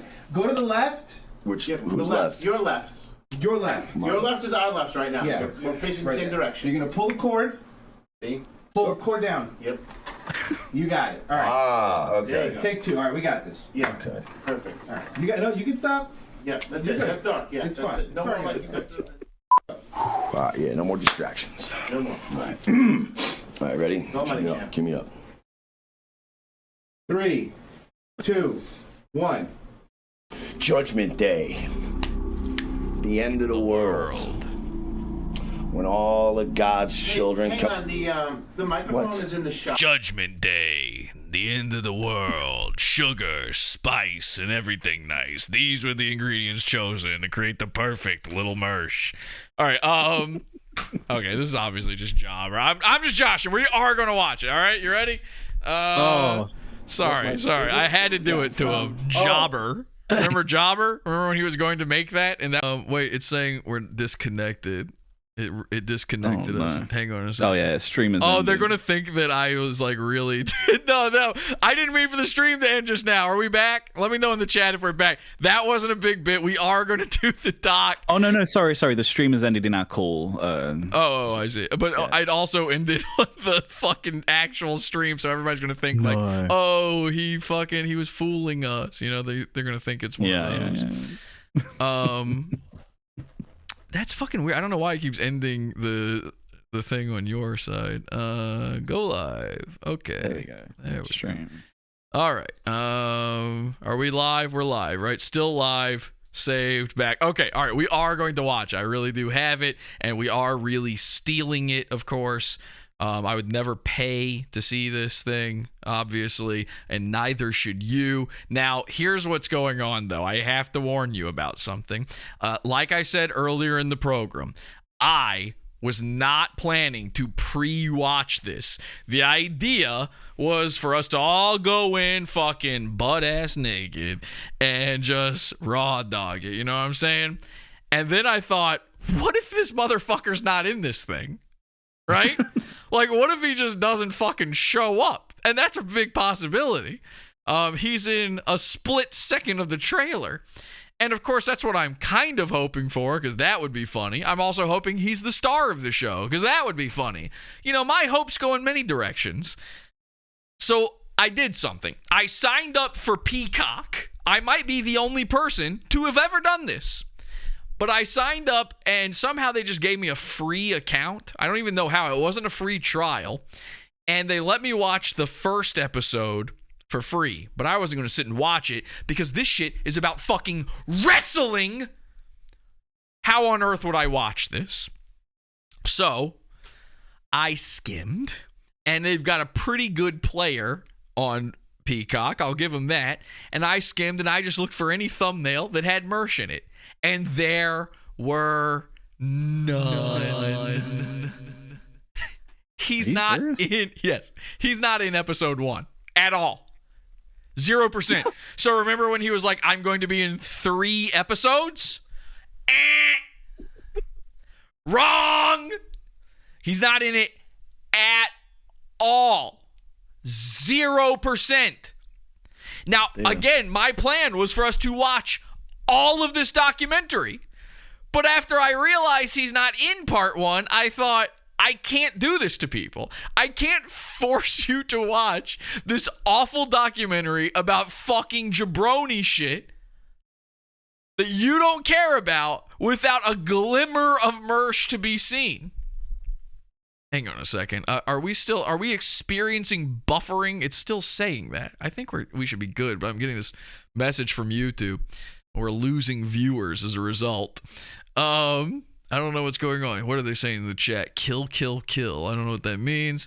He said he was in episode 3. No, he said he'd be in 3 episodes. He did. Now he might be saying he's in episode 3 because, like I said earlier, Mersh had not seen the doc. So when he's going, it's the next Tiger King, and I'm the star, and this is going to change everything for me. I like that we lost like 30 people right when we finally get to the doc. That is very funny. Unless that's just on my end and it's weird. I don't know. Mersh had no clue that he's not in episode 1. He had no idea. So then I go, okay, time to steal this. I need to see episode 2. I don't get it for free on Peacock. So we get episode 2 together. And it's on a player that's much, much harder to skim. Unfortunately, the thing I'm using, we can't do a lot of pausing and stuff on this. It's just a bad player. It's nothing I can do about it. So I tried my best to skim through it. And in my very light skim of it, there is no Mersh in episode 2. Came with me. What? Porcelain. There's no Mersh in episode 2. Now, I heard from somebody that in like the credits of episode 2, there's a quick, almost trailer-esque sort of cut to Mersh. Well, that doesn't count as part of the episode. It doesn't count as part of the episode. I also think it's supposed to be one of those things where like here's what's going to happen in the next one, like to keep you watching. Right. It's like on the next episode of Dangerous Breed. It's like one of those. That doesn't count. Mersh. So Mersh is not in episode 2 of Dangerous Breed, which could only mean he's in one episode. So how much of one episode is he in? Well, I started to get worried. I'm worried for you, the at-home viewer. I don't want to hurt you. And this is why I thought we could lollygag and take our time with this, because again, originally the plan was to watch all of this shit. So I watched all of episode 3, looking for Mersh. And I waited. And I waited. And I waited. Now, eventually, Mersh showed up. But I don't think you can truly have the experience of just how stupid and hilarious this is unless you also watch the entirety of episode 3. So, without further ado, ladies and gentlemen, this is episode 3, the only episode of Dangerous Breed that Mersh appears in. And start counting. See how long before he shows up. I've already done this math. I'll tell you, just in case you can't keep up. And I already know just how much of this he's in. But this pretty much, by the way, this entire documentary could basically be this part. This part gives you everything you need to know about it. I don't need to set this up. The one thing I will say is that this documentary is so bad. It's so nakedly trying to be Tiger King. And the worst part of all about it, and this is what all of the worst documentaries do, is the documentarian has inserted himself into this. He's part of it. He's commenting on it. Oh, no. He is a character in it. He's the guy who talks the most. Mersh ain't the star. Fred, the documentarian, is the star. And he makes it all about him. This is not a Teddy Hart documentary. This is not a Mersh documentary. It's not even a cat documentary. It's a Fred documentary. And it's awful. It's disgusting. Porcelain, you haven't seen any of this, right?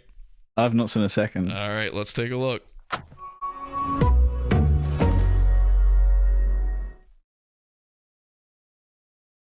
I don't know where this story might end up, but there's a chance this story might end up with some people dead. I filmed this interview with myself July 28th, 2015, 4 months before I met Samantha Fiddler. It is really eerie I'm saying these things because she's now missing. We're just going to talk over. I'm not going to be pausing because you were living the life, Teddy. It really wouldn't work very well. What? Whoa! Is this allowed? Hang on a second. I thought this was going to be the next Forgot about that. reality show. And the next thing I know, Teddy's being accused of rape and illegal confinement. So Teddy is the guy Mersh wishes he could be. Every person around him. Yeah. Now what we will do is we'll let them, when it gets to Mersh, we'll let all the Mersh stuff we can play, and then we'll go back and go petty over hey it. man, I've Okay? got this new girlfriend. Yeah. So, because we can only do with so much pausing. How do you feel about being intimate? I gotta grab a drink. I'll be right back. Say things over this so it's transformative. I Yeah. that they're bullshit. At this point in time, it's starting to look like there may be a pattern here. I see a picture of him on the internet saying Teddy Hart wanted for sexual assault, but I don't believe it. Samantha was under the influence of this wrestler. Me and Teddy were going to be partners in bringing her into the wrestling. He promised her a world of fame. He promised her everything. Samantha needed a vehicle. My chauffeur. So I gave the Jag to Samantha. I'm so That was confused. basically the end of our communication. Kind of reminds me of like heaven, but like on earth. Teddy tells me that he's going to take Samantha. They're going to set her up at a wrestling Like, I haven't school in seen Florida, any of the and they're gonna Mersh give her, Teddy like, Hart intensive coverage as well, training so and really give a go at it for a year. Completely out of the loop here. I had this amazing, No idea who. free-spirited sister. I don't even know and what she these goes cats with are all Teddy about. Hart to Florida, Apparently, and yeah. I never hear from her again. I have the trust of Teddy Taking Hart, him around. and I'm going to use this opportunity to get the answers that we need. What happened to Samantha Fiddler after we were done filming with her in Tijuana? So okay, no, then what? The $50 million question, like, What happened? Samantha is missing and presumed dead. She was Teddy's girlfriend. Oh, okay. Yeah, it doesn't matter. Like, oh, okay, yeah. I mean, really, whatever the story here is, it does not matter. It sucks. It's bad. I hope she was raped and killed at this point. You know, you understand I have to deal with it, right? And if I actually found a lead and I can actually fucking solve it. See, here's the guy. He's hoping my story isn't. It starts with him. Like, just look how important. Fucking needle in a haystack. I hope to God that there's enough fire and enough story with the biggest Canadian wrestling family in the world and one of the greatest wrestlers on the planet's completely been fucked over by stupid shit that I never did and never got found guilty of. So okay, no. Then what? The $50 million question. Is there a way we can fool Mersh into starting to wear glitter in his hair? That's one of those ones where yeah. Almost I didn't have an physically possible to do that. I knew her for a few months.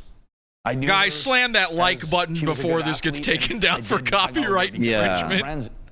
But she wasn't someone that wasn't really this is girlfriend material legal for technically me. And I didn't sleep with Sam. That was the other thing. So I is this never actually had like sex 3 with her, documentaries just all about the one incident, or do they touch on other things? You know how everything is doing a docu-series now?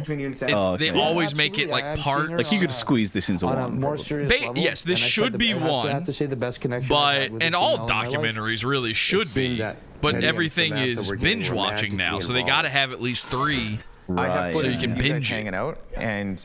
You it's the equivalent of like kids, the Adobe Creative Cloud. Like, I did their hair; they're amazing. Why charge you once? We can charge you every month. And then she went missing, man. Like she has 3 kids. I really hope this incredibly gay guy who's like the story trying to be a guy. Well, obviously this is a part with of a potential murderer. We can't tell the full Teddy He's even got the list, hasn't he? About some of the shit that everyone else is talking about. But this is the type of guy who's into wrestling. I mean, if you guys need me to make Sam more of an important thing, have to deal with it. Like we're trying to find her, I'm gonna put on the game face, and I do feel bad about it in retrospect because I really don't. To be honest, I really don't give a fuck sweet about camera Sam work Fiddler there. because she did that to herself. At this stage, I hate this shit. I'm not, the little cutaways to him watching his own interview. That's so fucking cringe. Somebody watching himself watching himself. That's bad. If you're innocent, you help me. Because it's like such a douchey, like artistic moment of like. Oh, we can kind of like color this exchange up by having me watch me. There's a way to do it, but it's like what Mersh was saying, that they need him as filler. Like, docs are a lot of filler, a lot of B-roll, right? It's like, I don't know if you've ever seen like the old Brass Eye stuff, and there used to be like a lot of these like... I love Brass Eye. Yeah, and they used to like mimic the way that like reporters would do little pieces to camera and stuff with all their little like techniques that are like little artistic kind of, you know, panning from somewhere to them, and it looks like they're parodying like a documentary. Yeah, you're right. It does have a feeling of parody, except nothing funny happens until Mersh finally shows up. And a scumbag thing to do, and I never did that. I'm trying to be like the last good guy left on earth that hasn't beat up his wife or seriously raped her. A little rape is always good. Hell yeah, brother. A bunch of shit that made that's a them great look bad, line. so they got scared and didn't little want to rape do the is show, always so good. They charged me because that was their way out. So I lost my life for playing ball for a reality show. Are you arguing that because I pointed a camera at this, it led to at people this? Is this my fault? Followed by the head in the hands as well. A bunch of guys and had rape on your the record. next Tiger King, they're calling this. You ever lose your house? Yeah. No. Save $800,000 of your house, everything you've ever had, every match I've ever had, every poster I ever had, every picture of my grandfather, all my shit, plus all my cats. I mean, again, similar to you, my inherent bias is that I fucking hate wrestling. So this to me is, I would never watch this anyway. I also hate cats, so it's double bad for me. Ask what happened to me. Yeah, but no one gave a shit. My life's been fucking destroyed. I've lost everything I fucking had dealing with this bullshit. Can we move on a bit? I should feel really sorry. Also, this whole episode, a lot of this interview is in this episode. And this dude's got this weird, you see that lump on the back of his head? That weird fucking golf ball. I'm just staring at that the whole time. At a certain point, I forgot I was watching this for Mersh, and I started watching it for lump. Yeah, it looks like an egg sac or something. It kind of reminds me of Mersh, maybe, is why. He's an easy fucking target. Let's I kind of want to bite it. Don't you want to bite it, see what comes out? No. I mean, see if sleepy juice comes out or something. I could finally sit down and interview Teddy. But yeah, so like a doc is all filler. Like this, like what we're looking at here. It's all B-roll. Teddy knows more than he's. So it's crazy that they brought in Mersh to be filler, and he was so bad they were like, nah, and instead they just used this shit. Yeah, it's like we said, like they could have probably wrapped all this into one document. So clearly they had room for filler, and even then they could only put Mersh in the. Wait until you see the amount that Mersh is in this. It's so stupid. It pisses me off. Like. Oh, okay. I was hoping he'd be in it. Like we're trying to sporadically throughout. Is it to him? It's not even that. Just wait, you'll see. Ego. The whole thing is just about. You'll see. It's never about Samantha. I'm gonna jump the gun, but surely he's in it more than just one chunk, because that would be. We will see. I don't know. I don't want to spoil it. I'm giving you the experience I had today watching. When I first talked to I don't want to spoil anything. Yes or no? Horrible. So this Can you imagine being sorry. one of the real quick. This is the yeah, sister of the girl who's missing or dead or whatever. Okay. I only say that because she will be somewhat important during the Mersh part. On the 14th of January 2017. Go ahead. Can you imagine being one of the more casual Nightwave subscribers? Being told relentlessly over and over again that this documentary is going to change the course of Nightwave history, and then having to go through 2 entire days without seeing him.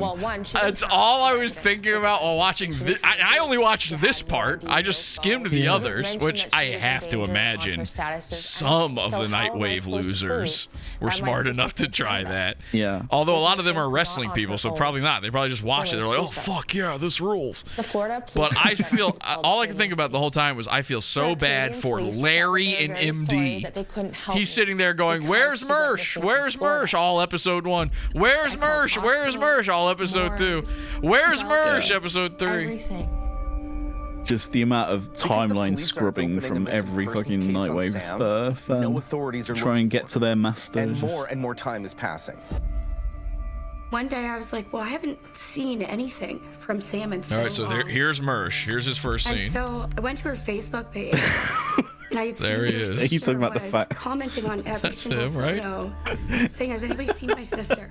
I swear, every time something popped up new on screen, I thought it might be Mersh. Fat lady, the lump on the guy's head. I reached out to April. I just said, well, what do you mean she's missing? Sam couldn't be missing. Sam's the most social person in the world.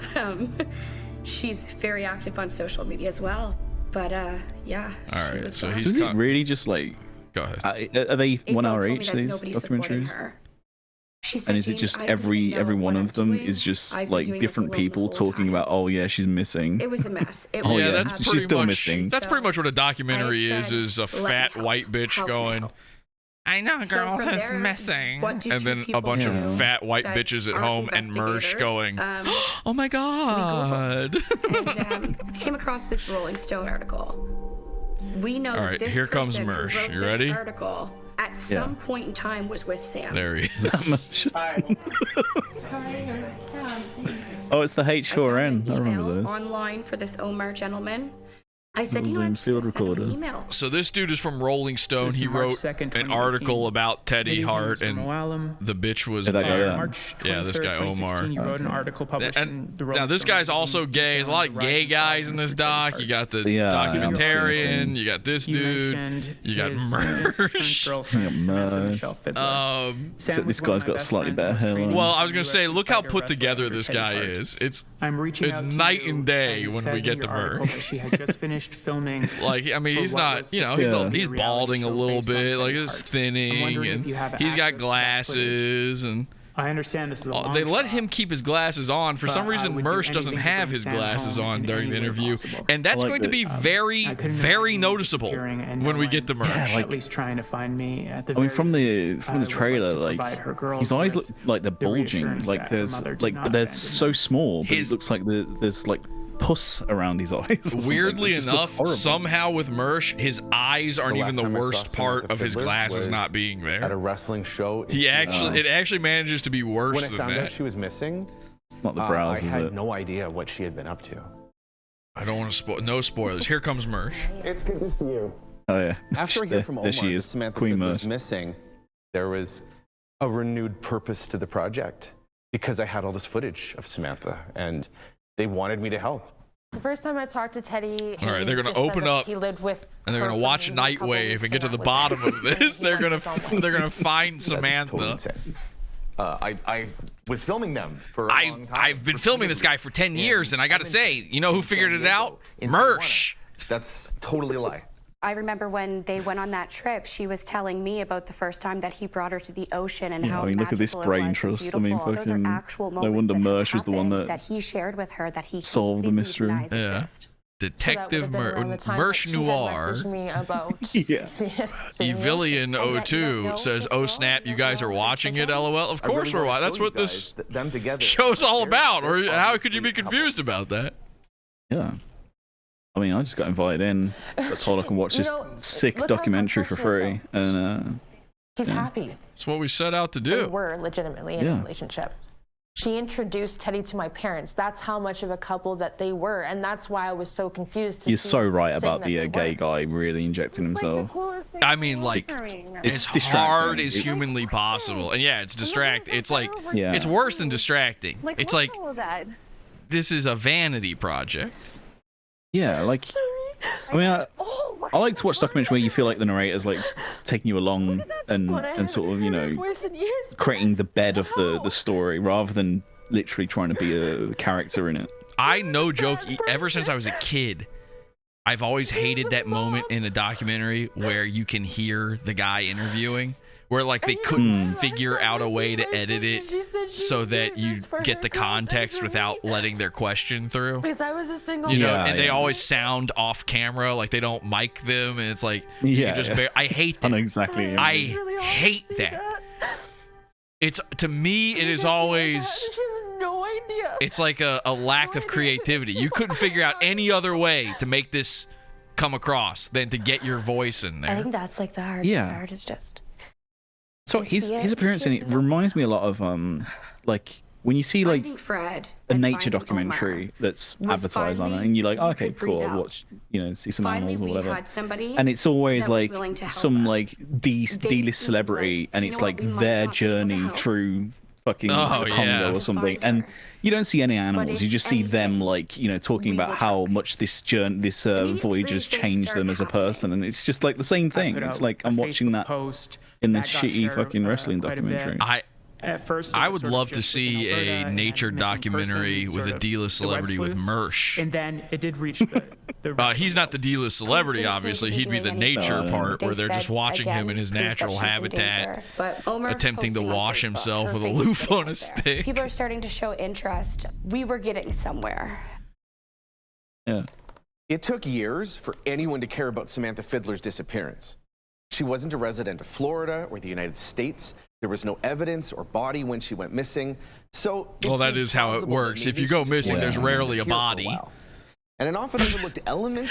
You're no longer missing when they've got your body. Indigenous woman. And there's been a well-documented disregard for Indigenous women's safety in North America dating back centuries. That's true. It really seems like everything was stacked up against her. And they're Canadian, Is that the too. girl that's missing? Yeah, that's the girl that's missing. I'm just going to pause it. All right. Tell me if we're back. I don't know why, but OBS is just crashing. Ever since this latest OBS update, I don't know. I've been having issues with it. We're back. We're back. Okay. Tell everybody. Come back. We're back. We're back. We're back. We'll hit play. I'm not going to fucking let you retards miss a second of this. You have to watch all of this shit. I'm going to be monitoring for drops to make sure. Weirdly, it says no dropped frames, but how is that possible when the whole stream just dropped? Okay. I think we're back. Are we back? I'm thinking we're black. Fucking sloppy. Some guy like me walk around in pajamas and sparkles is just getting away with fucking murder. Oh, guys can smear my name and talk shit just because you got nothing to do. Did they don't have to ever worry talk about to the any of real this, Hart 'cause it's not brothers in this documentary? No, yeah, they don't get any of the other hearts involved. Oh, okay, I was yeah. looking for Sam. I suppose Mersh is a good sort of, Well, you know, if you could get the actual famous wrestling guys or Mersh, who would you choose? Well, you know, you go for the guy that broke the story, right? Obviously. The guy that discovered him. He had shared with me the hashtag. The guy who said, made the girl go missing. Yeah. There's a group of just to us make that all do of wanna this remain happen. anonymous, but we're gonna start Just to this for orchestrate sale. this we all know documentary. Teddy Hart wouldn't exist without Mersh, so you gotta have him in. I do. I have a conspiracy theory that I think Mersh covered this to begin with all those years ago on Nightwave, just to get into this guy's project. Because this guy's been working on this project, hasn't always been this doc. But I think he wanted to be in this project, and he's been doing it for 10 years. So Mersh probably knew about it and was like, yeah, you know, I could probably swing that. I could probably link up with them. As well, coming forward. What I'm finding curious, though, is that every male that I've seen in this documentary so far is obviously gay. Mersh said that when he was talking with these people, that he became friends with them. Well, listen, it's, you know, he's drug dealing again. That's all. Yeah. Yeah, he knows the scene, yeah. I just remember going through all these tweets of these. Yeah, you know, I used to talk to you guys all the time, and now a bunch of Redditors that are you guys follow me We might know around. the same people. You guys use Reddit? So you're on borrowed fucking time. And I was like, yeah, it's about time. This chick, too, she's got such a manly voice. I've never heard a manlier sounding lady. So she might be a trans. We might have another one. I've just realized nothing is so... I've kind of just been going through the motions, just watching this. Nothing's really sort of like soaked in. I was watching it the whole time, just going, Very much Mersh, progressed because when I first broke in, it was Mersho, Polo. Yeah. Women have put up with a lot. Men saying, That's hey, so you gotta do true. this for Women me to have get put up with Yeah. a lot. on the Like, show, or, you you'll know. get the title belt if you do me this little favor. Wait, what? The speaking out movement made it safer for us.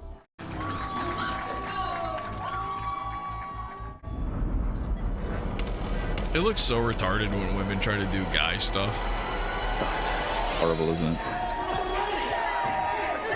But then again, it looks retarded when guys I do met Teddy this. Hart at a So show as a Yeah, I was valet, gonna say. Yeah. and he's like, yeah, I have to, I don't think anyone comes out of this looking like grab my cat. And as we were walking into the room, I'm like, your cat? maybe Hollywood And I see Mr. Hogan. Money just like walking out. Who? I'm a huge cat person, so that just like, I was like, yes, like I get to take care of this cat. No, is that the cats? I didn't realize. Yeah, was so gonna he live with me a breeds few these weeks later. cats. He makes money from Ted breeding didn't these get abusive with cats, me and he until a forced few this months girl after. to. He forces his like Until I guess he got valet or comfortable doing whatever, the girl that walks out with him, It was to carry so the stressful, cat. 'cause I For some 4 years reason, without that's like telling his people about it. thing. And so when I finally Because decided having to a gimmick in speak out wrestling Ted, is I literally typed all just that out. pointing at I made some sure, like, I fucking had idea every a point I child could get had across on a and dream put out board. there, and then I tweeted it. Teddy Hart in the 2 years of abuse. Also, Teddy why is Hart this bitch's would name repeatedly steal Machiko? my car and She's keys white. That made me consistently late to work. He consistently Is this a wrecked my Japanese vehicle. girl? Am I blind? Yeah, my car, he would ding it up all the time. We're okay. Trying to fucking do 5 things at once, so. Well, try not to do that if you're driving. He hit it like the front right. Okay, fender Mersh is coming. had Here a we big go. dent from something. And Get then, like, ready. he Brace yourself. scraped Whoa, there he I know is. it's not a Maserati or anything. Brace yourself. Do it, right? Because you don't have any money to pay the ticket for your sister's broken parking, and your sister doesn't trust you with the thing. Okay, so put it on me. He would lay his hands on me, put me in chokeholds where I would pass out. I'd wake up not All right, listen knowing to what this. happened on the floor. One time I'd even pissed myself. I'll choke you the That's fuck awesome. out. Oh, you're gonna choke me, I'll take it Best off. part so far. Here, you talk shit. Shut the camera off. It's not a game. Oh, you wanted it to Shut record the all of camera it? off.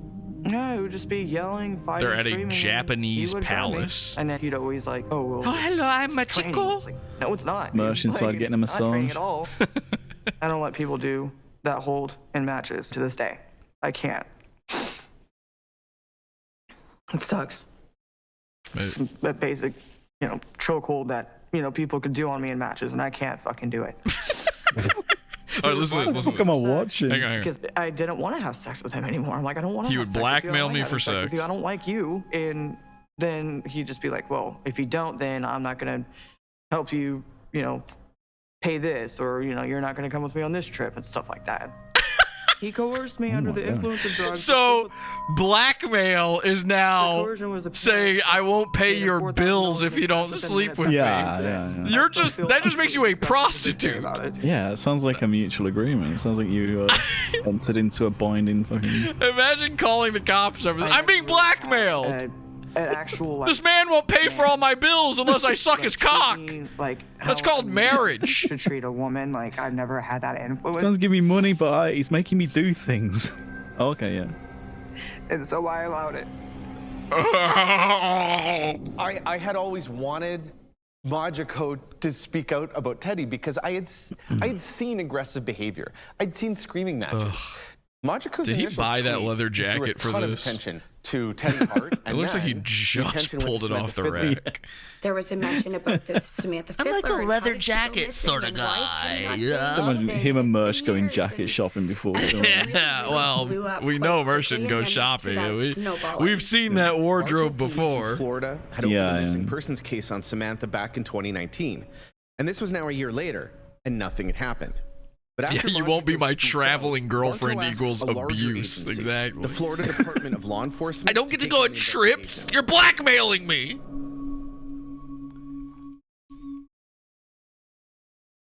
Actually, in the Teddy Hart household, blackmailing is when you get a Machiko, I had a lot of love for her, and I thought about it that I should have been a lot nicer to Machiko, and I should have tried to maybe marry her, and she would have been a good wife, and she would have been a good It person. looks like he's had a hair transplant. That hairline doesn't look real. There's something weird going on and I with broke it her for heart because sure. I never even called her my girlfriend. I made it even be very like a difficult for glue her to on. get close to me because I was so upset. He's got the I lost facial hair of I think you've seen that Key and Peele sketch on the plane. So that combination was everything I ever had. He has the facial hair of Lost it all, Thanos. And in a fucked up way, I blame Machiko for it happening because I didn't blame her, but it was subconscious that He it looks like happened he's because about to I went snap down his to visit fingers and make half the and hairs on his famous head broken spirits disappear. right away, and they wrote a bunch of shit to her, brainwashing her, trying to get her all stirred up that she was gonna, you know, something was gonna happen to her, and that I was a terrible person. Lump. They say in the chat, lump. Machiko stuck up for me at the time, and then after that, I met You gotta find a new sparkly thing Well, to Machiko focus found on out every that I time you was see him so you don't look at that supposedly fucking dating Sam, which I lump. wasn't dating Sam at all. I was just trying to keep her. When I met her, she was a stripper. And she was trying to get off of drugs, and she said that she was trying to get clean and she wanted to get into MMA and boxing. And her dad used to be a wrestler. So I checked all this stuff out, met her dad. Her dad Why is he cutting to him here? Respected. I know, yeah. It looks like he doesn't understand English. He looked like a little kid who's got to go bathroom. I got to go bathroom real bad. Yeah, it looks like he's been lobotomized. Yeah, just One of the schools, the Team Vision Dojo runs a wrestling school. like someone's done Sam talked trepanning her on dad his into brain. watching her daughters, and that she would go down to do this MMA stuff. It was a fucking great concept. Lump, there it Sam is. boxing and Sam doing that. I'm just on. Lump, I'm just on. there it Lump is. now, yeah. Lump, there it is. Florida is a hot spot for wrestling schools, and one of the first locations where we can place Samantha in Florida is at a wrestling school in Superman. Orlando called Team Vision Dojo. It sounds like I'm saying this just as a kind of like you know, just because it's Mersh, but this is seriously uninteresting. I know. That's the hardest part is I want to say like this is the worst fucking thing I've ever seen, but I know people think I'm just saying that because it's Mersh's thing. But no, this fucking sucks. Several times at his Orlando This home. shit sucks for a doc. It sucks story-wise. Like it's not that compelling. All right, so it here's feels really like dragged. It feels like all they've been talking about. It's just like different people sitting down talking about the same thing. This Like, part's kind of funny. 20 minutes. This is the guy Mersh has talked about that's a pedophile. Great friendship, and he sends lots of people And they to me. expose a little thing here Teddy that's told kind me of funny. Samantha was a very good-looking girl that just got a And then breast Mersh augmentation shows Very up. good-looking girl. surgery that was very excited. Yeah, and you wanted like to try to blow-up learn. dolls? What Sam didn't know, and what a lot of people don't know about Team Vision Dojo, is that they have another stream of income. Here, watch this. They produce custom erotic wrestling Hell yeah. fetish videos. And if you look through this is what it's all just the about, videos folks. that are available to purchase, Look at this. you'll find some videos. This is about to with get a performer named troubling. Teddy Trouble. Okay. Oh no. Oh no. No. Mersh downloaded this, by the way. He's one of their biggest customers. The girls and the guys, we do customized matches. where people say, "Hey, I want you to wrestle this person." This is what Mersh is Don't into, do by the way. anything raunchy. Oh yeah. This is his pastime. By the way, there's no difference between this and just regular wrestling. This is people pay for. Oh yeah, yeah. This is just a match. Over the top, sexualized in my custom matches. Yeah, not over the top sexualized. Some people enjoy it because they like the wrestling aspect, or they have some fetish. So it turns out you've got gay guy documentarian, gay guy Omar, gay guy pedophile chasing rants, and now Teddy Hart is a gay guy too. Of the training. Because that's Teddy Hart in those videos, smacking that guy's dong. He's gay for pay, yeah. He's gay for pay. Videos. And I don't know. I think he would do G for not P. Samantha, this up-and-coming wrestler, to Team Vision Dojo. But this is his world. This is Mersh's world. This is what he's tapped into. This is like you shouldn't be aware of that. This stuff is happening. This by people. Gay wrestling. Mersh was the first guy to break call this. Wrestling gay, but I mean, this. Mersh is the guy who exposed these videos to everybody. He somehow knew before anyone else. Exactly. Yeah, that's my point. One of the most helpful things. He was the lead investigator. Something that we were not aware of. Mersh actually joined one of these Reddit sleuth groups trying to find this girl, and he's like, "All right, I'll take the wrestling videos website. You guys do the other stuff. I'll check. She might be in one of the videos. I'll have to watch them all to find out." April 26th. Don't worry, I can watch. I can watch 2 of them at a time. So. I might have to rewatch a number of them. Team Vision Dojo. Lots of love and I'll keep this eye on this one, this eye on that one. I'll double up. Learning pro wrestling. And don't worry, I've already preed, so we don't have to wait long. Team Vision Dojo in Orlando. I preed my pants. We know Samantha Fiddler was at Team Vision Dojo in late March with Teddy. And she's clearly and we know that she uses Twitter for Android. What was happening between them during this time? I don't like that. Not a fan. Or look at this. Okay, so my name is John Johnson. I was a friend. You see the hookah on the table there? I went to yeah, I did see that. 2016. So I'm assuming this is, and he's got GameCube controllers on the table there. And then like some Playboys or some sort of no Avengers comic book. Those are comic books. So it's like somebody laid this shit out. Yeah, going, someone displayed it out. Yeah. This is a nerd. This is a nerd's home. And I don't know why, because this dude is like, this dude's he's a wrestler. He's like, I don't know, he just seems like a guy to me. It's gonna really. I don't know why they're trying to like make him look like a nerd. It really does not play into the story at all. But somebody clearly set decorated that. Yeah. And they've got the light going on in the background there. This has been lit by the production. Maybe they realize the only people that will watch this would also be interested in like Avengers comics and GameCube controllers. Well, I bring this up because I don't think this is that black guy's house. His girlfriend. But, they're saying in the chat, this is getting to the point of torture. Literally nothing has happened. Yeah. Yeah. Yes. Exactly. Yeah. Yup. This is Mersh's big break. Now this is a Tiger King. Right? I stepped out the car and it's not my business. Are you excited yet? He's famous. This is Hollywood. You're watching Hollywood in action. So see, I think. It's just a theory. I think Mersh, whatever this place is where they're interviewing him, it might even be the documentarian's place. I don't know. Because remember, it was in Florida, which was weird. Like, he just shot somewhere in Florida. I think Mersh is shooting in this same place. I step between them.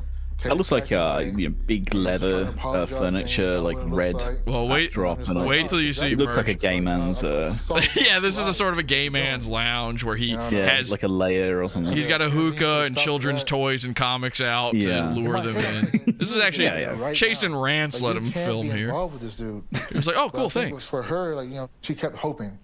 She's a very hopeful. But yeah, I think look at the background as well. So the Marvel comics work. Look at the background when Mersh is on. I think he's like on the other side of the exact same room when they shoot him. It's just a theory. I don't know. We'll go over it autistically.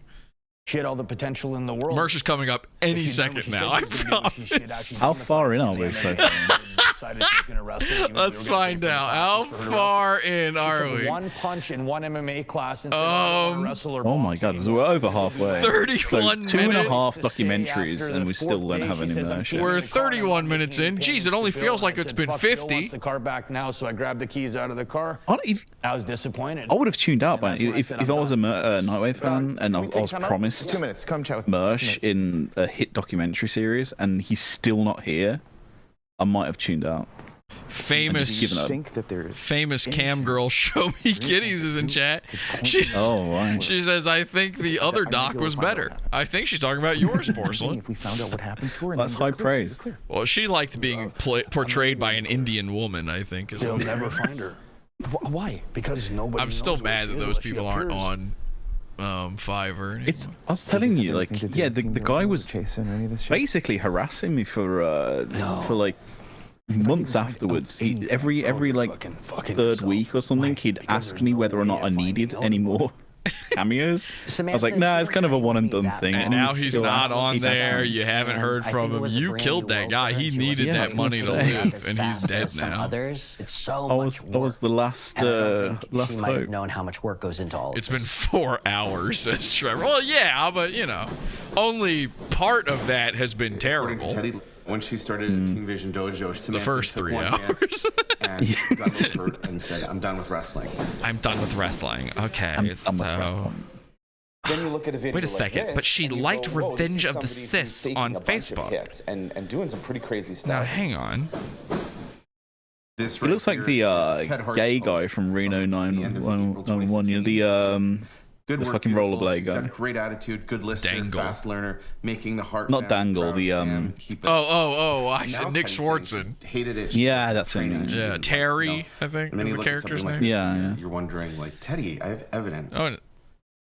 He sounds like him as well. It obviously makes me question Teddy's entire account. He murdered He's saying, me. like, Florida, I'm she won wrestling, dead. and that was that.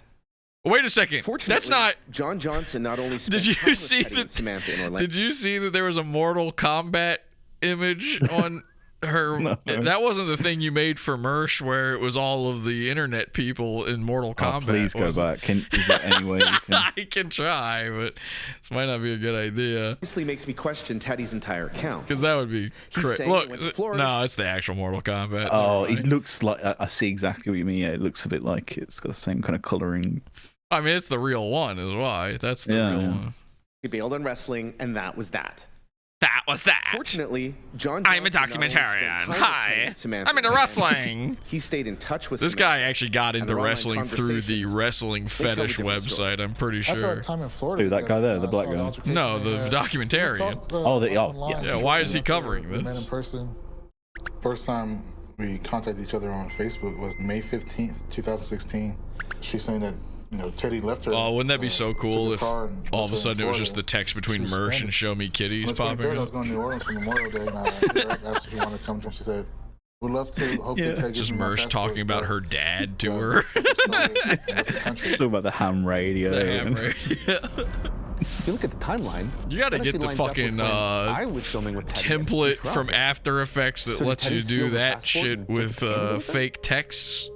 I pray Oh, to yeah, God that yeah. she's alive and that maybe that The pre-made that, you know, that template she just doesn't want to come that this back. shitty I think there documentary was is Kids using. is too much for I did, her, I did, that I she did use something doesn't like want that in people not being the, allowed back in the one States of 'cause the her Lewis passport's Finley ones. expired. I heard that you took It was just like one of I'd those never touched generic, her passport. like She left it in the car. iPhone text generators, She's using the and car. I came down to pick up the car. Her property's in the car. Here's your property. Lump. Here's the Yeah. keys. Thank you. I'm so bored. The guy What I need a caught passport the for. shirt. He's like holding on hostage. to I don't. Hey, give me my she didn't want shirt to deal with back. her in the first place. Creep.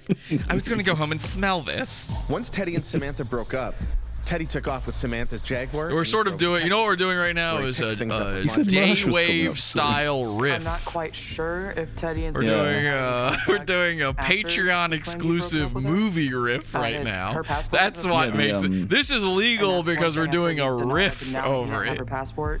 He had her passport in his car.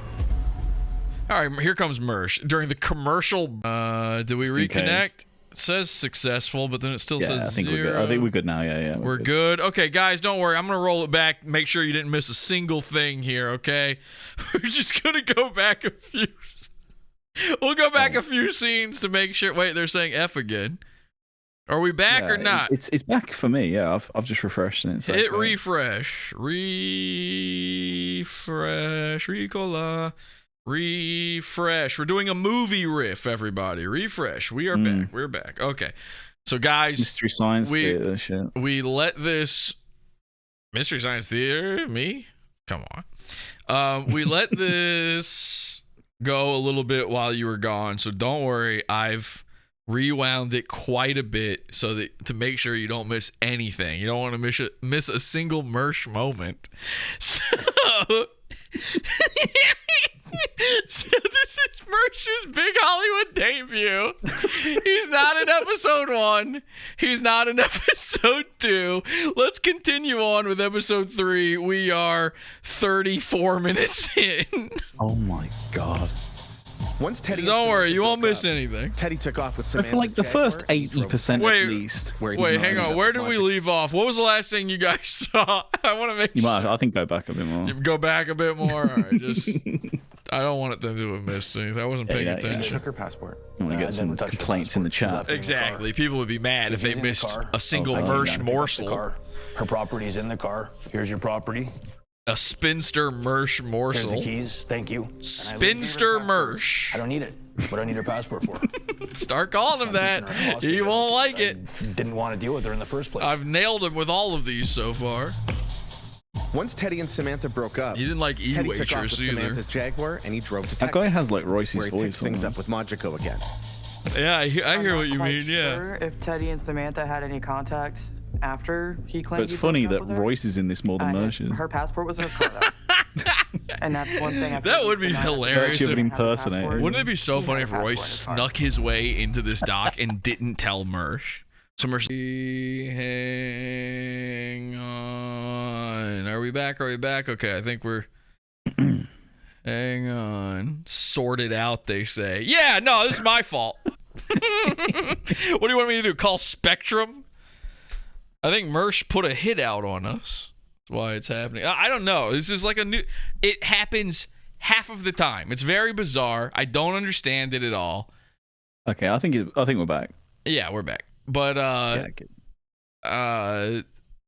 yeah, like of the times I've streamed since updating OBS and since having this ramshackle version of the setup, which by the way, like computer-wise, the setup is the same.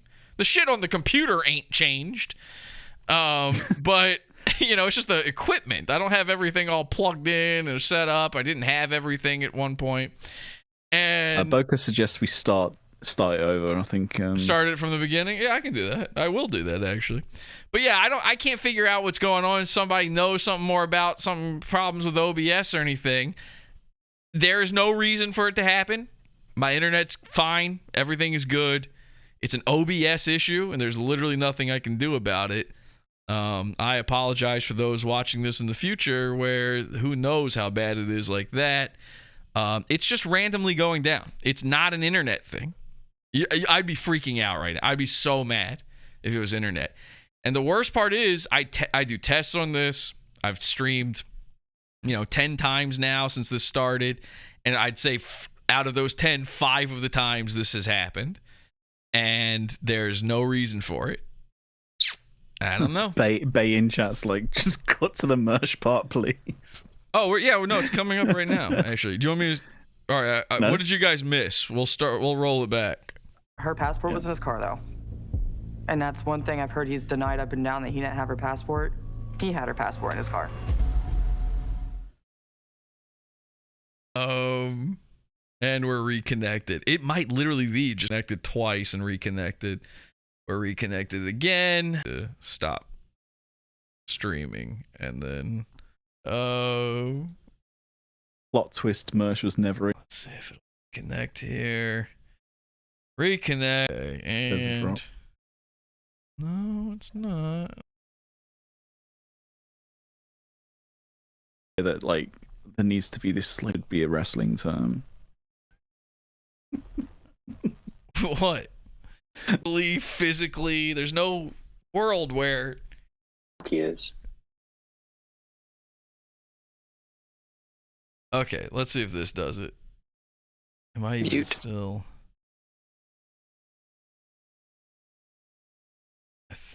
Are we back? We should be back. It says no data, but we should be back. Because on my end, it's going.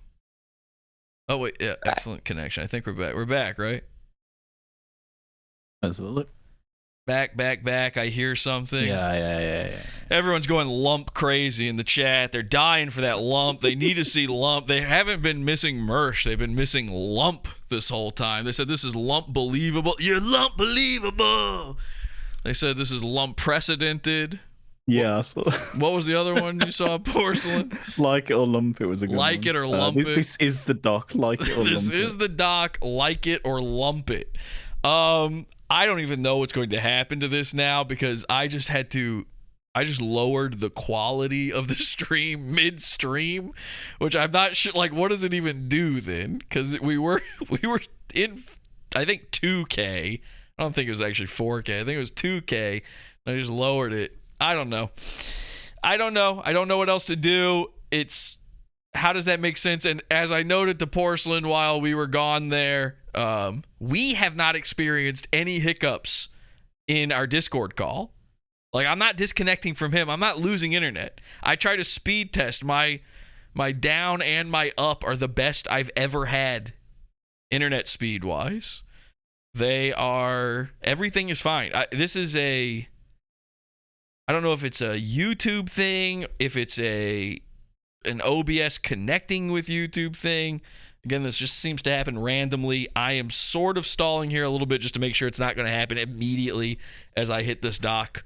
One last try here, because we got to get back to lump. Mersh sat alone in a boring dock. Totally gone except for his cock, cause he jacked off to Teddy's pajamas when he was fucking a bunch of... I really fucked myself on that one. All right, I had no... Pajamas wasn't a good... Well, that's what from the original song, too. It wasn't even a parody. Oh, boy. Okay. Piranhas. While being watched by Podawful piranhas. All right, let's watch it. Here we go. June 2016, After Judgment Teddy Day, the end of the explained that broke up world. with Samantha, You can still see this, right, Boris? he came back full time, Okay. and he was just like, yeah, I broke up with Samantha. It wasn't working out. She wasn't doing this, or, whatever. She wasn't working hard, all this kind of stuff. Whatever. Oh, she's a piece of shit. He was just like, yeah, she got some landscaping job over in Florida. And then about 2 months later, we were in the Jaguar. I was sitting in the passenger seat in the car, and I opened the glove box. Yeah, I'm thinking about driving a Jag. I'm like, you claim Took you love me, the liberty of was like, taking a look at a bit of Nightwave from tonight, and there is some mega cope in there about how little he's in it. Oh, wait, hang on. Should we pause this and talk about that real quick? Can you tell me what it is? Michelle said the same thing to me. So he started off. We'll get to Mersh. The Mersh will show up in the dock any minute now, I promise. So he sort of started off laughing and sort of being like, oh yeah, in only the last 8 minutes of a 3-hour dock, it's kind of how it is, kind of thing. And then around oh, spoilers! And by the way, here comes a butt huffer to protect Spinster Mersh. Spinster, die alone, no fame, no Hollywood Mersh. Bronx Beats, one of the Earth's fucking bedridden losers. And then he does this thing where he talks about like a conversation he had with someone about like how much of it in the doc he is, and then he's like, and then he said like, well, yeah, you're 45 minutes into the 3rd episode, and so that seems like he's now kind of like trying to like roll with the punches a little bit. Does everybody feel comfortable now hearing that he's 45 minutes in to the 3rd episode and we are at 36? Because that is not going to speed things up. Oh no, you still got to watch. Bronx Beats got to watch twice. Bronx Beats, he's saying about you, Porcelain. He says, oh dude, he says Porcelain is a snitch. What does that even mean? I don't know. Snitch on what? What did you snitch on? I don't know. Isn't Mersh the one who tinked up a letter to the police on us? Huh. That's kind of weird thing to say, that somebody else is a snitch. Bronx Beats. I don't know if you know that name. I know that name. Because my job is the internet. And so it makes sense that I would show up in a lot of chat rooms. You know, I watch these shows so that I can then make fun of them later for money. Bronx Beats watches all of these. He's in every chat. I mean, every chat. Porcelain. Every chat. You go to any random thing, any corner of the internet, he's there. He's always there. And he's always the guy commenting the most. This is some sort of disability receiving kind of guy. This is a Judas Goats style. He's one of those. He's on SSI for sure. Bronx Beats. By the way, the Bronx. Yeah, the name rings sucks. a bell, but I can't say I know much about who it is. He's like Evil Ian, but yeah, he seems like one of those sort of black. Take my passport. He would keep us prisoner. Whatever he can say. He's saying pod faggot. Just type it out. It's not banned in here. Just say faggot. And do the tower. You're more likely to get banned for spamming than you are for calling me a faggot. Why would you do that to somebody, especially somebody who's not an American citizen? It's not like she could just go to the office and get a new one. If you are going to leave her and end things with her like you said you did, at least get her back home. Here, just wait another 10 minutes, Bronx Beach. You'll see your guy. The reason Samantha decided to stay in Florida. We're just 10 minutes away. Make it in the wrestling world. Sorry, when Mersh does his cope laugh about like only being in the last 5 minutes, without a passport. and let me listen to it again. And no friends. So he really did not know. He thought he was going to be in this whole thing. He does like his extended cope laugh, and he was like, and I was like, fuck. Can you send me the like time code link? Yeah, so it's the episode's up, and it's around about sort of 14 to 15 minutes in, there or thereabouts, where he starts kind of. Do you know how to do the like sending a link with? Yeah. I'll copy URL at current time. Yeah. Put that in our little chat thing. Let's do it. Oh boy! Wow. I do ringside filming. Manly stuff. This is where they also film gay porn. This is what it is. I get a phone call. I was chasing calling. Just a coincidence. We have somebody over here who needs a job. Can you find her a job and a place to stay? She needed to get paid under the table. Oh look, it's Royce's dad. So I got her a job with a tree company. I'm gonna give you a new timeline. The job was hauling branches to the cheaper. I'll save it for after the thing. Cutting trees. She wanted to be a wrestler. But when you need money to survive, to pay rent, you got no choice. You had to go work for a tree. Frozen? Is that you? My friend Marisol had a room for rent. It was an Oviedo Doesn't make sense. And she said, "Yeah, bring her over here. I rent her a room." Just any Asian. Man, she moved in. Oh, he's not even So Asian. June 5th, Samantha's tagged on Facebook with someone No, it made no sense. Marisol, and that corroborates what Carlos was saying. So it appears she was living with someone named Marisol at that time. Right, Samantha which is what you were tagged already Marisol told. in several We didn't need that. in That was- late May and you just early wanted to be on June of camera again. 2016. On the surface, Sam appears to be making it on her own, without Teddy. From June 9th, this is a post. You know what from a Samantha great Steele. doc is? I'm going to pause this and just talk about this for 2 seconds. You know what a fucking great doc is? I never watched this until very recently. Catfish. I know it might be fake. There's a lot of people that think it's fake. All right, see ya, Bronx Beats. Bye. Bye. Now you're just spamming because you didn't get what you wanted. You ever see Catfish? No, I don't know what it is. It's it's where the term catfish comes from. You've never heard of the? No, I know the term. I didn't know that it originated. So yeah, I mean, it comes from this movie, Catfish, where it's a documentary where a guy gets catfished, except there was no word for it at the time, and the name Catfish has nothing to do with like what happens to him. It's from this thing that happens at the end, but anyway, that's where the name, where the term comes from. But it's excellent. It's fucking excellent. And a lot of people think it's fake or whatever, but it's who cares? It's entertaining. It's excellent. It's so well done. And to go from, I watched that just very recently, to go from, I think that was the last doc I watched, and to go from that to this, where this, like, Catfish was one of the first, like, real, like, internet docs, you know, and they incorporated it brilliantly, down to the fucking titles and credits and stuff, where they're trying to make the, are you fucking gully bombing me, Bronx Beats? God damn it. He's got gully accounts ready to go. Oh, and I have no mods because it's a new channel. I was wondering. I was like, what the fuck? All right, fine. We'll add some moderators and you guys can do that. I don't want people to not be able to chat. Bronx Beats is upset because I made fun of him for being bedridden, which is just true. I mean, if it's not true, how do you have a job? Because I've never seen you make a show, so you don't do what I do. So you have to be on disability or something. You certainly have a disability. Somebody should be putting you on disability for sure. All right, we've got some mods now. Smokane, Urquit, you guys are mods. You can ban the gully bombers. That's my bit. You don't get to do that to me. I'm Jesse.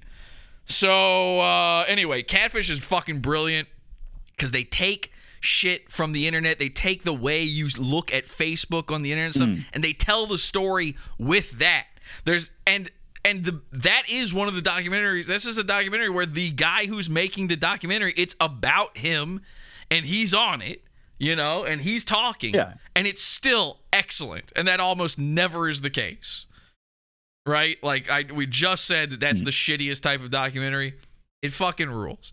It is so good how they put it together. I was using it as inspiration for my Rufio Halloween episode and putting some stuff together for that. And man, it's good. And I'm just watching this and going, this fabulous guy, this wonderful man, he was like, okay, we could just show you, like, the Mexican man just told us that she was living with someone named Marisol. We've got screenshots from her Facebook where she was living with. We could just show that on screen while the guy is talking and show it like it's scrolling and do all the fancy graphics and stuff. Or I could just come on camera and repeat exactly what the Mexican guy said, like you couldn't fucking understand him.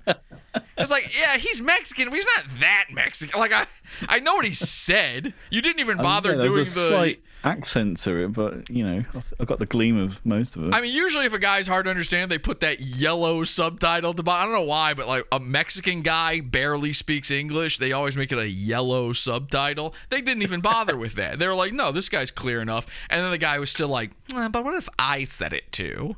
Anyway, Mersh coming up any second now. Every step leads in the right direction. Staying true to who you are and positive thinking goes a long way. Peace and love. She's clearly lost some weight and is very in shape. A couple days later, there's pictures of her working out at the gym. Man, she looks ripped. Who gives a fuck? Like she could be a professional wrestler. Because Teddy took off with the Jag, she's entirely dependent on other people to do anything. She didn't have no transportation. You know, I had to pick her up now a they few are. times. Now they they are. Oh, they are subtitling it. Maybe they were the first time. I just didn't notice.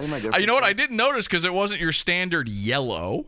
I only understand a Mexican subtitle when it's yellow. And I can't do it, and that's when she freaked out and started breaking plates. I don't need the subtitle. I understand what this guy's saying. Call the police on her, and eventually, somebody picked her up and moved out. Yeah, it's very bigoted to.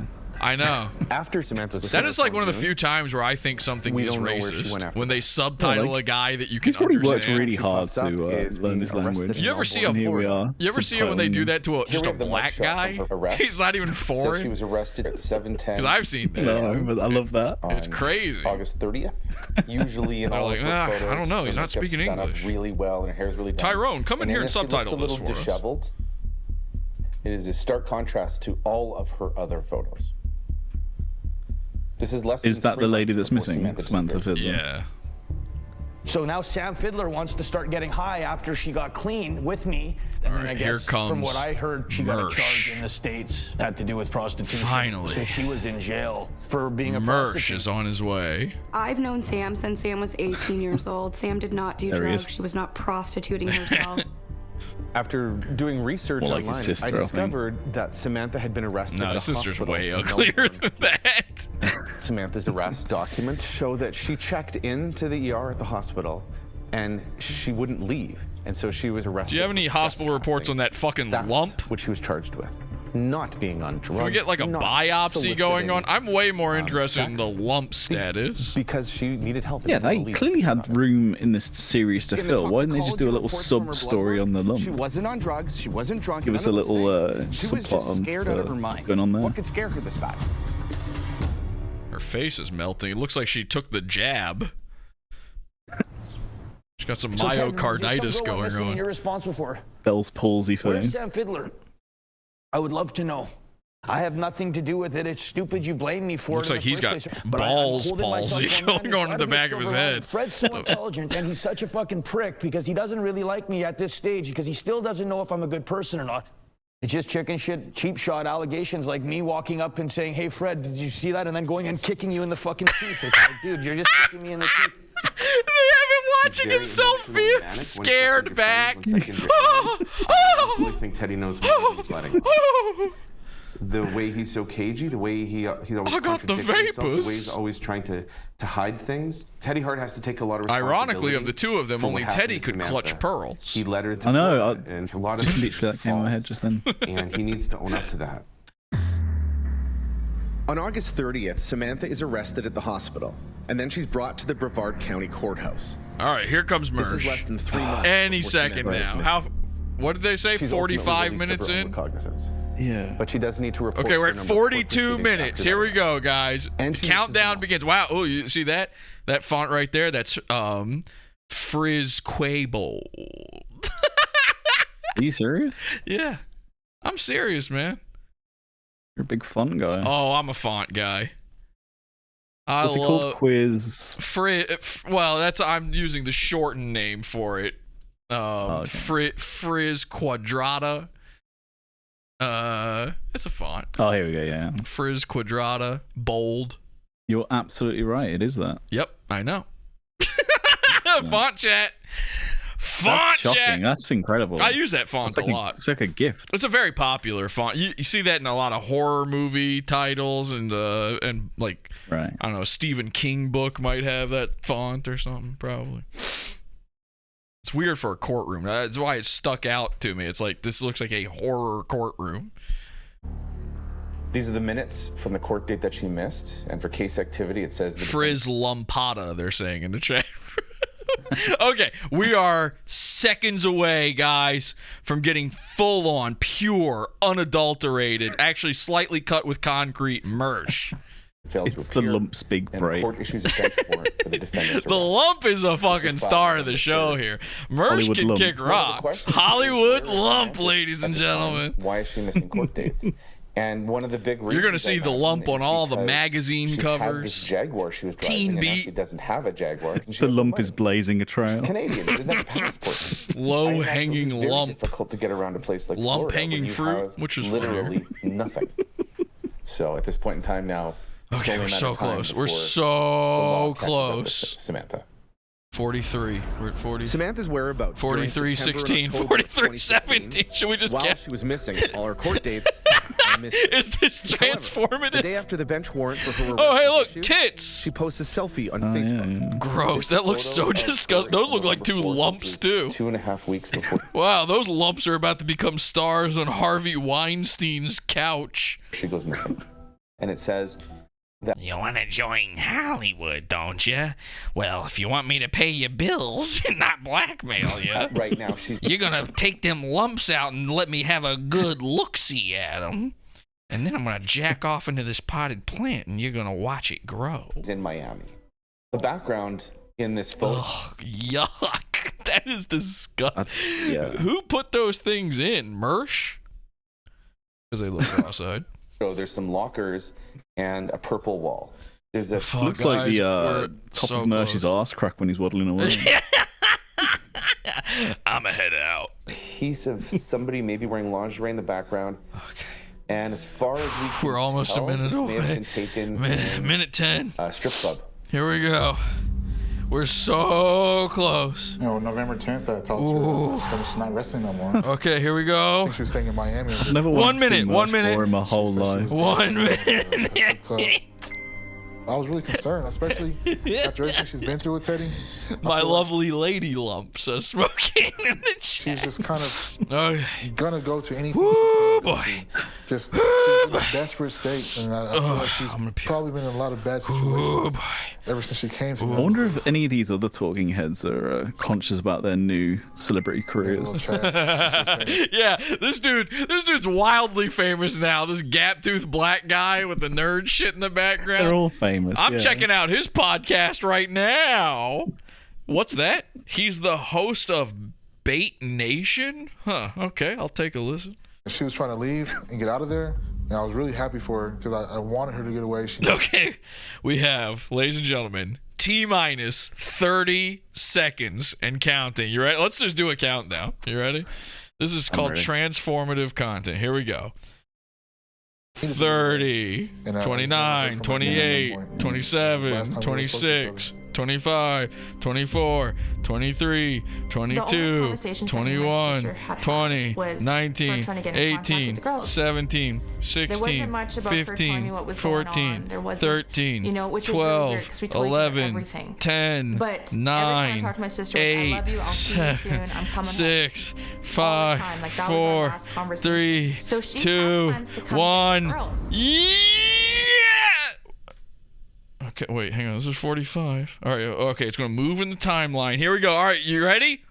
He's just around the corner. Here we go, ladies and gentlemen. It's your favorite Hollywood superstar. No, not the lump, the other one. It's Mersh. Mersh is competing. You know him, you love him. Mersh is now competing with a lump for fame. I think more people have watched a lump now.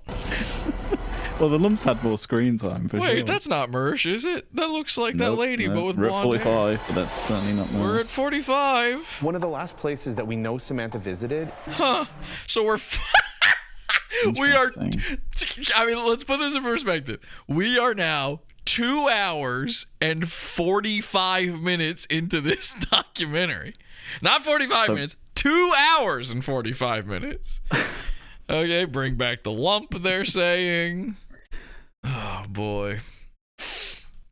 Well, lump of flavor last in line for brains. Is the Polk County Tax Collector's Office. Oh, Polk County. Okay. Polk County, that's where Mersh lives, right? Yeah. Doesn't he live there? Okay. Sort of a place you can get a car registered or get an ID. Well, Mersh definitely knows about car registration. This must be the Mersh segment. Samantha wasn't able to leave Florida to come back home. Wait, does he because work at the... she didn't have her ID or passport. And what if all this doc did was expose that Mersh has his second job working at like some car rental place or something?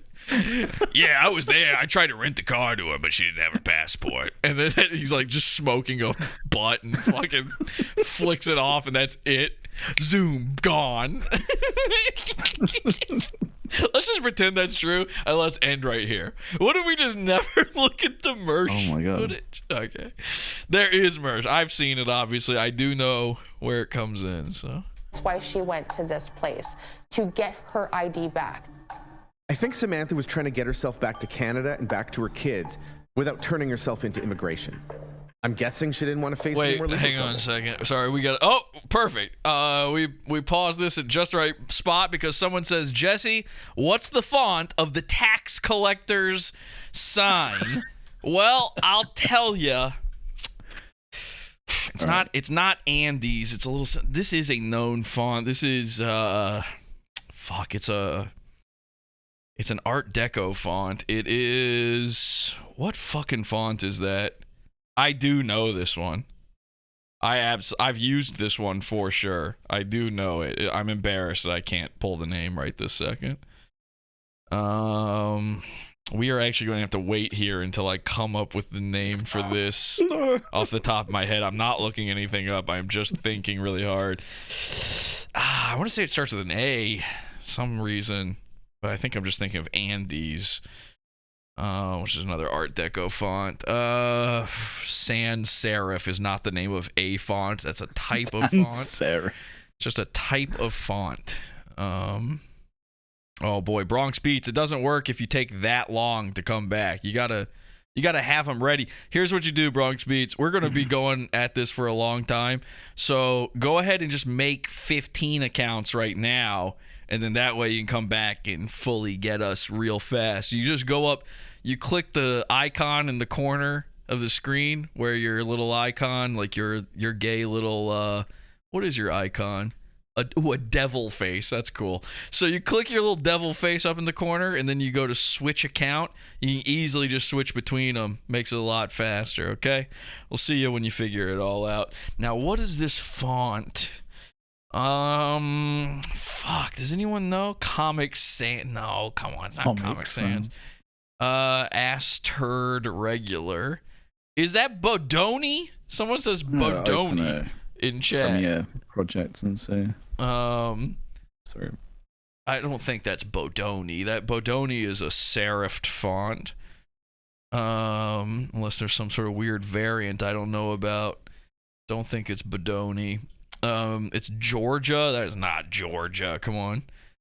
It's called Marmalump Times New Roman. It is not Georgia. Times New Roman. Come on, it's not Georgia. Are you retarded? Fuck, man. This is going to kill him. I'm sorry. They've activated my autism. No, it's perfectly fine. I do have to we figure will not out. move until we find out. I do have to figure out what this is. It's, you know, what's throwing me off is like some of it is very Futura looking, but then those weird little what do you call those? On the E's and the P's. Yeah, those little serifs there. Throwing me off real bad. Fuck. I can't believe we don't have another font guy out there who can just nail it, you know, like I did Frizz Quadrata. I have absolutely used this font. It is, boy, guys, we will get to Mersh, maybe. At some point we might just see Mersh during all of this. Now I am cheating and looking up fonts. That ain't it. Yeah, I'm going through all my Photoshop fonts, see if I can find it, but I don't think I've got very many on there installed. Ooh, yeah, nice. Man, I really thought it would come up as one of the first ones here. I mean, this is a popular enough font. There's no way it's not a popular enough font. Some asshole used it as the sign for this tax collector place. There's no way he knew what he was doing. Yeah. I am shocked it's not coming up. Just typing in Art Deco fonts. It was one of the first choices. Fuck. Here's another problem. Sometimes some fonts, they're known by one name. Some fonts, there's like 15 versions of it and they all have different names. And what you know it as might not be what I know it as. And I can never keep track of those. I can never remember those. There's some that just never stick in my head what the names are.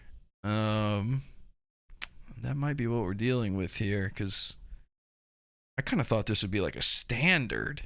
And it's not even, not getting it at all in my search here. Whew. Well, guys, unfortunately, we cannot continue this show.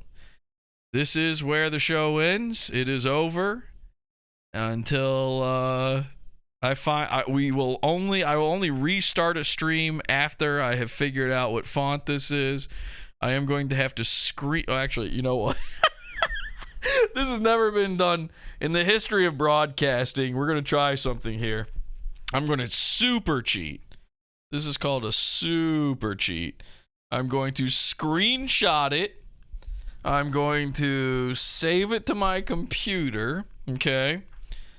It's never been done. The history of font chat, even. We're going to, let me drag that and save that to my computer. Okay. And then we're going to go to whatthefont.com. Yes, that's a thing. You can upload an image to what the font, and then it'll try to figure out the font for you. Isn't that nice? You just got to figure out the font. We're just going to figure it out. Porcelain's also working really hard to figure this out, guys. Oh boy, it did not get that at all. Fuck, it can't. Really? That E and that R are absolutely. No, I feel like I've seen this before. Oh wait, I think you have it. I think I've got it. I think this is ITC Anna extended.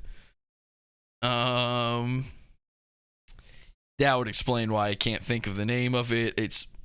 I rarely remember these types. Well, I don't know. It's certainly similar. No, that's not it. There's similarities, but it's no dice on that one. Very similar. See, that's the thing with fonts. There's a lot that are extremely similar, and yet not really getting another close match. That is the closest one that I'm seeing, but the C and the O are wildly off. The ones in the actual font are really, really round. Is everybody enjoying font chat? Boy. This is bothering me. Oh, I bet you I've got this on my fucking computer. I bet I've got it already. I know I recognize it. What font is that? Wait a second. That's not the Rocketeer font, is it? Holy shit, hang on. That just popped into my head, but let me check. Well, no, not that one. There's two Rocketeer fonts. Not the one from the top. Yeah, like that. No.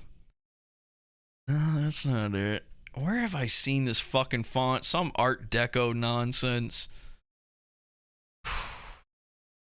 Well, guys, unfortunately, Mersh never appears in this documentary. So, you tuned in for nothing. Mersh is a fraud. He lied about being in it. I don't know how he snuck himself into that half a second in the trailer, but it's fake. He was never in it, and you can't prove otherwise unless you pay for Peacock. Jesse, it's LD Chaplin. Is that Chaplin? Are you spelling that wrong?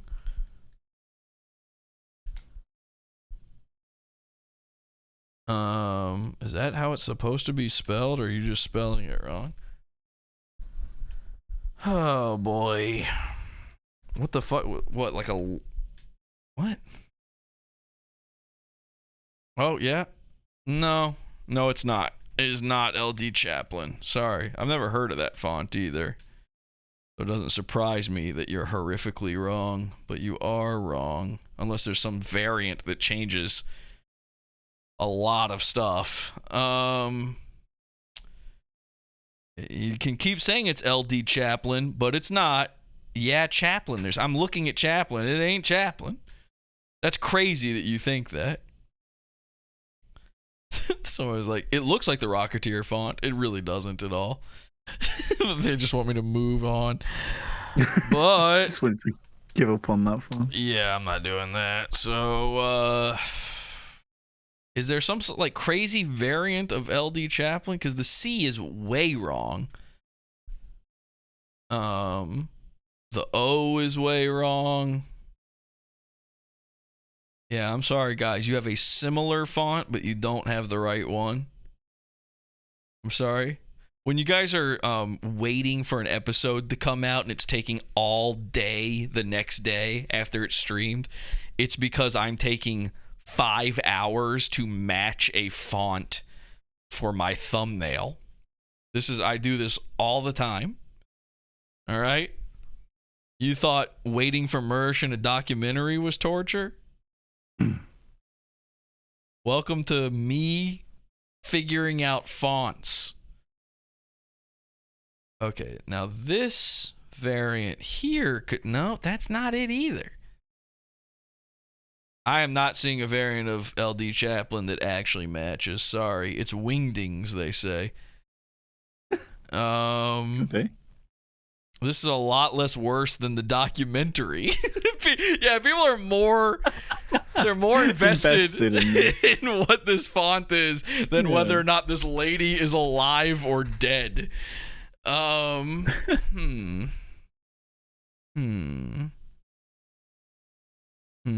It's funnier every time you repeat the same joke. What joke? I'm trying to find a fucking font. You have autism? Avenida font. I do know that name, but it's not popping into my head what that looks like. Let's see. No, that's not even close. I mean, it is. That's a sans serif font. I mean, not a sans serif, an Art Deco font, but you would have to be blind to think it's the same one. That's crazy. Unless you were just saying something else. Why would you say that? Is it courier? Are you fucking kidding me? Or fantasizing? It must be a hybrid like Mersh's weed. No one cares when us native ladies die, says Angie. I'm sorry, Angie. I care when you guys die. But you have to die for me to care. So, is it ITC Anna Anastasia? Didn't we just look at Anna? ITC Anna Anastasia. Do you think Mersh is watching this at all? And he's like, what the fuck? Like, now he's mad that we're not making fun of him. No, Anna Anastasia is not even fucking close. Ugh, what are you talking about? The doctor calls it autism. I say touched. Okay, fair enough, real Ronnie. Is the font just called Art Deco, perhaps? It's not. Wait, Show Me Kitty says, I think I found it. Check Discord. This better not be a picture of your butthole.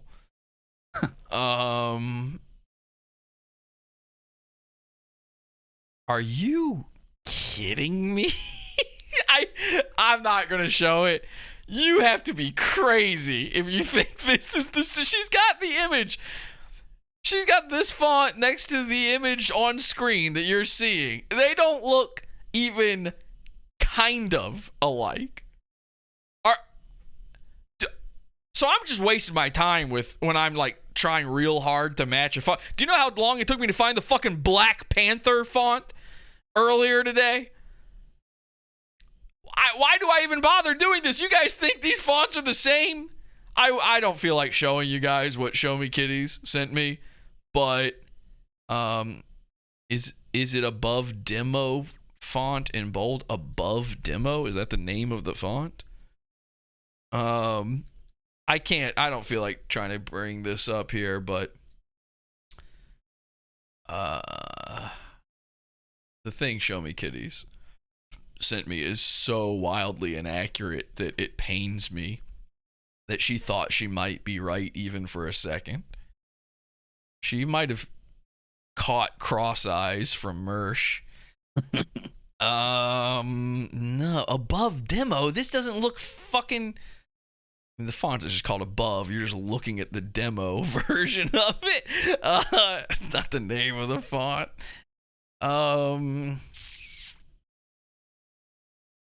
Okay. Well, you've all been wrong. Okay, they want to see what Show Me Kitties thought it was. All right, fine. Because this is insane.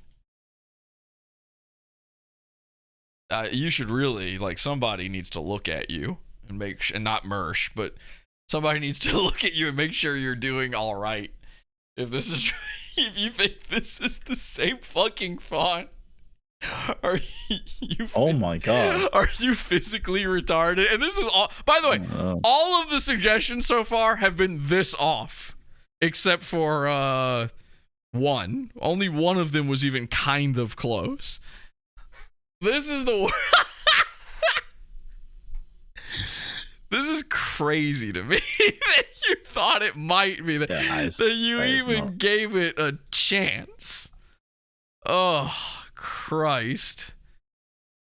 Oh, boy. No way. LOL. Come on. Marmalade Art Deco font. What is that? Marmalade Art. Why would you have to put Art Deco font? I could just put font, right? Are you fucking kidding me? Are you not looking at your screens? Did you just hear me say Art Deco font and now you're just looking for any art? Do you even know what Art Deco means? Guys, please don't play around with fonts like this, okay?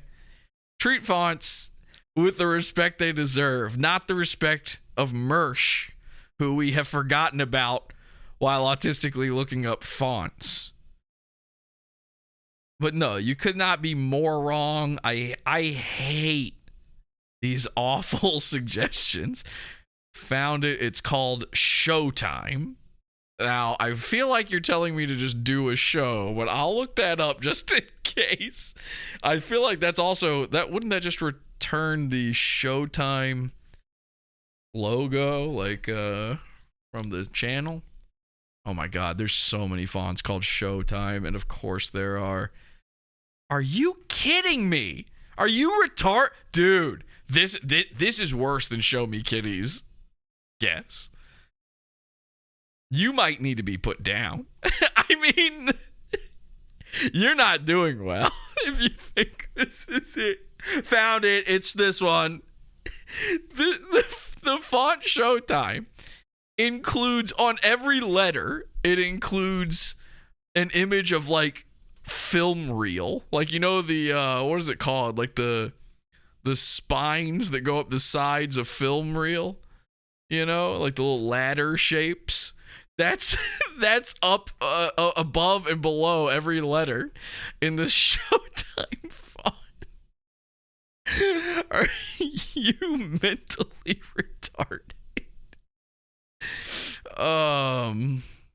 Fuck, carambola. All right, let's take a look at carambola and see how wrong you are about that. Oh God, my eyes are gonna bleed out of my head. You think? Well, actually, the C is way off, unfortunately. Yeah, I mean, this isn't as bad as other people's suggestions, but it's not it. It's immediately apparent because of the very first letter you see in it. All right, well, Pontiac inline shadow. This isn't an inline shadow font. Why would I check that out? Are you nuts? Do you know what inline shadow means?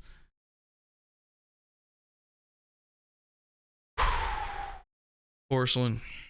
I don't know that I can do this anymore. I think we're just going to have to call it quits here. These fonts have disturbed me to my core.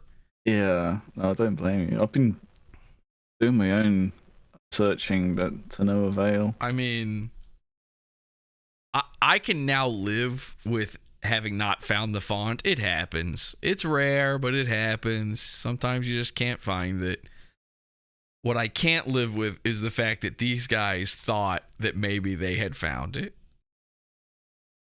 It is... I understand the impulse to just try and pull the wool over your eyes as if you're not incredibly autistic about fonts. So, but I mean, more fool them in that case. I don't... I wish I could chalk it up to them thinking maybe they could fool me. I can't. I don't think that's what's happening here. I think they think they're right. I think the biggest question is what Goat Scroat says is who suggested Jesse find this font? Because that guy's got blood on their hands, definitely. Oh man, there's no joke, Real Ronnie. Decide whether you like the show or not, okay? I'm fine if it's not, but you need to choose. Some of your comments are good. Some of them are bad. Sometimes you're going along with what's going on. Sometimes you're not. There's no joke happening here. I am legitimately just trying to find this font now. I love that you do. It's the font for the tax collector for Polk County as well. It's the most who gives a shit fucking font. Jumping the shark territory. Who cares? It's the last episode of the season. I'm giving the people what they want here. We're font retarded. Jesse, please, LOL. When you found This has Gully... been how long? And there's still over 200 people watching you change the font. You know what's... All right, I have to read this comment because this is what some people here don't understand. Jig says, when you found Gully's fonts... It broke the matrix. Never underestimate a man's fonts. We had a months-long hunt for a man's font to steal it from him, to steal his show's font. And by the way, oh, there it is right there. Nailed it just in time. That's it. There's the font. It took us months to find this font. And by the way, it's because it's one of these that goes by many names. Turns out it's the font from the Taco Bell sauce packages. So one of the names it goes by is Yo Quiero, but that's not an official name. We stole Tom Gully's font from him. He can never use his own logo again. The problem is a lot of the guys we make fun of, they all use the same fucking font. They all either use here's all the fonts you see on these grifter streams. They all use the same two fonts, okay? They use Road Rage, or they use, although Revenge of the Sith just switched off of Road Rage recently. They're trying to, it's funny, they're trying to copy, I think they're going for like Red Bar's logo, who I stole his font too, so they're not allowed to have that, neither is he. They all use Road Rage, and they all use a font called Another Danger. In fact, there's that one right there. From the Kill Stream. That's the Kill Stream one. That's a fat version, a super bolded version of Another Danger. A lot of things use it. Freespeech.tv, Gavin's old thing, used it. Couldn't tell you how many. That one, I can't remember the name of the Red Bar one. That one was tough to find. I think it starts with an F. Like fentanyl or something like that. But anyway, you steal a man's font, you steal his brand, you steal his identity, you steal his soul. Yeah, this is all over again. There is no jokes. I am serious about this shit. I love fonts. I can sit and look at fonts all the time. The Ren and Stimpy font. A lot of people guess that this is the Ren. You think I don't know the Ren and Stimpy font, which by the way is not called the Ren and Stimpy font. It's got a name. Sometimes it's called Ren and Stimpy font. Like you just download it, it might be called that. But the Ren and Stimpy font's been around for longer. That actually predates Ren and Stimpy, believe it or not. They were just using a font. It's not from their show. Anyway, yeah, I would recognize that one immediately. That one's one of the most recognizable fonts ever. I just love this stuff, okay? This is way more interesting than if a wrestler killed some bitch. Don't care. Jesse, what font does the Dregworks use? Don't send me down another hole. Come on. The Dregworks. Well, it depends on which... We could just ask Mr. Ballysong. I mean, he would know. He probably made their logo. They're using a new logo, it looks like, which might throw us off. But I'm going to guess you mean the classic Dregworks logo. That looks like... that looks real simple. That looks like it might even just be Helvetica or some sort of variation of it. The G is a little... The only thing that really stands out is the G. I'm not sure which one of theirs you mean, though, but there's nothing... It ain't that complicated, the one I'm looking at. There's a bunch of fonts that look like that. It might just be some weird Helvetica or something. Yeah, I don't know. I don't know. The only thing that's standing out to me is the G. I'm not sure on that one. And I don't care. Can we see Mersh trying to own his airtime from tonight? No.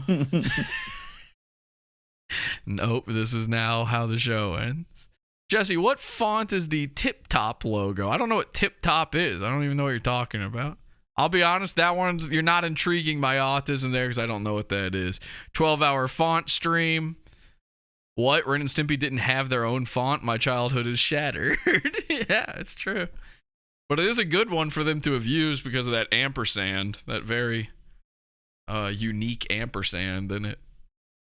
What font does Move Dispensaries use? I don't know what the fuck that is, so I don't care. You should make your own font live on the stream. I haven't attempted making a font since I was like 14. That shit's hard, man. That's really hard, and you have to have good software for it. No, stop distracting him. Oh, from the fonts. You want me to do more fonts? Okay.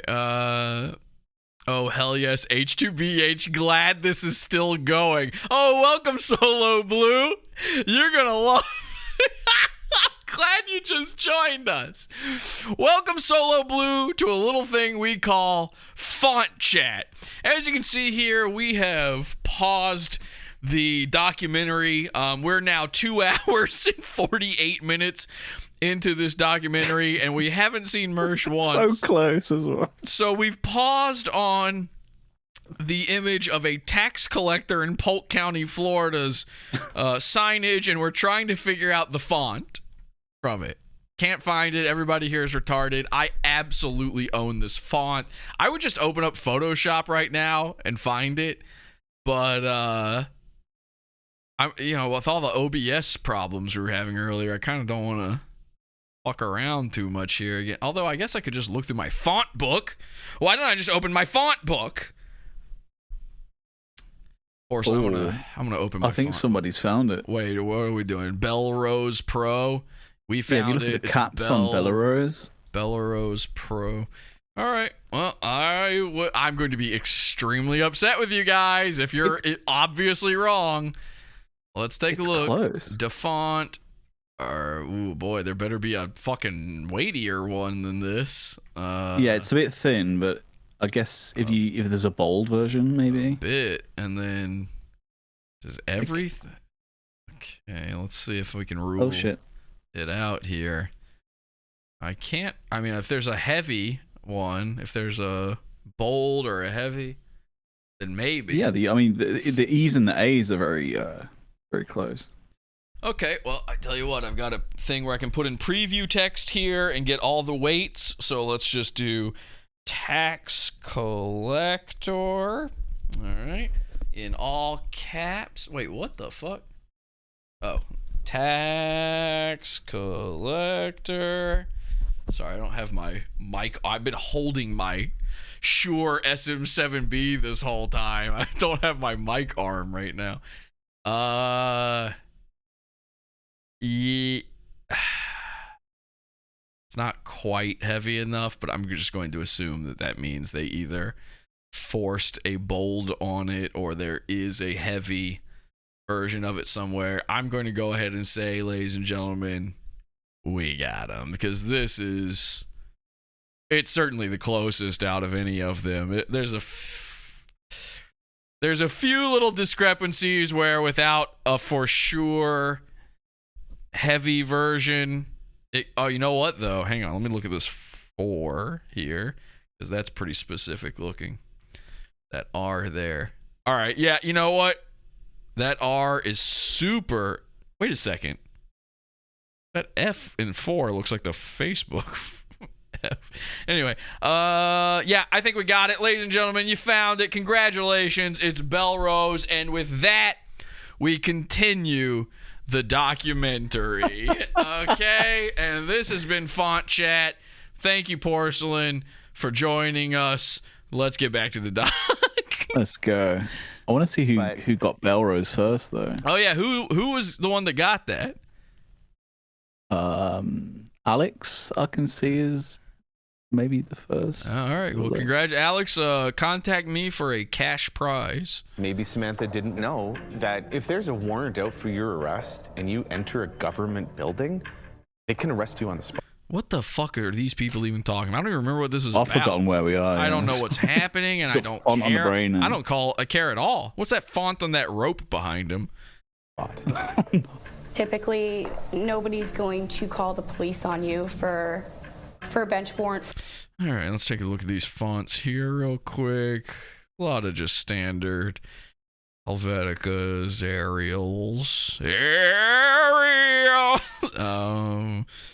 Yeah, okay, nothing too interesting going on here, to be honest. I only care about interesting ones. Trespassing, it's such a minute thing, but for whatever reason. Or beautiful, simple fonts. A font so simple it actually gains its own sort of beauty. The identification clerk decided to contact the police, and she was arrested again for the failure to appear. This is the photo from November. Okay, ladies and gentlemen, here it is. November 18th, where Samantha gets her driver's license. Oh, wait, no. Okay. No. We're going to push into the 50s, aren't we? With that Where are we at? We're at 46 minutes and 12 seconds. She totally changed her look. It leads me to the conclusion that maybe looking beat. She's running away from something. Oh, great. You think? You think she dyed her hair blonde because maybe she's running from, I don't know, being arrested? When I seen Samantha's second arrest photo, I noticed that her hair was cut short and it was bleached blonde with a box dye. Why do both of your mouths look like a potato? Samantha is very much a high maintenance person. She would never cut her hair that short or dye it blonde from a box. I mean, she did, though. We have photos of it. What do you mean? She would never. Do you think she was forced? Like someone held her down and gave her a nice haircut and bleached her hair? So to me, that really was an eye-opener. Like, who are you running from? What is this, like a V for Vendetta situation? He just shaves her head. Oh, dramatic music. And ladies and gentlemen, we have a new font on screen. That's Frizz Quadrata in a extreme heavy. So we're good to go on that one. She went to jail and she was released early the next morning. At this particular jail, they released people in batches. And so she was released with a whole bunch of other inmates very early in the morning in a sketchy part of town. Ooh, no parking anytime. That's that font's called no parking anytime. November 19th, I was at home and I seen a phone call coming from Florida. And then it clicked with me. It's my sister. It's my That would be weird if it was Mersh. sister calling me. Hey, you have braces? I went to go answer. It was too late. I called back and it's like this voice. Oh, shit. Dude. With this guy talking in the background. I'm about to pee. That was probably my sister coming out of jail. And I had missed a phone call. Wait, I might have been wrong. That might not have been Frizz Quadrata. Hang on a second. Okay. After she's released, Samantha Fiddler just vanishes. Did she go somewhere? Did someone pick her up? Where was Teddy when Samantha went missing? Ooh, porcelain. It just became a porcelain doc. Mersh must be about to appear. We just got the glitch effect. Yeah, we got the transition. Wow, they stole your glitch effect. Did Mersh tell him to do that? This must be the Mersh moment, okay? Middle of the road porcelain has just edited this doc and is forcing me to watch Mersh now. At this point of the document, can I just say that even I've had more screen time than Mersh, courtesy of that. We're at 47 minutes and 47 seconds. So just 2 hours and 47, almost 48 minutes in. We know Samantha Fiddler left Polk County Jail November 19th, never to be seen again. Here we have Teddy claiming that he was in jail the same time that Samantha was getting up. All right, now I know Mersh is coming up here, so I'm gonna raise the volume a little bit here, and here's what we'll do. To be honest, we've been waiting for Mersh so long. I already know I'm not going to be able to take it when he first pops on screen. We'll probably pause once, but then Then we're just going to let it play and get all the Mersh stuff, okay? For as long as Mersh will appear, you know, even if it's cutting back and forth to him or whatever, we're just going to go all the way through once without talking over it. And then we'll come back and comment on it. All right? This is what you've all been waiting for. We're 5 hours and 31 minutes in. Out of jail. I was in jail when she was in jail. She got out first. She was free after that, so they knew where she was. They knew where I was. Locked up, both of us. Teddy was all over YouTube telling everyone that he'd been arrested in Texas and was in a jail cell when Samantha disappeared. Teddy Hart is notorious in the wrestling scene because he's in and out of jail so much. And it really got to that point like a while after I'd stopped filming with him. When I was filming with him, the only time he went to jail was when I took him to jail. But after I was done filming him, he definitely wound up in a bad place, and his career really took a nosedive. So there's actually a Twitter that is like, is Teddy Hart in jail today? And they update it every day. Listen, you said that there was no way you could have made her go missing, right? Because you were in jail. You were in jail. There's no way. Rock solid alibi. Yes. The problem. There's internet right-wing comedian Mersh calling out Teddy for contradictions in everything. I'm so giddy right now. The problem there is that you were arrested on December 12th in Arlington, Texas, and she went missing in November 2016. So where's that month? Like on my show, we talk about everything: politics, sports, and anybody that's. Okay, I'm sorry. I knew I wouldn't be. You talk about sports. What? No, you don't. Have you ever heard Mersh talk about sports? He's the worst. He can't even do a sports metaphor correctly. It's the bottom of the 1th, and we're 15 out. And the bases are empty, but you gotta keep going, folks. Oh my God, look at him. Look at his hands. Look at what his fingers are doing. Look at the poop thumb. Do you see the... Okay, we can't be getting into details about this. We'll come back. But look at the room. Take it all in. Okay? So, Nightwave showed up on screen. Hang on. We will go back for this. And Mersh... No, this stupid intro. Listen, you... Okay, here we go. Exactly 48:43. 2 hours, 48 minutes, and 43 seconds. We get our first Mersh. You said that there was no way you could have made her go missing, right? Because you were in jail. There's no way. Rock solid alibi. Yes. The problem. There's internet right-wing comedian Mersh calling out Teddy for contradictions in everything he's saying. The problem there is that you were arrested on December 12th in Arlington, Texas, and she went missing in November 2016. So where's that month? Like on my show, we talk about everything: politics, sports, and anybody that's sort of making an ass of themselves is good for me. So when Teddy Hart started a YouTube channel, it gave me a lot of content, and eventually Samantha Fiddler's name came up. And I started just talking about it on my show. And the fact that his alibi made no sense to me just sort of got under Teddy's skin.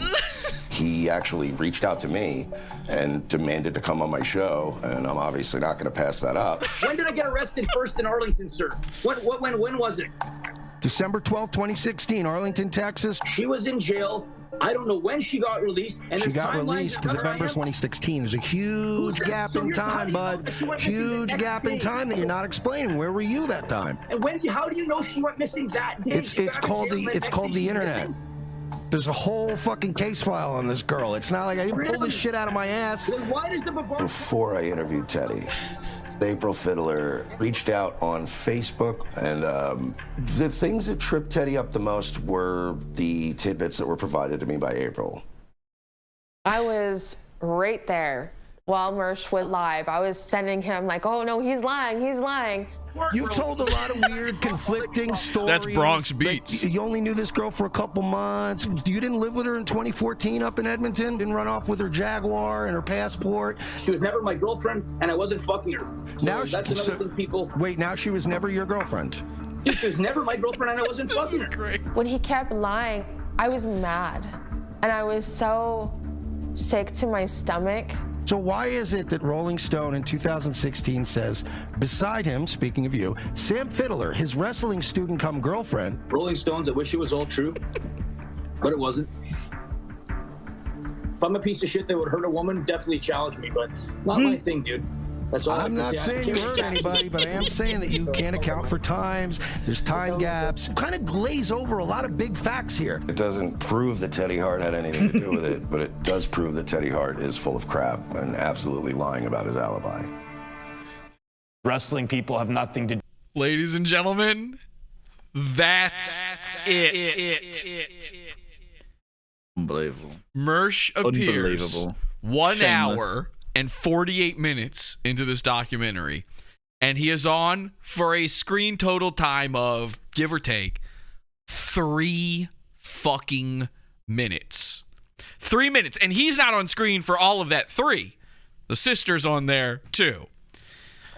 But if we even just give him the full 3, that means, all told, Mersh appears in this documentary for 1.666% of the documentary. God. 1.66%. 1.666% is on Spinster Mersh. Not a modicum more, probably less. I'm giving it to him by giving him the full 3 there. I could be real petty. There were clips in there where it was just him. It was just Teddy and other people. Like, he didn't occupy the 100% of that. I would absolutely include the parts where it's Teddy talking, but it's from his stream. That's fine. Oh yeah, you include He's that, yeah. there. But he's talking. there were cutaways where neither of things were. There were on cutaways screen. to the sister. The sister Sure. is not Mersh. Now, if I wanted to be petty, I could cut him out of that part. I'm going to round it down to 1.5. You can easily that's my do figure. that. You can easily do that. I like 1.666%. Yeah, of course. Something about that just strikes me. This is Mersh's big Hollywood moment. I think perhaps the best course of action here is to now go to Mersh's cope from tonight and check out what he has to say about this, because then when we go back and get a little bit pettier on this, we'll have this context. We'll see his reaction beforehand. We'll know what he thinks. We'll see it through his smoky lenses. Sis.com/Nightwave. Once again, revengeofthesis.com/Nightwave. Look, I occasionally sneak them. I just don't make a habit of it. But when I'm stuck, being in only the last 8 minutes of a 3-hour documentary. Last 8 minutes? 8 minutes? I don't think so, sis. Revenge of the Sis. I have watched this whole thing. I watched it to the end. I did it so you don't have to. Mersh is not anywhere else in the doc. It ends right there. It ends. Is he? Oh. Go ahead. No, I was going to say, is he counting the credits from part 2 as well? But he specifically says the last 8 minutes of the third part, so clearly not. Yeah, no, he's not in 8 minutes. He is now rounding way up. You know when you just rounded down? He's rounding way up. He thinks, well, because I was so close to the end, I can just count everything that happens after I'm on. I think he's also including the credits, by the way. I'm not sure. Hang on a second. Of course he is how much more time is in this? Yeah, I mean, okay, no, not quite, but pretty fucking close. You got 5 minutes to set up the show, so you have a smoke while I set the show. Welcome to the show, guys. Does he say more about it, or is that it? Oh yeah, no, there's more. Yeah. Consider it, don't know if you want to go to because he had no clue. He thought this was it, man. He thought this was his big moment. You're not Hollywood Mersh. You're Davenport Mersh. You're not even Lakeland Mersh. You're Davenport Mersh. You're the city that Royce lives in because it's the one that was named after a couch. You're back to the couch. You're going to end up back there. You're late on them payments. You're living in my head. Rent fucking paid or not. Unpaid, really. You owe me hundreds of dollars for this. This is it. This is your last. And remember when the guy introduces him and he says right-wing comedian Mersh? Oh, yeah. I almost feel like he went back and added that part just to distance himself from Mersh a little bit. Just to be like he must have found the Jew hate spiels that everybody wanted me sharing with him. He probably saw that and he was like, right-wing comedian Mersh. Okay, right-wing. Sorry, everybody. Because remember, right-wing for this is not my opinion. Okay, I'm just speaking about broader truths here. For normal people, right-wing is the same thing as saying Nazi, evil, the worst, disgusting monsters. Okay, right-wing is an evil term now. That's not my opinion. I don't give a fuck. That is the average person's opinion, apparently. You don't like it. I know you don't like it, but it's true. Okay? I didn't do this to you. You did it to yourselves. Mersh did it to himself when he had his Owen Benjamin rip-off impression rant where he goes, press 1 in the chat if you had no idea that I have a certain distrust for a rootless cosmopolitan. Whoa! This guy's right-wing. This guy was the Fred dude or whoever's the documentarian. He was generous to even bother with comedian. And remember, Mersh now bills himself as not being right-wing. He says, I'm not right-wing. It's not about being right-wing, even though their whole thing was they're the fastest growing right-wing comedy talk show online, and they called themselves conservatives and right-wing until the grift ran out. No. You're right-wing now forever. You're now right-wing comedian Mersh forever. It doesn't matter if you flip sides. You could go out and vote for Biden tomorrow. You and your dead parents could go vote for Biden tomorrow. I'm sure they will be anyway. And that won't change anything. You're still a right-wing comedian. And tomorrow and the next day and the next day and the next day, you're still spinster Mersh. And remember, they didn't even want you for the interview. They just wanted your footage.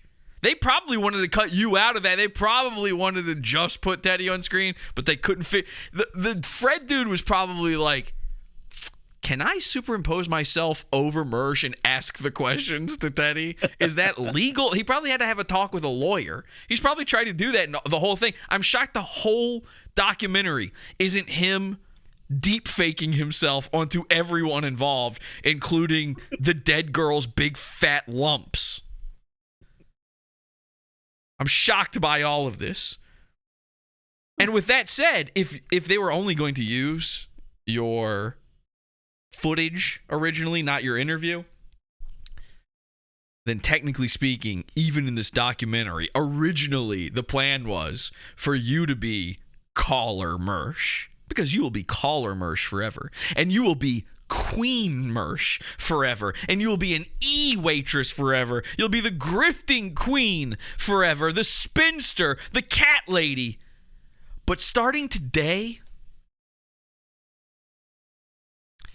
you're not Hollywood Mersh anymore.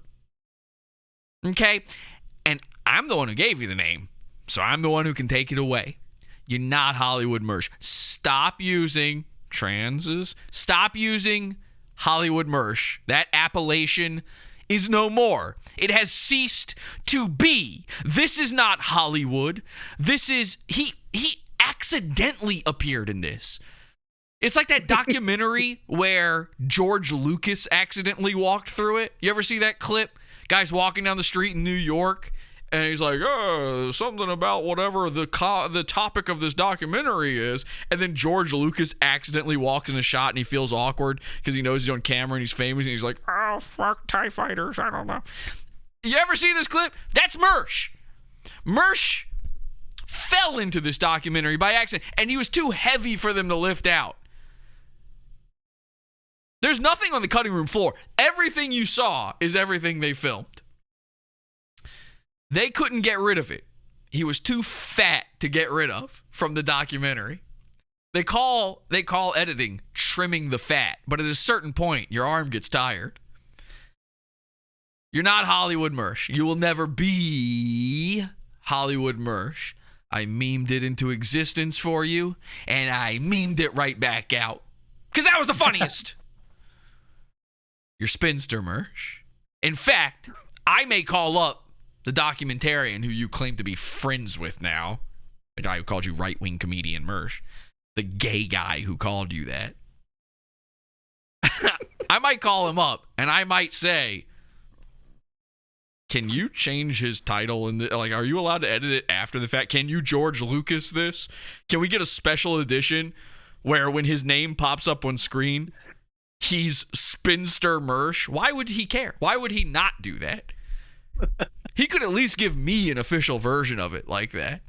And then at the underneath the and by the way, the graphic is in Frizz Quadrata. We changed the font on it, and then he signs it. Whatever the guy's name is, Fred or whatever, he signs it to make sure that we know it's authentic. I had nothing to do with this. I didn't edit it. And it's now the definitive versions, the director's cut. The only change, actually, there's slightly less Mersh too. He manages to get just a frame of Mersh out of there. Or maybe, could we actually add back in some frames where he's cross-eyed? We got to talk about that. All right, let's watch this. RevengeOfTheSith.com/Nightwave. You can donate crypto, buy a shirt, or you can buy me a coffee. You buy me a coffee, leave a comment. We'll read it before we end tonight's program. Hi, hello, hi. Yeah, we're also on nightwaveradio.locals.com. If you want to hang out with the cool kids in the cool chat, we're over there sometimes. Well, I'm always over there. But where are the cool kids? This is the 80s geek walking into the locker room. I'm cool kid Mersh. He called me a cool kid. Some people are there.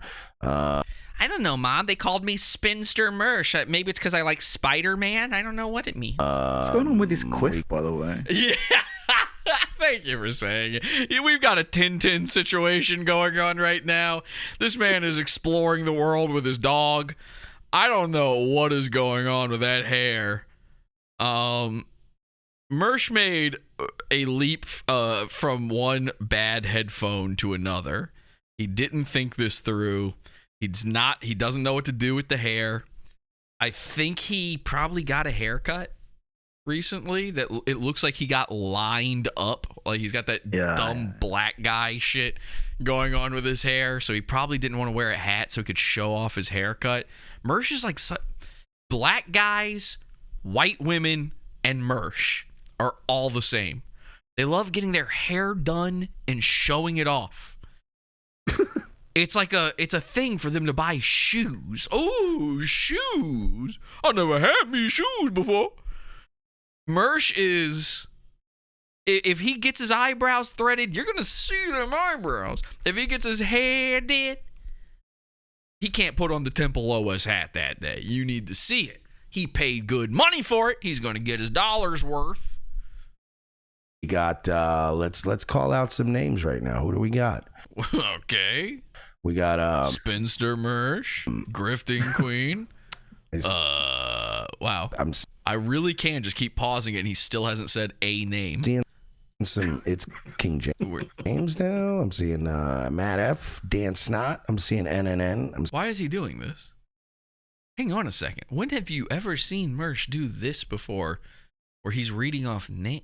Is he reading? Well, I think he's just delaying having to address.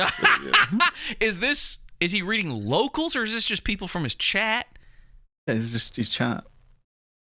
I think I know it. I think it's kind of like because he's obviously had his ego bruised. He's been hurt. I think he's trying to like rally the the fans around and try and show them a bit of love and try and like present a united front maybe. Here's the thing.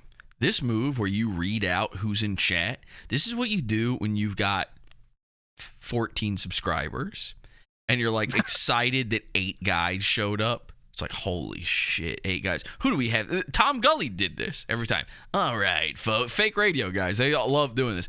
All right, folks. Who do we got here watching us today on the program? We've got Morty Vicker in the house. Good day to you, sir. We've got Lynette, my good female friend Lynette. You reading every single person in chat? So that they go, oh, I guess we're friends. I'll come back sometime. Are you retarded? You're Hollywood now. You don't have time for the little people. Seeing Randy Crush Saga hanging out in the VIP. He's reading out the VIP. What? Porcelain, he's reading out the VIP. Remember, they made the move. This is something we didn't talk about in our bullet points. They made the move to Rumble and Locals. Okay. You know, and so Locals the paywall chat. I literally have no fucking clue. Because he's got a paywall chat now. Apparently, like it's not enough to have a paywall show. He has to have a paywall chat. I have no idea what the fuck Locals is. I can't understand it. No, I know for the life of me. Rumble is fake. He doesn't like the Rumble. All I know is he doesn't like the Rumble chat because the Reddit trainees they show up there. It's mostly Bally Song, I'm pretty sure. Yeah, I've heard from Bally Song. He's told me that he likes to spend a bit of time. Can in you Rumble. get him to message me? By the way, I really need him to talk to me. He is ghosting me, man. I mean, it's pretty easy to draw him in. Just make a Mersh comment to him, and he'll bite. Come on.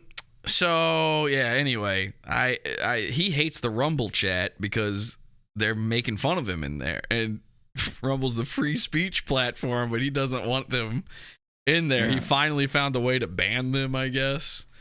Well, it's like stages of constantly running from his own chat. First, he gets rid of it on his screen, then he goes to Rumble, and then disappears from Rumble to go to Locals to escape the Rumble chat. It's a never-ending sequence of Mersh like sprinting away from his own chat. They're saying in the chat that Locals is basically right-wing Patreon, but it's also got this weird social media feature to it.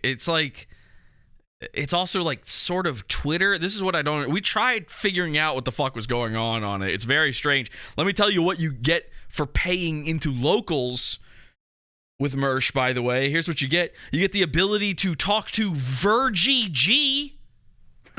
That's something you get. And you also get to look at cat pictures. Not lying. We've seen it. We've seen what's back there. My fucking God. And that's basically... Oh, and they post like hot girls and titties sometimes. They go, ooh, let's all look at tits together. By the way, how many new cats has he got now? Yeah, again, he stole them from... He sent Teddy Hart to jail and stole all the cats from him. Man, look at his fucking dumb head. What the fuck? He looks like he was drawn. He looks like a Wooly Willy right now. What are we looking at? Fuck, dude. Lounge. You're right, though. He is delaying. He is trying to say anything but what's going on. Filibustering, isn't he? Look at this little tuft poking out here. This little... What is that? What's that? This little tiny area. I think he's hoping it's hair that can potentially one day cover the receding curve, but I don't think it's doing a very good job. It's an area of hair. It's a hairia. So yeah, I obviously the documentary came out very obviously, yeah. He doesn't sound so overjoyed. It doesn't sound nice. This ain't a victory doesn't sound like lap. the celebration he promised. This doesn't sound like the next step, the blazing trail that we were assured that was about to happen. It sounds like a fucking funeral is what it sounds like now. I wonder how many people were watching live during this. I'd love to know what the peacock bump was. So Alan Powell said it's a fucking great comment. He's like, He was promised the peacock bump, but he got the peacock lump. Or something The like that. peacock lump. Yes, that's awesome. Great comment. Man. By the way, well, I doubt it'll happen because he's in such a depressed mood over losing at life. But just in case, watch for the Nick Rochefort movements during this. I'm on Nick Watch. I don't think he's going to do it, but just in case. Obviously, the documentary came. Saying obviously like that, too, Obviously. it's like he's defeated. It's like obviously. Yeah, it sounds like he's talking about my documentary. Yeah, exactly. It's like it's something he doesn't want to discuss. No, very late. Very late? What does that mean? It was scheduled for the 22nd. It came out on the 22nd. You're about to find out. I was up all night. I couldn't sleep. He was up all night. He couldn't sleep. He was like excited, like a kid waiting for Santa. I couldn't sleep. Ooh. By the way, I had it last night. I don't know what he's talking about. I had the stolen version of it last night. I did all my watching of it early. Last night for, I'm awake at different times than other people. Not just because of that, but just because I tried to go to bed early. What the time he's talking about? I had the episodes already. Early, and I couldn't. And I waited. Every time I couldn't sleep, so I kept getting up and checking the TV. And I'm like, by 6 a.m. Wow, that is so pathetic. That would be like if I sat around waiting for the new episode of Jessica Jones to come out to see if I can see myself walking by in the background. Fucking sad. Is he picking his nose? I woke up a few times and I checked TV and I'm going back to sleep. Imagine somebody is tuning in because they saw the documentary today, and this is what they see. Eye rub. Yeah, he's crying. He's crying. Kind of like a little kid when you go check your presents. Oh my God! So the thing I said. Okay. Yeah. He's admitting it. And he's got a weird dent in his forehead.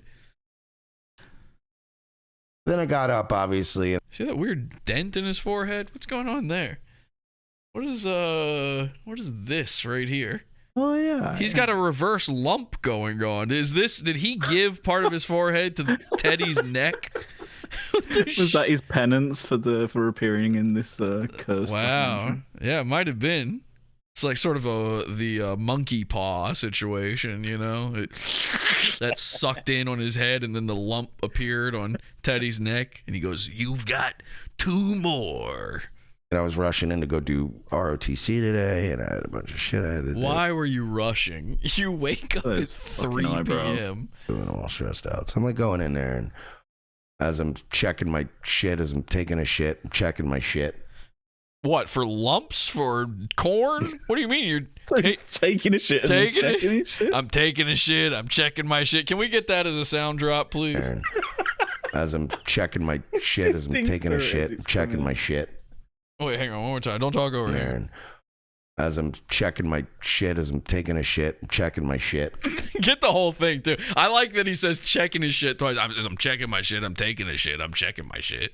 I saw Danny Saint posting about it. Oh God, their fucking internet wrestler boyfriend Danny Saint, who, by the way, the shirt he's wearing in the doc is a Danny Saint shirt. So he wore the band's shirt to the concert. He wore a wrestler T-shirt for the wrestling doc under his gay blazer. And it was like, I saw somebody like, where the... Yeah, I'm giving my boy Danny a shout out, I'm doing tip of the Temple OS. Yeah, a little tip of the tip of the Temple OS. If I saw Zen Rhino, I was like, where the fuck is he in this thing? Mersh. Wow, Zen Rhino. Zen Rhino dunking on $15 from Zen Rhino. I saw somebody like, I saw Zen Rhino, I was like, where the fuck is he in this thing? Ooh, so Mersh wakes up. He hasn't seen it yet. He was waiting like a little kid on Christmas to see it. Then he goes to sleep. He wakes up. He's not watching it. He's going out. He's got to go to ROTC because he woke up 10 minutes before it's supposed to start.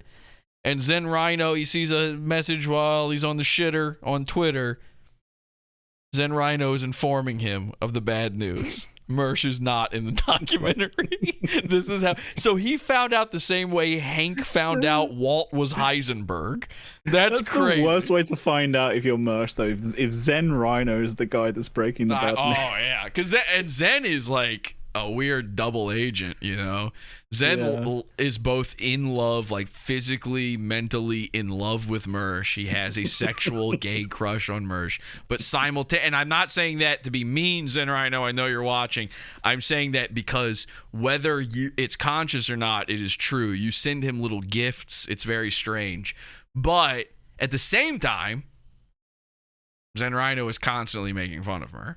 Like all the time, and filming little clips of his television, making fun of Mersh and stuff. Like Zen Rhino, Zen Rhino filmed one where like he didn't say it, but he filmed one where Mersh was talking about Dr. Pepper one time, and it's like, okay, come on, you know why? Yeah. We all know. On the nose there, we know what was going on there, you know.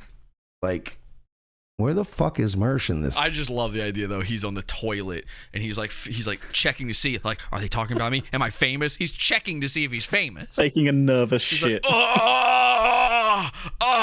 fuck! Am I famous yet? Am I Hollywood? And then he sees Zen Rhino pops the balloon for him, and then he just Mersh is taking his first ever celebrity turd, and and then as soon as he finds out, it just all of the shit from him drops at the same time. It's just a splatter into the bowl. He's just looking at Walt Whitman's Leaves of Grass, and he's like, fuck.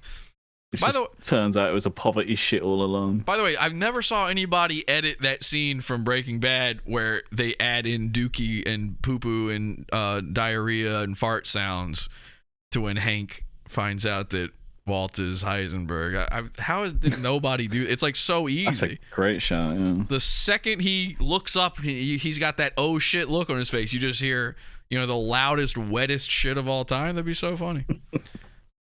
Fucking thing. I've already watched the whole first episode, and I'm like, well, I knew I wasn't going to be in the first episode. No, you didn't. I was like, no, wrong. Liar, fat, liar, fat, bald, liar. Thank you for remembering that.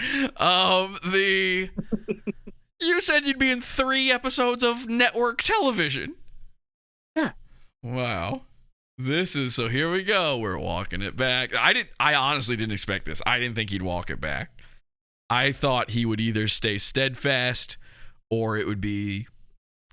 This isn't cope so far. This is walking it back. I mean, maybe he does cope here in a second, but it's a lot more walking back than I thought would happen. All right, maybe the second one. And then Danny Saint's like, he's like 45 minutes into the 3rd episode. I was like, fuck. He just played a sound effect of us. Listen to this again. 3rd episode. I was like, fuck. That's us. We're the ones making that sound. And you can see it on his face. He's trying to preempt it. This is Mersh's classic, I said it so you can't say it thing now. Yeah, that's the thing where it's like, we already made fun of that. That's why I knew we had to start doing the show before he did Nightwave. Obviously, we didn't even get to him in the doc until after it was over. But I knew we had to do it because this way he hadn't already said it. We didn't see this until just now. I'm seeing this for the first time. So I was allowed to say everything I said before this. Okay? So it's at So now what? the end. Wow. That sounds like it's laughter from an actual Mersh set, like he recorded that live. It's just people going, ha, ha, ha, ha, ha, making fun of him. And I did see my part, but I didn't, I watched, when I went to the studio today, Royce and Virgie pulled it up, and they're like, we'll just show it to you. But I still haven't gotten to my part. I came home, took a shower, put my laundry away. They call him 3-ep Mersh. I was cleaning up a little bit, and I was like, fuck, I had it on in the background. I'm trying to see it. trying to see like what the fuck, like, you know, whatever. I got through. I'm up, almost done with episode 2. Matt F, by the way, in the locals. Why would you even bother watching? You know you're not in episode. Yeah. Who gives a shit? You're not actually invested. Stop pretending. He's you know what it is? He's hoping that just like with the trailer, maybe he pops up and everyone just missed it. It was just blinking. You missed. Oh fuck! No, guys. Actually, I'm in 2 episodes, and he's going to count. You know, he's going to count that next time on. Yeah, thing. of course. Yeah. He's going to say he was in 2. VIP chat saying that he got me. You got me saying AO IRL. I hate you. Help. What's good? Oh. Tryhard also saying let's get it. You too. Oh God, his mouth sounds is so gross. So I didn't get to my part yet, but I didn't get to my part yet. This is like telling people like, yeah, I'm going to be in like the biggest Avengers movie of all time. And then they go and see Infinity War and they sit through the whole thing and you're just not in it. Yeah, they cut my line, yeah. And you're like, no, I didn't even see the scene we filmed in here. It doesn't even make sense. Maybe I'm in part 2. And so then next year they go to see Endgame and you're in the after credit scene and you're just like, I don't know, it's whatever monster shows up and they just rip the building up and you're just sitting on the toilet taking a shit. And you're like, ah! We did. I gotta do a little brief review here of what I've seen. What?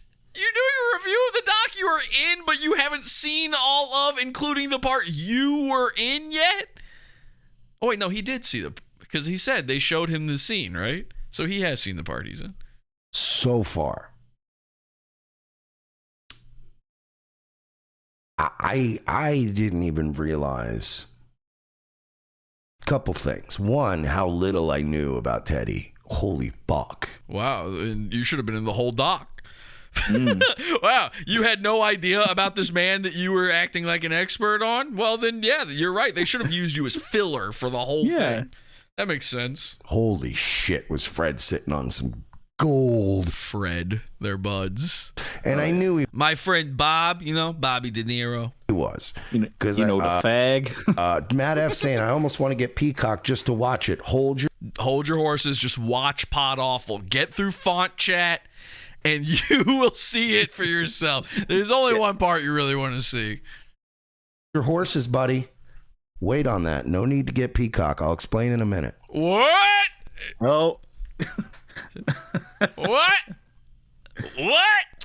So I got 3 words. Long hair man.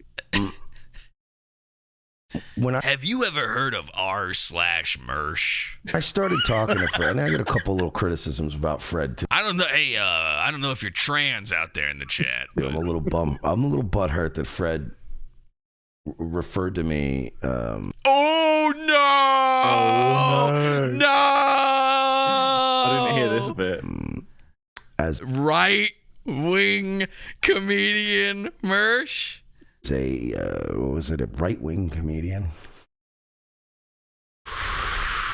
Did he say comedian or internet comedian? I can't remember. Know, man. I'm in the middle of a victory lap right now. This is incredible. This is so great. Oh, God. This might be the greatest cell phone yet. I mean... This isn't a cell phone. This is pure Podawful. I'm sorry, I'm claiming this. I don't give a shit. I memed Hollywood Mersh into reality. I memed it back out of reality just by saying I'm going to cover this. Originally, he was in all 3 parts. And then the second I said I'm stealing it all, they went, fuck, let's get Mersh out of as much of it as we can so Jesse only plays the smallest amount of the show possible. You know what? You're actually right, because the whole reason why he went so big on the whole, was because of you. The rant was directed solely at you. Solely to me. It was like, you're going to regret when you see just what happens to me with this and just how big this gets. And by the way, when I have my moment, yada, yada, yada. I don't fully get that. Like, after your docs, I kind of thought, like, I'm number 2 now. No, I knew that would never happen. Well, you're in his head to a degree that I think that I mean, I've never seen anybody sort of fucking be that sort of like rent free sort of in someone's head. It's a psychosis. It's like a psychotic fucking thing with you and Mersh at this point. Someone needs to explain that to the people watching your docs. Then they don't understand why I'm in it at all. they hate me. Mersh should be happy about those docs. They don't like me either when they watch it. I am also disliked from those documentaries, but of course, anything they do like, and it is almost certainly the direct result of my interference, my interloping in his life. I said it to you before. There's no way it gets made if there's no Jesse. Like, I've said it to people in the comments. Like, what the fuck am I supposed to do? Like, a lot of what's happening, a lot of why this is funny is because of what Jesse's done. So, like, there's, you know, I didn't really have a choice.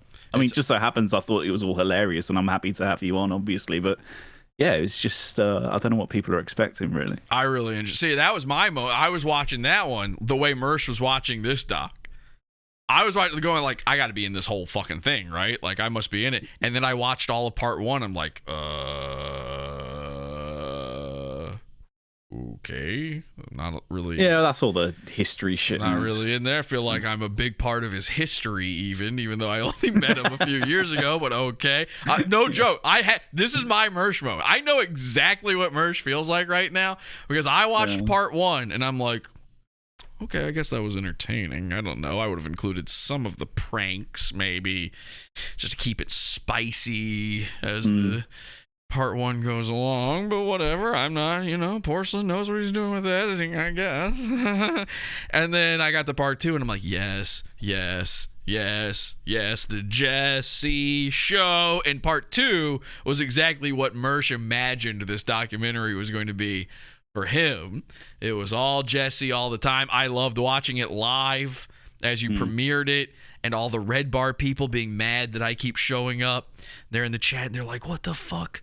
Fuck this Jesse guy. What does he have to do with Mersh? And it's like, everything.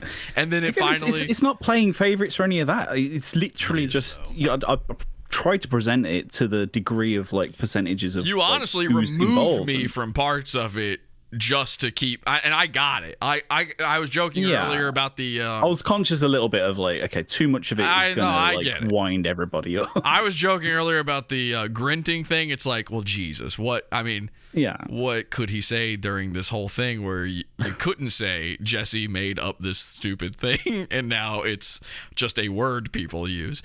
But I loved when they got to the Red Bar part where he does the 375 and it was like, oh, Jesse's copying. He's doing the 376. Guess what? He got that from Mike. And it's like, yeah, no, duh. Yeah. I was one-upping him by $1. That was the joke. That was the bit. I loved that. I loved watching the people freak out when it became about me again in that moment. They were like, finally, Red Bar. Yeah. And then, boom! I one-upped it by $1. Sorry, my doc again. I don't know where that came from. We never. You don't know where right wing comedian came from? Referred to me. Yeah. Do you want us to play the Gabe Hoffman Jew rant again, Mersh, for you? Or it's probably still on their website that they're right wing comedians. I guarantee you, it's still on there. Was it a right wing comedian? What is it? What is it? I haven't memorized I didn't already memorize every single line of what was said during my parts, of course. What was it again?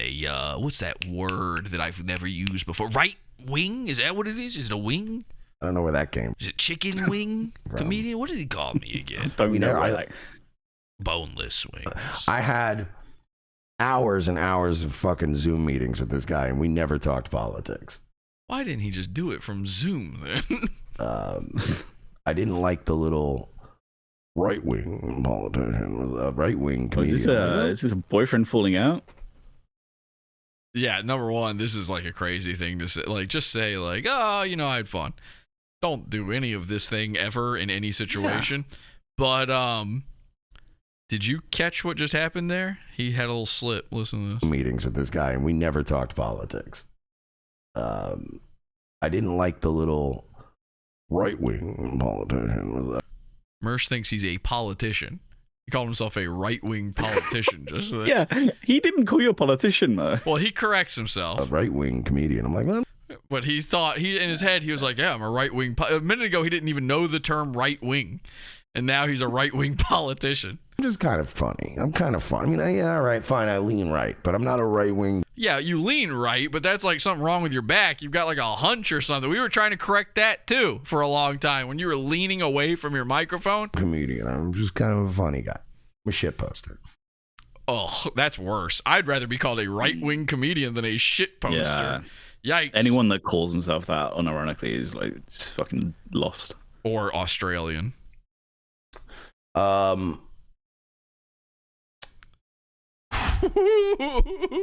can hear the when Angie said about the mouth things. Yeah. Well, you got during the dead air, you can hear the dead tooth. That's the thing. Janice Flanness of the Reddit fags already posted. Well, that's on them. If they want to post fucking copyrighted material on the Reddit, that's on. I mean, have fun with that, because that's not my copyrighted shit. Nope, not anymore. You gave away the rights. You know who's copyrighted material? Some of it is. Certain names are trademarked to certain people, but That's. By the way, I noticed you've got a certain trademark above your head right now, Mersh. Shit is something somebody will enforce. Somebody will enforce. Okay. We've been doing this legal Mersh. We've been doing this for over 6 hours. Just showing the documentary. You want to keep that for no reason. We only needed a clip. Reddit going, I would say. Probably don't post that, but Oh boy, now he's threatening the Reddit. Yeah, there we go. That's how pathetic this is for him. That's how bad he feels. He's doing passive aggressive threats of getting the Reddit taken down. Well, now that he realizes how bad this is for him. That, like, if the clips were good and if he was proud of them and if he felt like, he got enough out of it, then he'd be happy with anyone sharing it. But you can tell now, like, he's already on the Reddit. He's already thinking about, like, well, you might want to, take them down, or things might happen. And like, I'm sorry, but if you this got was a real nice Reddit here. Be ashamed if something happened to it. Yeah, if this was a day of jubilation, like it should be, because obviously, Mersh, this is you blazing your trail, like, then surely you'd want that clip seen by everybody, including your haters, because you even said that the hate actually makes you bigger and makes you more, Yeah, I have taken clips that people made to make fun of me and used them for my own things where I'm like, oh shit, they've already clipped this for me. Great, I don't have to find it in the middle of a 2-hour thing or whatever. Like, yeah, it just makes it easier. It's your shit, dude. You did it. Do you own it or not? It just shows just how embarrassed about the whole escapade Well, he's got to be. Listen, when he did that episode from the beginning of the show here that Angie clipped, I immediately saved that shit. In fact, I only saved the last, because again, he had to do it in 3 parts, much like tonight with all the issues we've had. He had to do it in 3 parts. He actually started 3 completely separate streams. I only downloaded the very last one because it's the one where I got talked about at length. I think she even edited out quite a bit of him talking about me. I think there was more. And I saved it immediately because I went, this doc's going to come out, and maybe it's the biggest thing ever. But if it literally has to be the biggest thing ever, or he looks so stupid. That's it. Yeah. Your options. He set the benchmark so fucking high. Yes. Your options are total annihilative success. That's probably not a word. Or complete lol-cow failure. And that's it. That's your only choice. I fucking and the full version of that, like, the clips are fun. The full version of it's worth the watch. To watch him melt down, to watch him get sicker and more drunk throughout it, to watch the ego inflate his head, to watch that back to back with this. Ooh. I'm getting chills, man. Yeah. Mersh's, does he archive his streams on Nightwave Radio? So I mean, if he must save them. Oh wait, it says no data. We're good. He must save them to in some way. I only asked because there's nothing on there from for at least 5 months. Yeah, he gets so I don't know rid whether of- there was a recent deletion or is he archiving elsewhere. I don't know if he's or... privating them or if he's deleting them or if they're just unlisted. Maybe he's putting them on Patreon or whatever their new thing is. Yeah. I'm not exactly sure, but I know that for a while now he's been getting rid of old episodes every once in a while to try to prevent his YouTube from getting taken down. I just didn't know whether or not that particular stream, you know, the one in question where he's celebrating and you know, shitting on you or whatever, like whether he figured it's probably best that nobody ever sees that. Well, there was one. I don't know if it was that night or the night after he did one, and the Rumble version of it he took down immediately. For whatever reason, I mean, just the Rumble It version. would be smart for him to take it down, of course, because I immediately now want to find it. I want to get that for myself. He looked me up on the SPLs. I mean, I've got the last part. I have it saved. Oh, good stuff. Yeah, it's an all-timer. The website, probably. Just like when I saved the drunk stream, which is on this channel now. The infamous Nightwave birthday drunk stream. You know, every once in a while I see one of these and I'm like, whoo, that's going in the bank. That's a keeper forever. A lot of people thought that about the one where Royce and Mersh fought on ROTC after the election. And I was like, that's not, who cares? They'll have a million more of those. Shit like this though, I should actually be saving this right now while we're watching. So I was a little bummed with Fred doing that because I thought me and Fred had a good rapport. So he knows it's bad. This is what I was saying before. Normal people know that right wing, whether you agree with this or not, right wing is bad and evil. Even Mersh thinks it, which just exposes that he's a grifter because he's always just been pretending to be this. He should not have this thought. He should never say anything like this. Why would he have a problem with being thought of as right wing? Sent him an email a couple of days ago, him and Matt, and I'm like, hey, good luck, you know, congrats, pop. And I got nothing in return. It was the weirdest thing. It actually, I got a thing back from the mailer Damon. I'm excited. Never heard back. So I don't know. Yeah, I've been talking to this guy called Mailer Damon from his company for a while. I guess he's like the mail guy at the Peacock Film Studio. Yeah, Damon, he's a nice guy. I was nice to you. I don't know what they found out about. He keeps blowing me off. Yeah, I mean, no, he always responds. He responds every single time. I don't fully understand what he's saying, but... me in the meantime, or whatever, or what people have been sending. In the meantime. Them, but... Wait, I have to hear that again. And I'm like, hey, good luck, you know, congrats, pop. I'm excited. Never heard back. So I don't know. I don't know what they found out Never about heard back. Oh no! He said he was friends with them. We were friends. We're friends. Congrats, pop. Ghosted by a gay man. Wow, dude. Yeah, I guess Mersh didn't stick his tongue out enough at the banana hammock. Never heard back. So I don't know. I don't know what they found out about me in the meantime, or whatever, or what people have been sending them. But Mersh. So now this is the cope. Now we've entered cope. Yeah. Mersh's theory now, he's not directly stating it because it would be crazy to actually suggest this out loud. Crazy. But what he's technically saying here is that maybe he was in the dock a little bit more and then some intrepid autist sent them some info and he got snipped from it. Now, what should clue you in that that's not what happened, and maybe they just found out after they interviewed you, Mersh, is the fact that Fred specifically filmed an intro where he watches your video where he calls you right-wing comedian Mersh. This is exactly what I said. That part bugged me a little bit. Hollywood I've Mersh. only watched Wheeling and dealing. What does he call it? Hanging and banging or whatever. all of episode 1 and most of episode 2.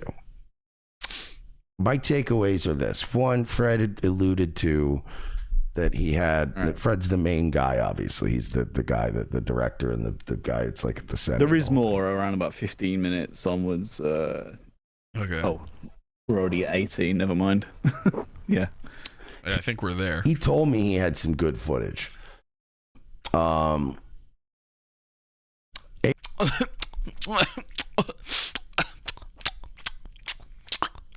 I wonder how hard he smoked bones on this one. April, her sister, alluded to and gave me a little bit more of some hints of what Teddy about as far as what footage existed, but they never showed me any footage. But I always got the impression that whatever he had was fucking gonna be good. I was blown away by how much shit this guy had. The videos he had of this guy, him straight up threatening. Look at this dent in his forehead. I can't stop staring at the dent. Now, I was a lump guy before. I'm pure team dent now. It's lumps versus dents, everybody. Yeah, we're lump v denting it. We're gonna run a poll. Let's run a poll in the chat. Can I do that in here? What do we have here? Start a poll. Okay. Which guy are you? And then we've got lumps and we've got dents. I'm a dents man myself, but don't let that sway your vote. Answer honestly. Let's ask our community, which guy are you? Lumps? I'm gonna say lumps because it was the only redeeming part of that documentary. Okay. So, all right, so we got one for team lumps then. His chick on camera, I will fucking choke the shit. He's threatening Machiko on camera. Like, I will choke the shit out of you. You're lucky this camera's not here. You'd be fucking asleep. Really dark shit. Really, really dark shit.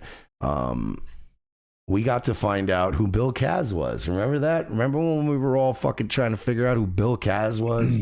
My friend Bill Kaz. Mersh, nobody remembers that. You're talking about a time where you had no viewers. Nobody remembers that. And even the ones who were there for it don't remember what the fuck you're talking about. This wasn't a fun time for everybody. I've actually seen a lot of people who are now Mersh haters saying like, yeah, the Teddy Hart thing's around the time I started watching Mersh. And I thought like, oh, this guy's like trying. And then the show deteriorated.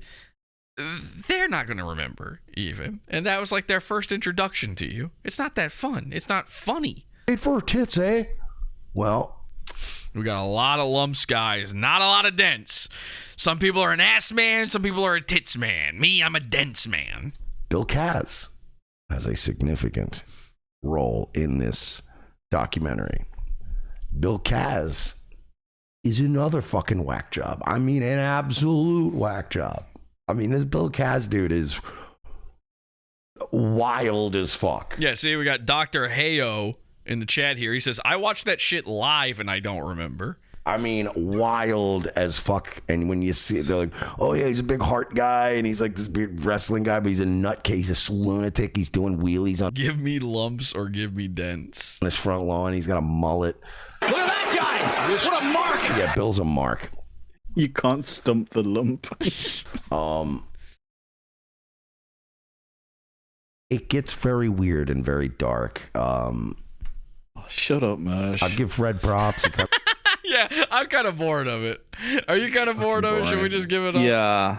I think we've... There's a part of me that wants to see if he says anything else. Yeah, but it's like, is that outweighed by me hearing about Teddy fucking Hart I know. more than I need to? That's the shittiest part of all of this.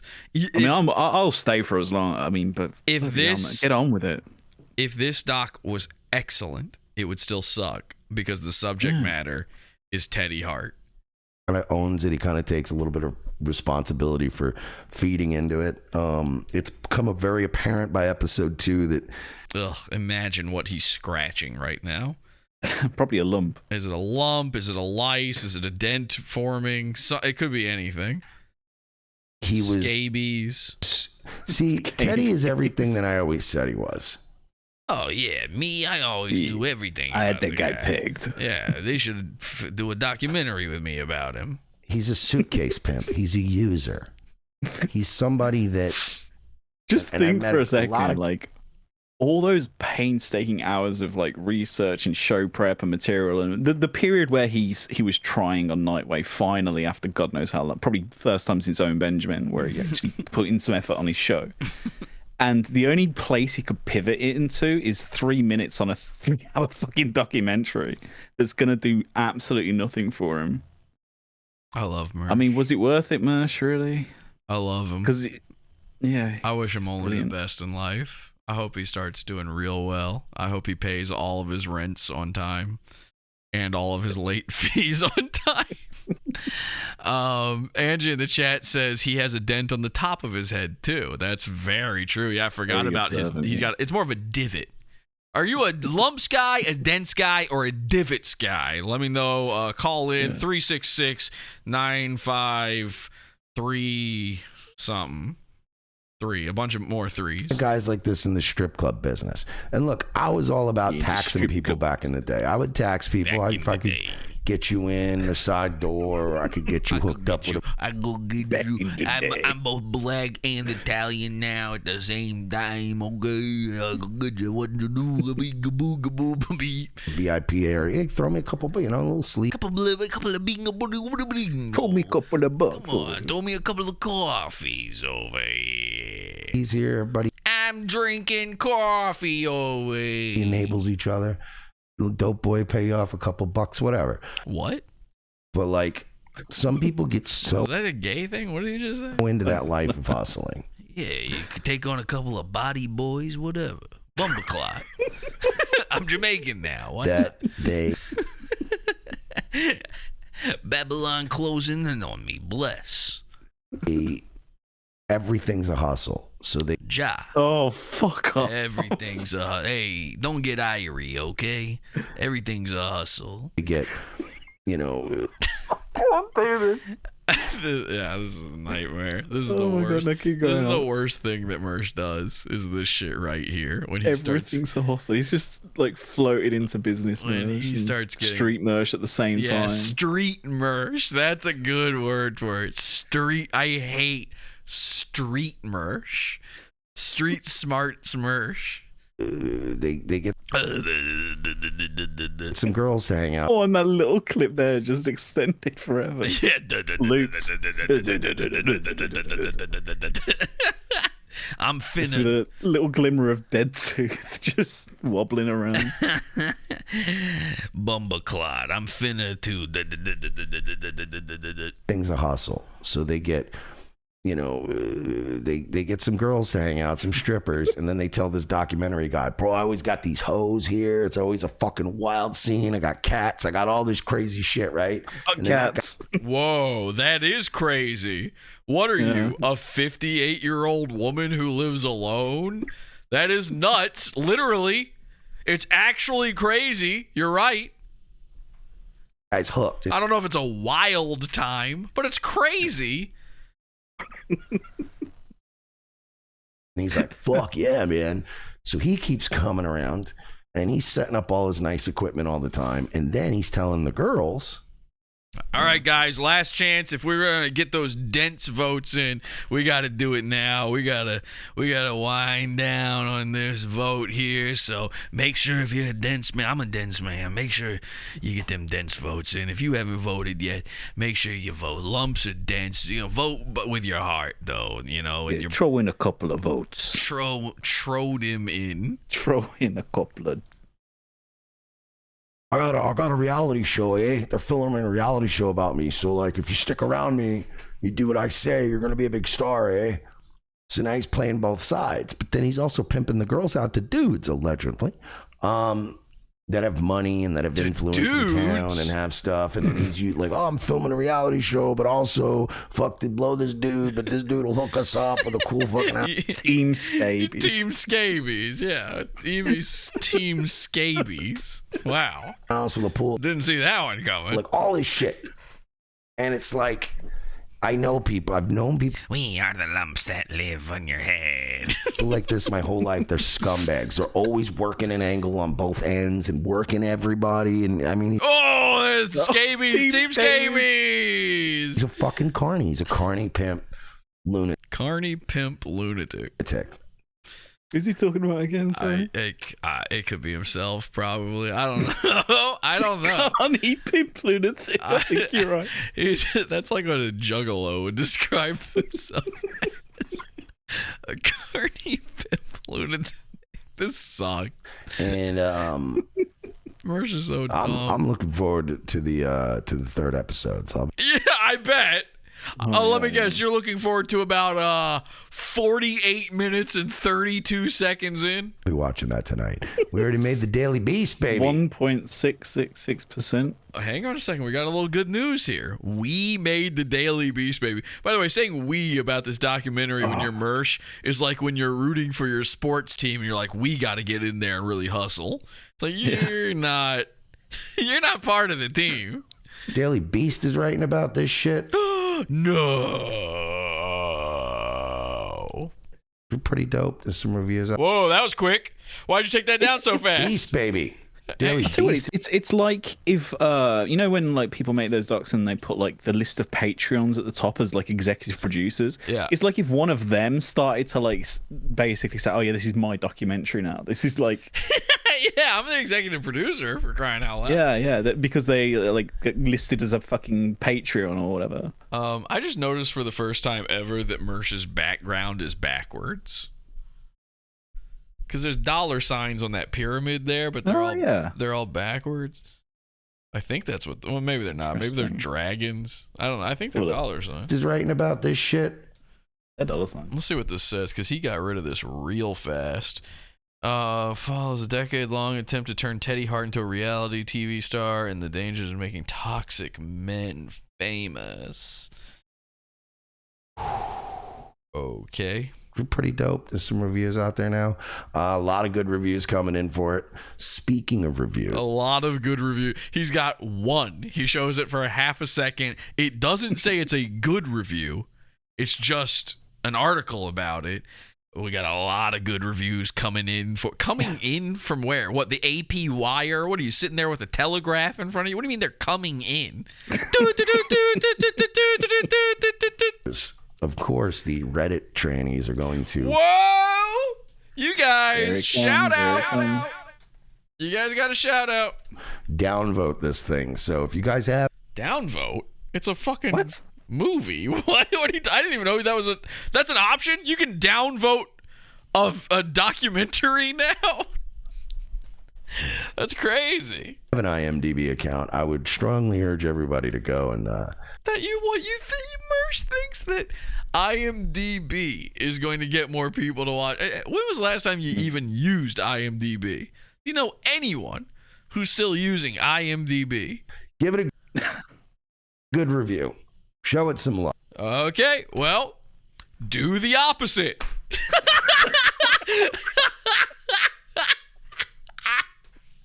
Spinster Mersh, Spinster Mersh, Spinster Mersh.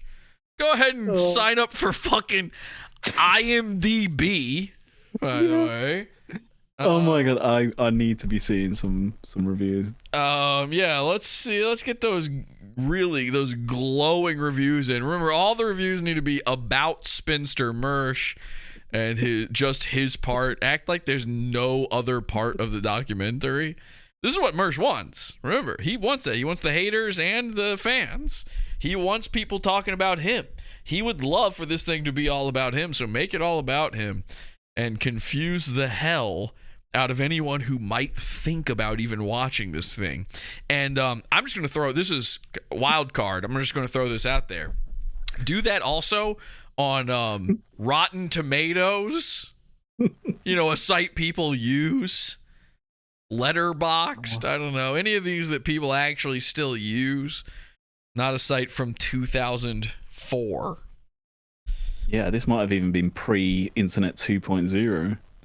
Well, Dick Masterson's still working on that. Because we're going to want to see this thing go up. You can already see. Yeah, you're going to want to see this thing go up. Wow. Look at Oh, that's not pretty. That's not great, to be honest. Mixed at best, yeah. Yeah, an 8.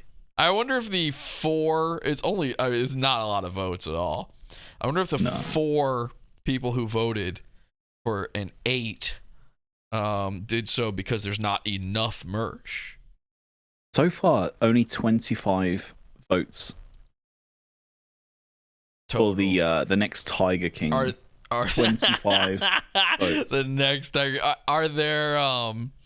By the way, I'm fully aware that this could become our version of Mersh's first video, where a week from now, this thing just out of nowhere somehow goes viral, and we are made to look the fools.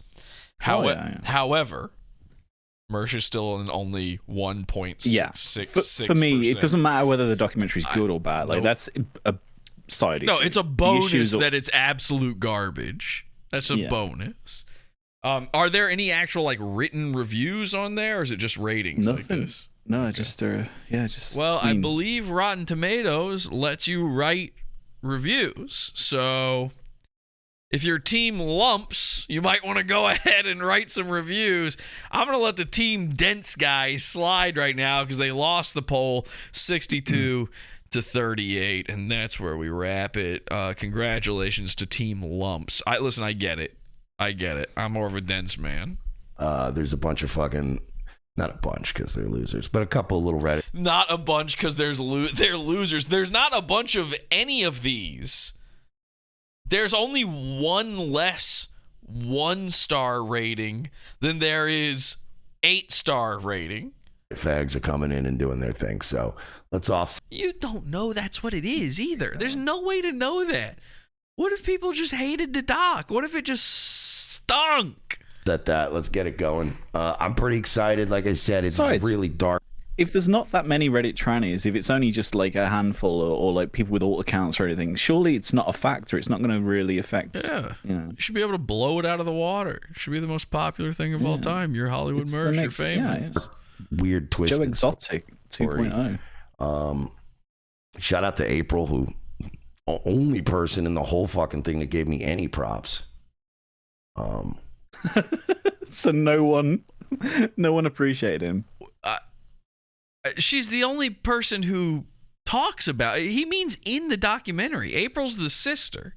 Oh, right. I see. And she says, a thing about, Mersh's thing, and she's there watching it live and feeding him stuff. I think he's talking about in the doc. What did he think? That they would just take a second in the middle of it? He's mad that he didn't get thanked in the credits again. That's it. My God, that's it. It's going to become a whole thing. Middle of the road Fred. Which was fucking funny. It was actually funny them cutting up the interview, my interview, and then April Fiddler's interview. Because it was very funny, like with me basically saying during my interview, oh yeah, she was just feeding me little tidbits of info to just fucking throw like right hooks at him. And then it fucking pops to her and she's like, yeah, I was feeding him shit the whole time. I was sitting there chatting with him the whole time and telling him shit to say. And I was like, fuck yeah, April. Good for you. Because I wouldn't have been able to do that without her. I mean, I can get him, Oh, okay. So you were completely unnecessary to the plot of any of this. People upset, and I can get them riled up, and I can get people to not think clearly. I can do all that stuff. But I didn't know the info, and I needed, I wouldn't have been able to really throw them off the way we did. Without her help. So I hope some new information comes out. I really hope some shit comes forward about it, because that would be really great. Now, a lot of people when he says he hopes some shit comes forward, he's talking about when he's doing those checking his shit while taking a shit. Yeah. Like, well, I don't have Peacock. I don't want to get Peacock. Fine, fair enough. I know a lot of people that don't want to get Peacock. Oh, here it is. Okay. So here's where he recommends watching Podawful. I feel like a fucking mark. You fucking mark! Because I got Peacock. What a mark. Mersh paid to see that he's not in it. Mersh, you can just steal it. Because I thought it was only going to be on Peacock. Well, wait, it's somewhere else too? By the way, I forgot to say this Nightwave Radio registered YouTube channel. That's true. I forgot to say this before. Go check the Peacock. This might not be true now, but before it came out, the Peacock Facebook page, they've got all sorts of ads for all sorts of things. They've got a few ads for that Casey Anthony doc coming out. There is nothing posted to their Facebook. about this stupid documentary. Nothing. Now, maybe they posted something today about it because it just came out today, but they didn't. When the trailer came out on YouTube, nothing went up on their Facebook. It's very strange. I don't know why.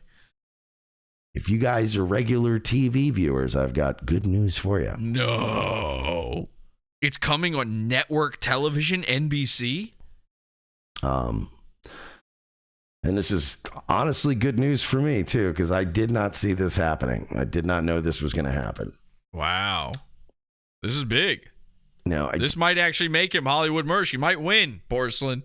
Did notice something a little suspicious. Wait, what? When I looked at, when I Googled the title of the thing today, and I did notice, like, even when they announced it, it was kind of weird because it was weird. Kevin Dunn is listed as a producer. And for those of you that don't know, Kevin Dunn is WWE's... He's Ryan Dunn's brother. I said Brian Dunn. I fucked it up. God damn it. Like, head producer. He does all their Raw, SmackDown, all that shit. WWE Productions became a partner in this. Kevin Dunn became a producer on this. And I was like, this is fucking weird, right? Like, this is kind of fucking weird. Like, why are they getting involved in this? Well, I found control the narrative of it because it involves one of the big wrestling families. Why? Oh, God. Well, let's wait a minute for him to take a sip. The show... Welcome to all the Peacock Lump listeners. Will be airing on the USA Network. What, the Up All Night? After Raw. Shit you not. Is that good? I just found this out today, right at the end of fucking... Okay, but they're still going to have to wait 2 hours and 48 minutes to get to the U part. Fucking ROTC. Right at the very... Why is this not working? Why is my chat freezing? Why? New chat. I don't know. Put it on screen. But yeah, I just found this out as we were... Wait, stream finished. What the fuck is that? I feel your pain, buddy. That was weird. Weird. Oh, okay. I see. I was on the wrong chat. Okay. I just... Because I wanted to get rid of this douchebag and then move on. There it is. USA Network. 11:03, right after Monday Night Raw. Which means they're going to be playing the trailer all throughout Raw next week. Oh, this is interesting. In the chat, they say the two videos uploaded before and after the trailer for Mersh's doc on the Peacock channel have 10 times as many views. So that's including with the haters for Mersh, the fans of Mersh. So if Mersh wasn't in it, how many fucking views would this thing have? None? I mean, Jesus Christ. So if you don't have Peacock and you have regular cable, don't worry. Yeah, everybody's got cable nowadays. It will be on USA Network after Monday. So this is his saving grace. I get to be on after Monday Night Raw. Yeah, I think they usually put infomercials there. Monday Night Raw. Oh, stop swallowing. What is that? USA Network. After Monday Night Raw. 11 p.m. He's not going to be in vision until what, like pushing 2? And then with commercials, probably I would say put it around 4 a.m. Yeah. A great job there, man. The fucking Teddy Hart doc. So we're gonna get new viewers. No, you're not. How many people tuned in live for this? Do we know?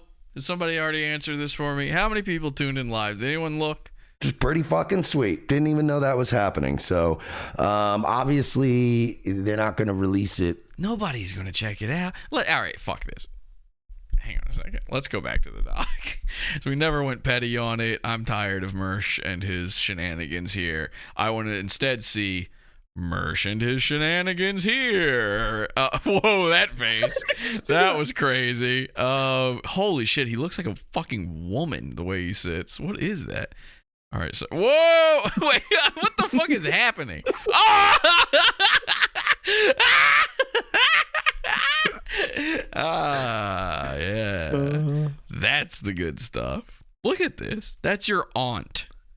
Yeah. Your aunt grew a beard and wore her best watch. Look how short his arms are. What size are you? How do you even find a coat that fits? And you know, by fits I mean how glossy it is as well. That's shark skin. Okay. Let's he's delighted. Samantha Fiddler's Army, another podcast. I stopped filming with him. When I was filming with him, the only time he went to jail was when I took him to jail. But after I was done filming him, he definitely wound up in a bad place, and his career really took a nosedive. So there's actually a Twitter that is like, is Teddy Hart in jail today? And they update it every day. Can somebody edit in Mersh's mugshot right there? Listen, you said that there was no way you... Okay, so hearing that voice pop in, that alone is terrifying. Let's start with a few things, just visually audible here, everything. Obviously, number one, they blurred the chat. They rubbed Star Wars land speeder Vaseline on it. This is the fucking View for Barbara Walters, trying to keep all the N-bombs off the screen here. I can only imagine that's why they're having to blur this. And my favorite part of them blurring the chat is it means because of Mersh's stupid, terrible layout that they also had to blur Nightwave. This retard managed to put Nightwave all over his screen back then, and somehow every instance of it is wiped off of here right now. It's hard to see because of my graphics on screen, but right under the goal wave, which is still visible, imagine tuning into this. I kept saying this to Kelsey earlier. I said, imagine you are new. Imagine you have never ever heard of or seen Nightwave. Maybe you've never seen anything like it. Maybe you've never seen a jabroni stream. And then you see this. This pops on your screen during this documentary. This is insanity. What you're looking at here is pure insanity. What am I looking at? What is going on? Even with the blur, it's bizarre, and nothing is more bizarre than the goal wave, which you'd be like, what the fuck is that? And then when you figure out it's money and he's trying desperately within 20 hours to get to $150, you'd be like, for what? For yelling at this murderer wrestler? What is going on? And then directly below the goal wave, they've blurred this out too in like a really weird way. They actually let me get rid of my graphics here so you can see this. Look at this. They took the image of the top bar here underneath the video, and they just copied and pasted it here to cover up the names of the donors and stuff going by. So Zen Rhino's $15 is being covered up by this. Why they didn't just blur this like they did the other one, I don't know. Why they went with this copy and paste job. It's bizarre. But that said, one of the more interesting aspects of this whole thing to me is this. You've seen Nightwave. You've seen Nightwave today. You've seen Nightwave back then. Nightwave looks like shit. It sounds like shit. This old episode, which would have even worse quality, it was probably in 480 back then. It looks okay. Like, it looks kind of all right. Weirdly. And the sound isn't too bad. Like, listen to the way it faded in there with all the rest. Bad place, and his career really took a nosedive.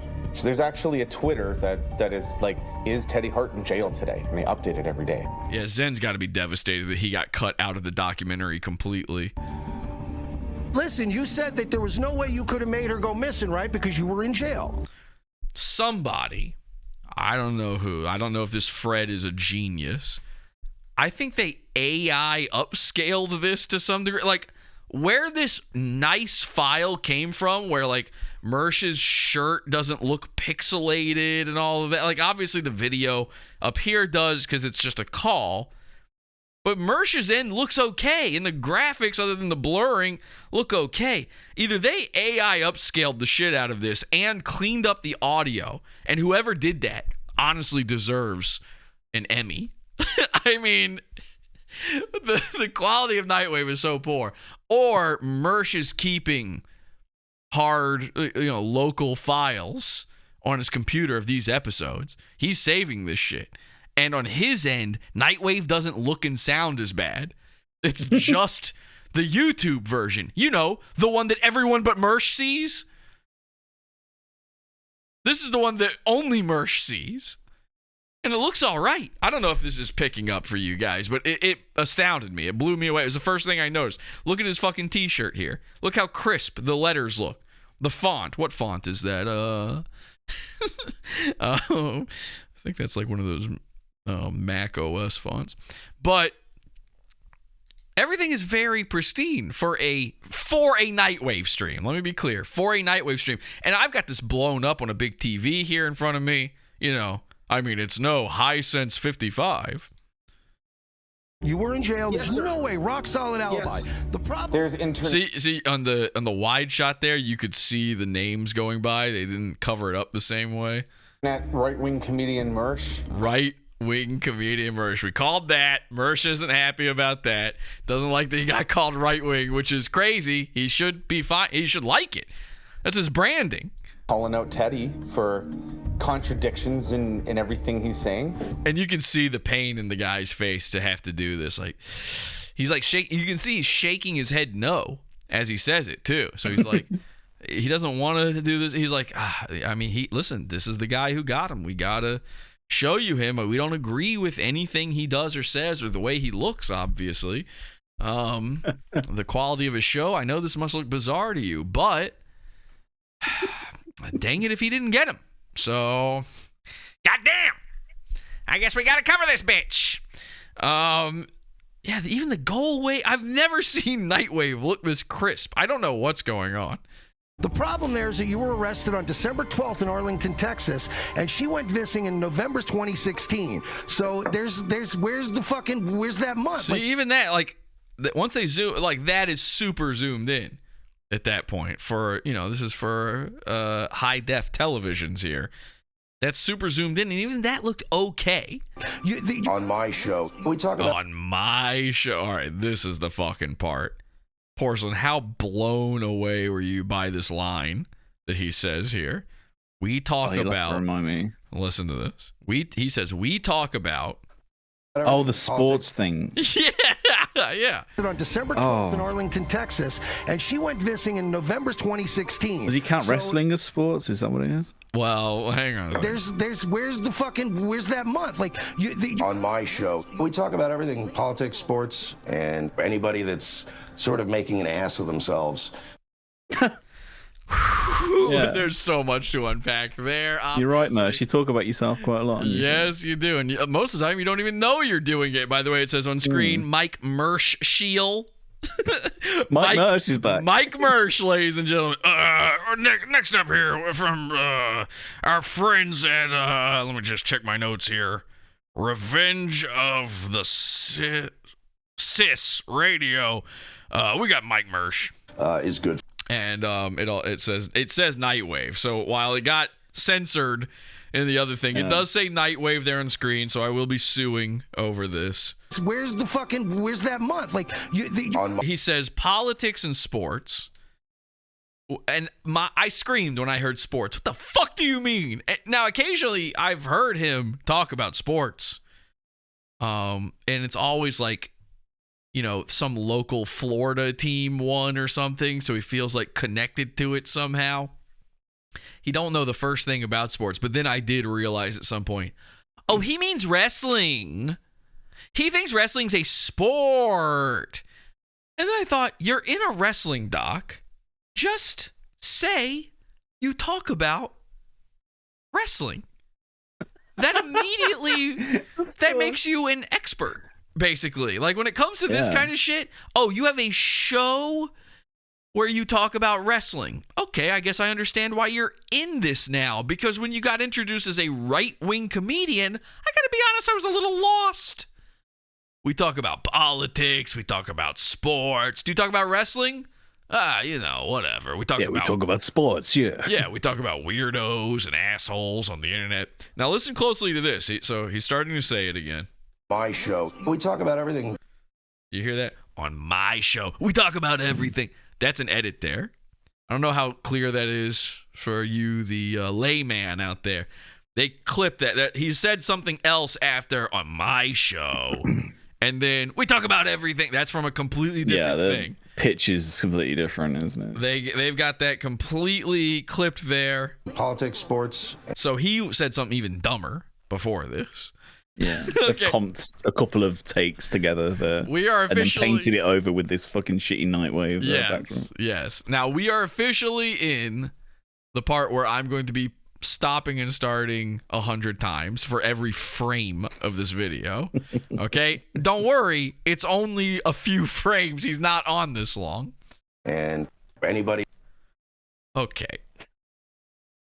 Now, I can't navigate this super well because of this player. Something we are going to notice, something I noticed, is this documentarian, Mersh owes him money. Not the other way around. Mersh should be paying this guy because this guy did everything in his power to cut around Mersh's goofy eyes. It's hard to catch it there at the very beginning, but at the very beginning of that clip, and a couple more of them, or sometimes at the end, you can see Mersh was cross-eyed, his eyes corrected, and then it cuts back to him. You can kind of see it here. I missed a couple frames, unfortunately. I'm just not going to keep going back. It goes too far back. But his eyes were crossed, and they tried to cut out every single second of it that they could. We'll start there. Then I like how they've got host of Nightwave Radio in quotes, as if it doesn't exist. He's the host of Nightwave Radio. I'm so glad they didn't use a registered trademark symbol there. Obviously, we've got that Mersh broke out the blazer again for this. But I love that while he owes the director a debt of gratitude for cutting out his zonky eye, this dude could have framed it so we didn't look dead on into Mersh's triangle and gunt. But God bless him, he did it anyway. He still made us stare into the abyss. And as you can see, Mersh's belly button is eating the Danny Saint font there. It's sucking into his belly button. Yeah. That shirt is the shirt he has on in the clip they are playing from Nightwave. No. Yes! That's the same font. That's how I know. I recognize the font. Yes. No, the font on the top. Yeah, yes, you're right. It's the same. It's the same shirt. He went... I know why. I know what's happening. Is it because that's his I'm Talking Wrestling shirt? I'm Talking Wrestling shirt. And listen, I've pulled this move. Okay? I go, I'm talking about this. I'm popping on this shirt. I get it. But you got to know they're going to be playing this clip. Yeah. You don't think to go, maybe I shouldn't look like I own one shirt. This is my only chance at the big time, a taste of the title. And you didn't even think about it. Instead, he goes, nope, just grab the shark skin blazer and head on out. What goes with this outfit? Jeans? Sure, why not? Why not? Because where is this being filmed? This is not Mersh's apartment.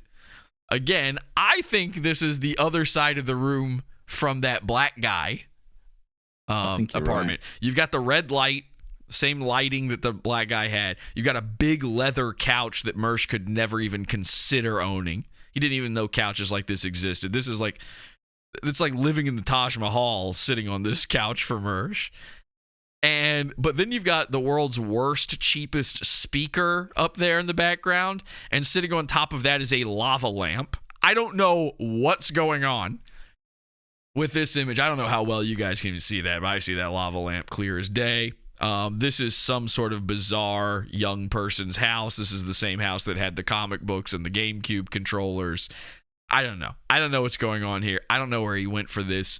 That couch behind Mersh might be some sort of backroom casting couch, and that's how Mersh got this job.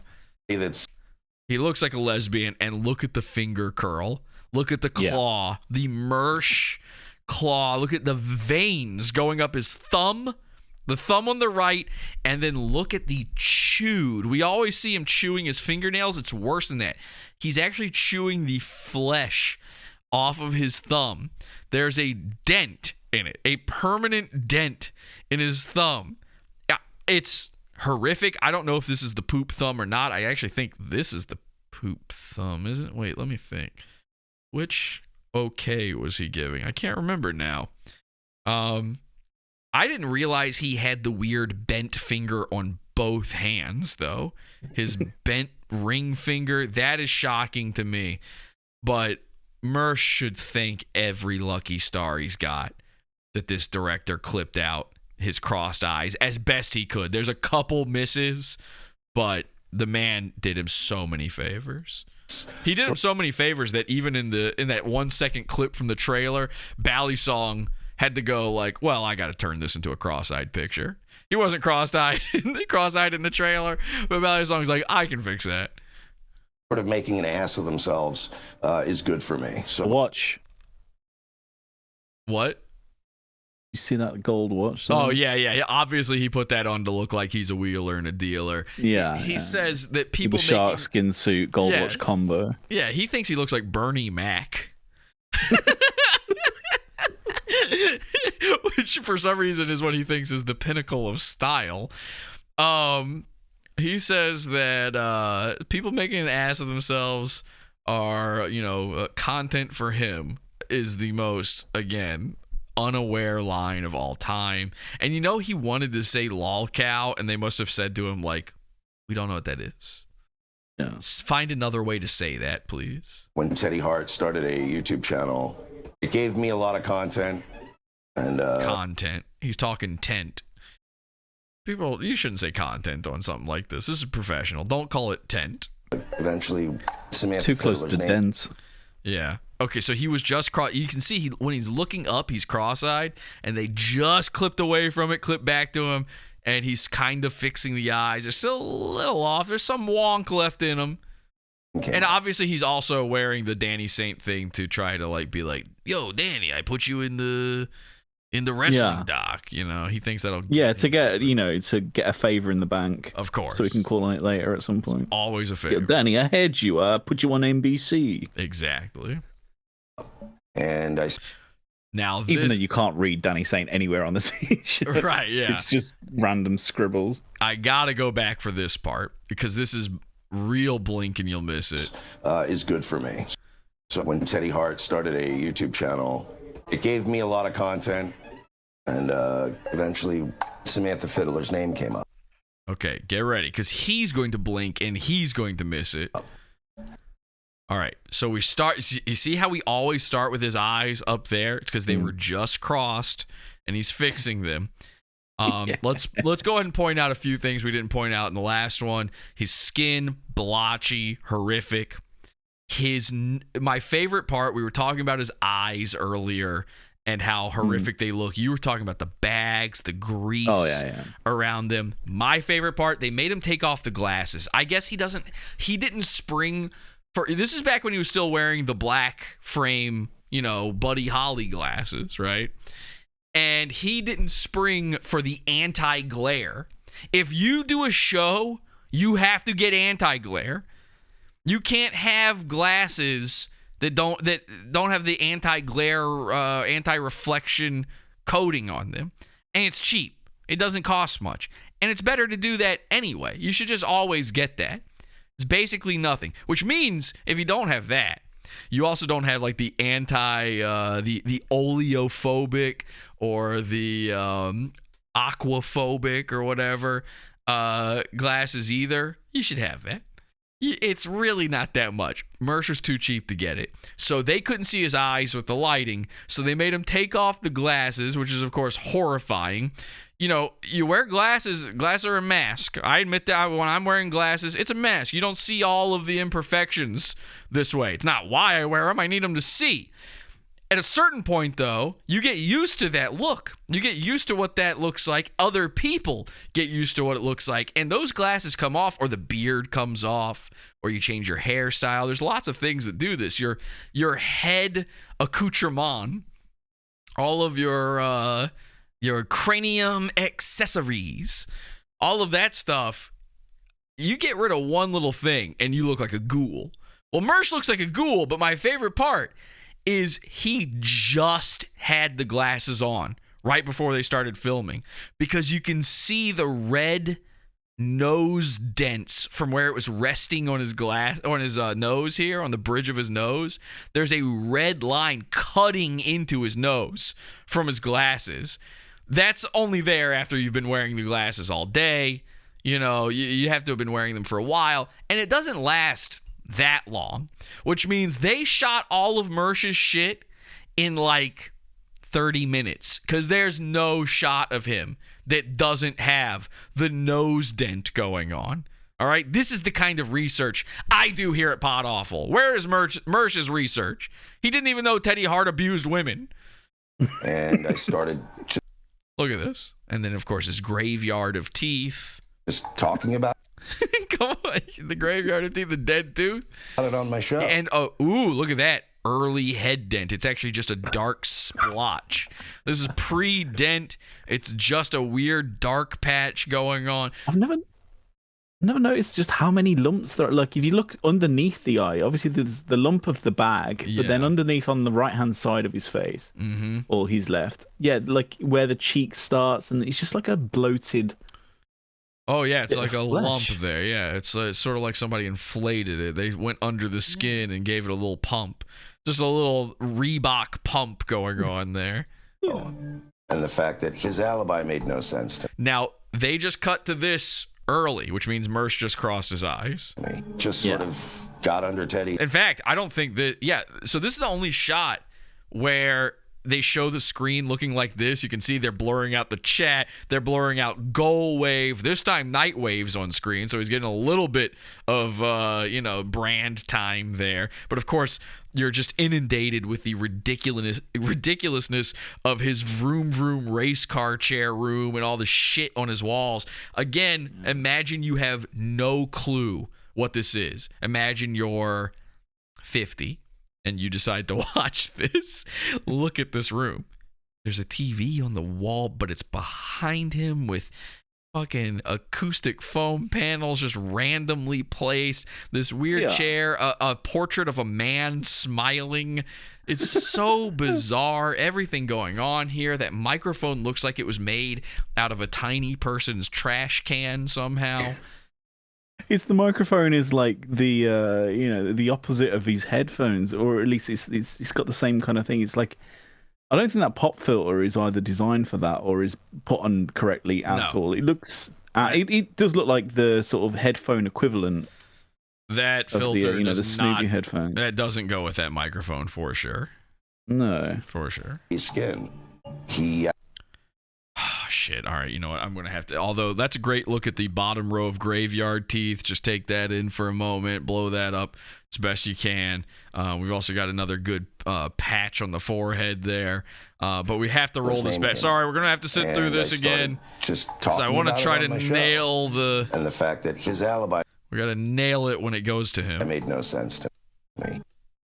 Just sort of Look how creepy his fucking background for the chat is too. It's like a hand. It's like the fucking poltergeist hand on the screen, the static screen on the TV. You're 40 years old. You watch this. You're like, what the fuck is this? Who are these creeps? Also, how is he not aware that hand to him is not a good thing to be showing anybody? Wow, like yeah. his hand is. Oh, hold on. Yeah. Okay, I missed it again. Unfortunately, I was trying real hard to get it. His eyes are crossed at the beginning of this clip. I just can't nail it. It's literally, it's one frame and then his eye darts over. They do that every time. He actually reached out to me.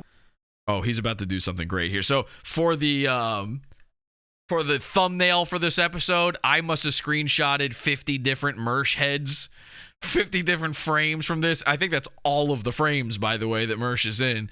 And trying to pick the best one. Certain ones had better neck fat rolls. Certain ones had better views of the graveyard teeth. Certain ones had better eyeballs. Certain ones looked balder. You know, I had to pick and choose from the best ones. You're getting a lot of neck meat in this one. When you look at that thumbnail picture, I know he looks bizarrely fat, like extra fat. I had to flip the image for the thumbnail, but it's this weird thing. You flip this image right now, and he somehow gains 20 pounds. I'm not kidding. Take this image, screenshot it, flip it in whatever app you can use to flip it. Just flip it horizontally, and all of a sudden you'll be like, whoa! What the fuck? That he's got like a goiter on his neck. We are now team goiter. Forget lumps, forget dents, forget divots. We're now on the side, forget scabies. We're on the side of goiters now, okay? All right, now there's a funny thing he does with his mouth here. I want to try to grab this. Okay, so when he looks over, by the way, he always does this. He's the only man I know. Look at that fat neck. He's the only man I know that looks over to the right when he's talking. I've never seen, I can't even do it. I literally don't know how to do it. That is not in my repertoire of moves at all. And he's got to just be, this is when he's lying. To come on my show, and I'm obviously... Look at this. Look at his mouth here. The eyebrows there. The eyebrows. The mouth. Yeah, certain shots had better eyebrows. Look at this. I'm going to pass that up. When did I get arrested first in Arlington, sir?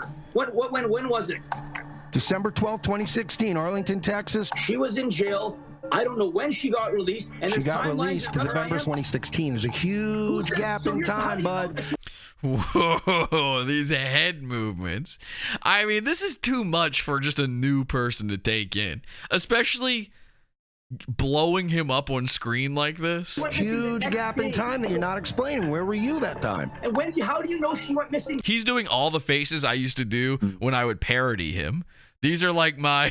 He doesn't He's doing the head, crooked head thing, yeah. The angled head into the angled mic. He doesn't really do these faces anymore. Like, my parody is out of date of him because I always notice the weird things he do with his eyebrows and the crooked head and the sort of slack-jawed, you know, hangdog look on his face. It's called the internet.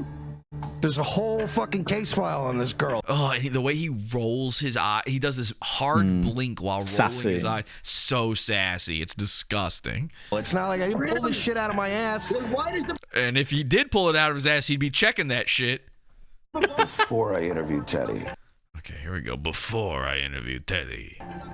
Come on, come on, come on, come on, come on, come on. Wow. He must have been cross-eyed through this whole part. Any part where you don't see him on screen while he's talking, he's cross-eyed. It's true. Yeah. On Facebook. Oh, they're really... This is important. I'm sorry. I know this is annoying, but this is important. We got to nail it. I need fuck. I fucked up. Right after I said that, I fucked it up. God damn it. See, he's looking up. Every time he's looking up, that's when he resets his eyes. We're going through this again. This file on this girl. It's not like I didn't pull this shit out of my ass. Before I interviewed Teddy, April Fiddler reached out on Facebook and come on, gotta nail it. Fuck. It's like this one frame, you can see it skip by right before I fucking get it to pause. I don't know. It's this fucking player, but look at his little hands. He's doing, what do they call that? Like cock shame or whatever, where he's his tiny little arms trying to cover up around his belly. The things that tripped Teddy up the most were the tidbits that were provided to me by April. He's looking over. You see the way he keeps darting his eyes over? It's because they fed him that line. He didn't choose to say that. They already had April on camera saying that like she was sitting there feeding Mersh shit. And so he wanted a way to connect it back to April. So he said, okay, say this. That's the way it works. I was right there while Mersh was live. I was sending him. Oh, isn't that crazy to hear somebody like this say Mersh? It's funny as well though, because if what you said is true, and I totally believe it as well. They needed him to like link to her. Yeah. So they fed him a line. He's trying to. That's just up. Like that's almost. I would almost like say that's basically you might as well write Mersh off for that little bit there. Wow, you're trying to. That's amazing. You're trying to erase him further from the dot. Yeah, because he's You're not right. expressing himself. He's You're not there right. on behalf of his own. You're right. accord. What are we down to now? 1% of the documentary. I mean. Well, I did see someone come up with the new name of 1% Mersh. Wow. Oh man. I'm like, oh no, he's lying. You know, with those braces and that big potato mouth, she must have trouble saying Mersh too. That's got to be tough for her. He's lying. You've told a lot of weird stories. Like you only knew this girl for a couple months. You didn't live Watch this. There's an incredible thing that happens here. with her in 2014 up in Edmonton. Didn't run off with her Jaguar and her passport. She was never my girlfriend, and I wasn't fucking her. So Now that's another thing people. Wait, now she was never your girlfriend. Dude, she was never my girlfriend, and I wasn't fucking her. When he kept lying, I was mad, and I was so. Who does she look like? This whole time, her butthole mouth is very distracting. She literally has the gaped butthole of a porn star for a mouth. But there's someone she looks like that I just can't put my fucking finger. Maybe Kyle Rittenhouse. She kind of looked like Kyle Rittenhouse. So sick to my stomach. So why is it that Rolling Stone in 2016 says, beside him, speaking Okay, this is crazy. Watch this. of you, Sam Fiddler, his wrestling student come girlfriend. So Mersh saw cum in this thing, right? Yeah. And I know a lot of people say it has cum for this. Am I wrong in thinking that the correct pronunciation is cum, like cum laude? I might be wrong about that. I don't know. I don't know Latin. Cum might be fine. But Mersh was so excited when he saw cum Sick to my. that he actually, listen very carefully, he skips part of the word student to say the word cum faster. It's never been attempted before in human history. He can't get to it fast enough. Stomach. So why Watch is this. it that Rolling Stone in 2016 says, beside him, speaking of you, Sam Fiddler, his wrestling student come Student cum. Yeah. Student cum. girlfriend. Rolling Stones, I wish it was all true, but it wasn't. Wow. And then we get, this is my favorite part. Then we get an Angie's random edit of Mersh zoomed in crossing his eyes. That's the only official eye cross in this whole thing. 2016 says, beside him, speaking of you, Sam Fiddler, his wrestling student come girlfriend. Student cum girlfriend. Student cum girlfriend. He can really pronounce cum. Student, not so much. Rolling Stones, I wish it was all true, but it wasn't. Woohoo! What? Whoops! There it is, folks. Ladies and gentlemen, documented, and truly, it's a documentary, so this is documented for the rest of human history, is Mersh's lazy eye. If I'm a piece of shit, they would. Ooh, an Angie random edit in a documentary. This guy saw Angie's random edits, and he was like, oh, that zoom move. When he crosses his eyes, I gotta steal that. It's just funny that like he spent all this time trying to protect the eye stuff, and then he gets like the perfect one at the end. I know. He purposefully edited this one in. I think the guy thought like, okay, I got rid of all those others, but if I put this one in, like, it's from the old stuff. He can't be mad about that. It's from the old stuff, you know? Yeah, Mersh probably, like, I don't know if Mersh had any input or anything, but he's like, yeah, just, you know, just look out for the eye thing. And he's like, well, I'll do that in the interview. He absolutely said something like, you know, just try to make me look as good as you can. I mean, I know you're not working with much. You know, he said some shit like that. Yeah, like, not directly, but like, he's like, yeah, you know, I got a bit of an eye thing, you know. Look at this. Do your best. Look at this face and then go back and watch the Nightwave Before Christmas or Friday Nightwave Hangout Explosion. This is my Mersh impression face. This is the one I was doing from day one. Yeah. It's the exact face I Pursed always make. lips.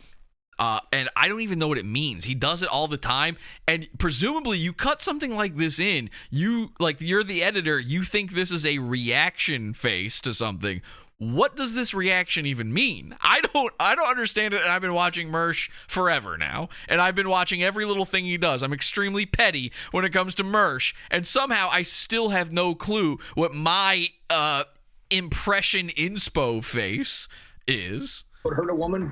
What is that? Me, but not my thing. And by the way, that shot there doesn't even happen at that moment. They edited that in from another part. Dude. That's all I'm not saying you hurt anybody, but I am saying that you can't account for times. There's time gaps. You kind of glaze over a lot of big facts here. It does. And there he is looking off to the side again because he was just crossing them bad boys. Doesn't prove that Teddy Hart had anything to do with it, but it does prove that Teddy Hart is full of crap. Ooh, there was a little bit of a cross right there at the end. Is that worth going back for? Can't account for times. There's time gaps. You kind of glaze over a lot of big facts here. It doesn't prove that Teddy Hart had anything to do with it, but it does prove that Teddy Hart is full of crap and absolutely lying about it. Wait, what the fuck? How did I... Okay, I don't know what happened there. And there you go, ladies and gentlemen. That's it. That's all of Mersh.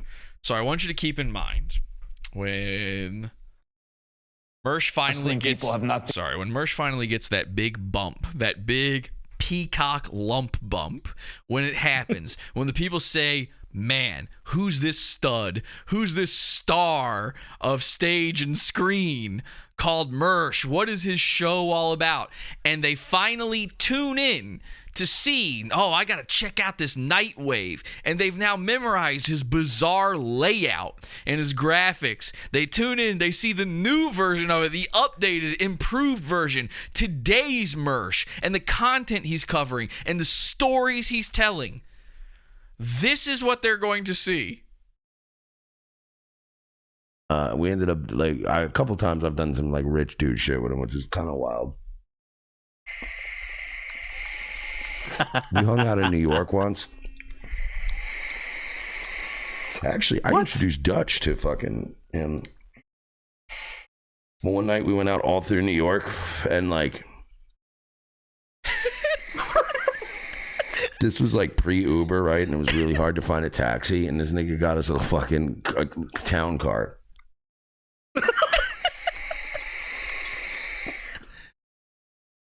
Dude got us a town car to just drive all over Long Island and into the city and back, and stop at like various clubs and like hang out with like, it was fucking nuts.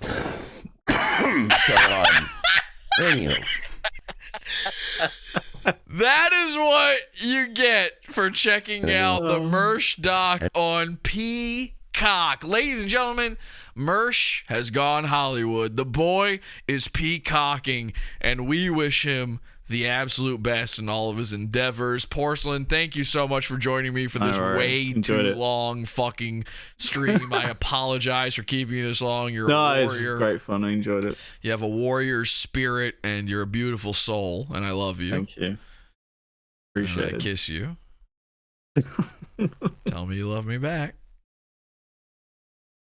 Tell me you love me back. This is going to be really awkward if you don't say it back to me. And then I hung out with him, and are you saying you wouldn't take me in a town car, or what's? I'm just gonna leave that in the air, I reckon. The fuck is happening? I'm sorry. You don't. Okay, well.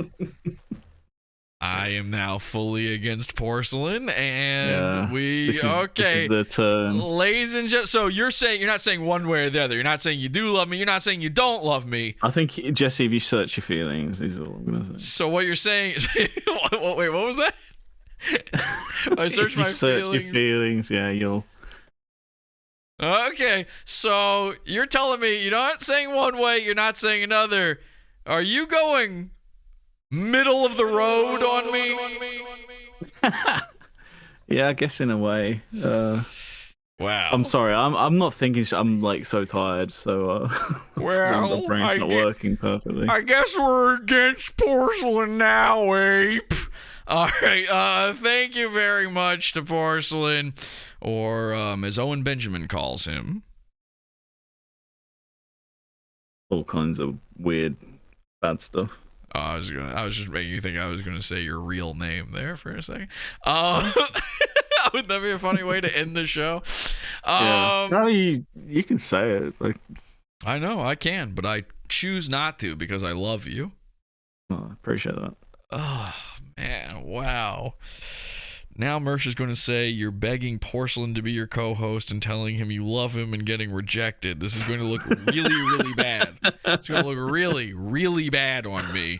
Do you have any final thoughts on Mersh, on Hollywood Mersh, on the doc, anything? Yeah, I mean, it's a massive fucking like stepping on the rake moment, isn't it? And again, I said earlier that like this is him once again sort of like posting his own L's, but actually I gotta give you your props. I think that the reason why he went so big and the reason why he made such a big fucking deal out of this is that this is the first opportunity he's had for quite some time to rub your nose in dog shit, basically, and to try and like, show the world that Mersh isn't who everyone thinks he is, and that he's actually on his way to somewhere that's better than where it's the same thing we've seen for how many years now. Yeah, it's pretty much Mersh all over. It's hard again. to say new way. It's hard to find new ways to like describe what we're seeing because it's exactly the same. It's Mersh. You know what? Getting way ahead of himself. Building, and it's just never doing him any favors. Like, I just want to shake him and just like let him know, like you just fucking calm down. Like, you say you're always going too big. You're always going to this like giant like this benchmark that you're never going to reach. Which means that, like you said earlier, this documentary had to have him in 90% of the time, and it would have to do like more views than fucking Tiger King in order for you to just break even. Yeah. It's never going to get that. And the only reason why those benchmarks and those standards existed in the first place is because you had Jesse on the mind so fucking bad that you counted your wins before the fucking cards even fucking landed on the table. Like, it was, again, just an absolute epic failure on behalf of Mersh. Oh, do you want to host a new Kino Casino with me, where it's me and you? We host Kino Casino together. This is my dream job, hosting the Kino Casino. I don't think I'm qualified, unfortunately. Okay, well, I'm not a great stream guy. I'm better if I've got a bit of time to kind of work on things. That's true. You're right. Well. Yeah. Thank God I had you on for 7 hours. Yeah. Well, you said it was hard to find a word for it. You said that it's hard to pin down the term for Mersh and all of this, but I think we've actually done it. Ladies and gentlemen, it's Spinster Mersh. That's all you need to know. Head on out there, make your reviews happen. Go to IMDb, go to Rotten Tomatoes, leave your reviews for Spinster Mersh. Thanks again, Porcelain, for doing it.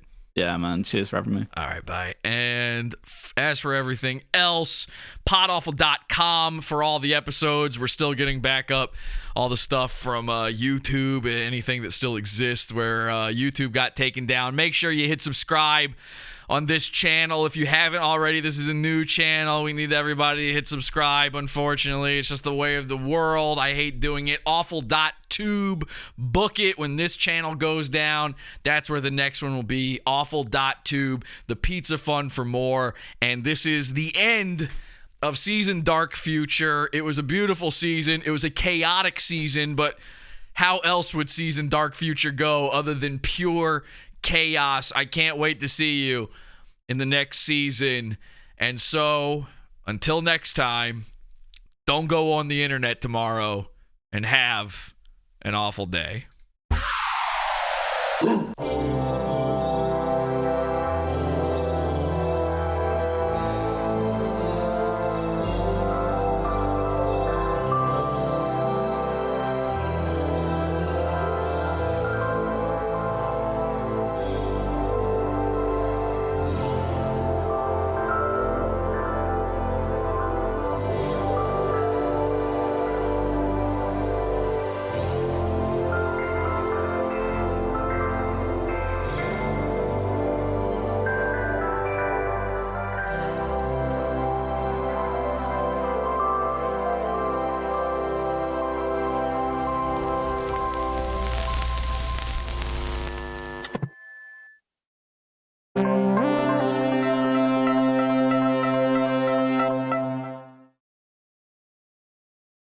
We ended up like a couple times I've done some like rich dude shit with him, which is kind of wild. We hung out in New York once. Actually, I introduced Dutch to fucking him. One night we went out all through New York and like this was like pre-Uber, right? And it was really hard to find a taxi. And this nigga got us a fucking town car.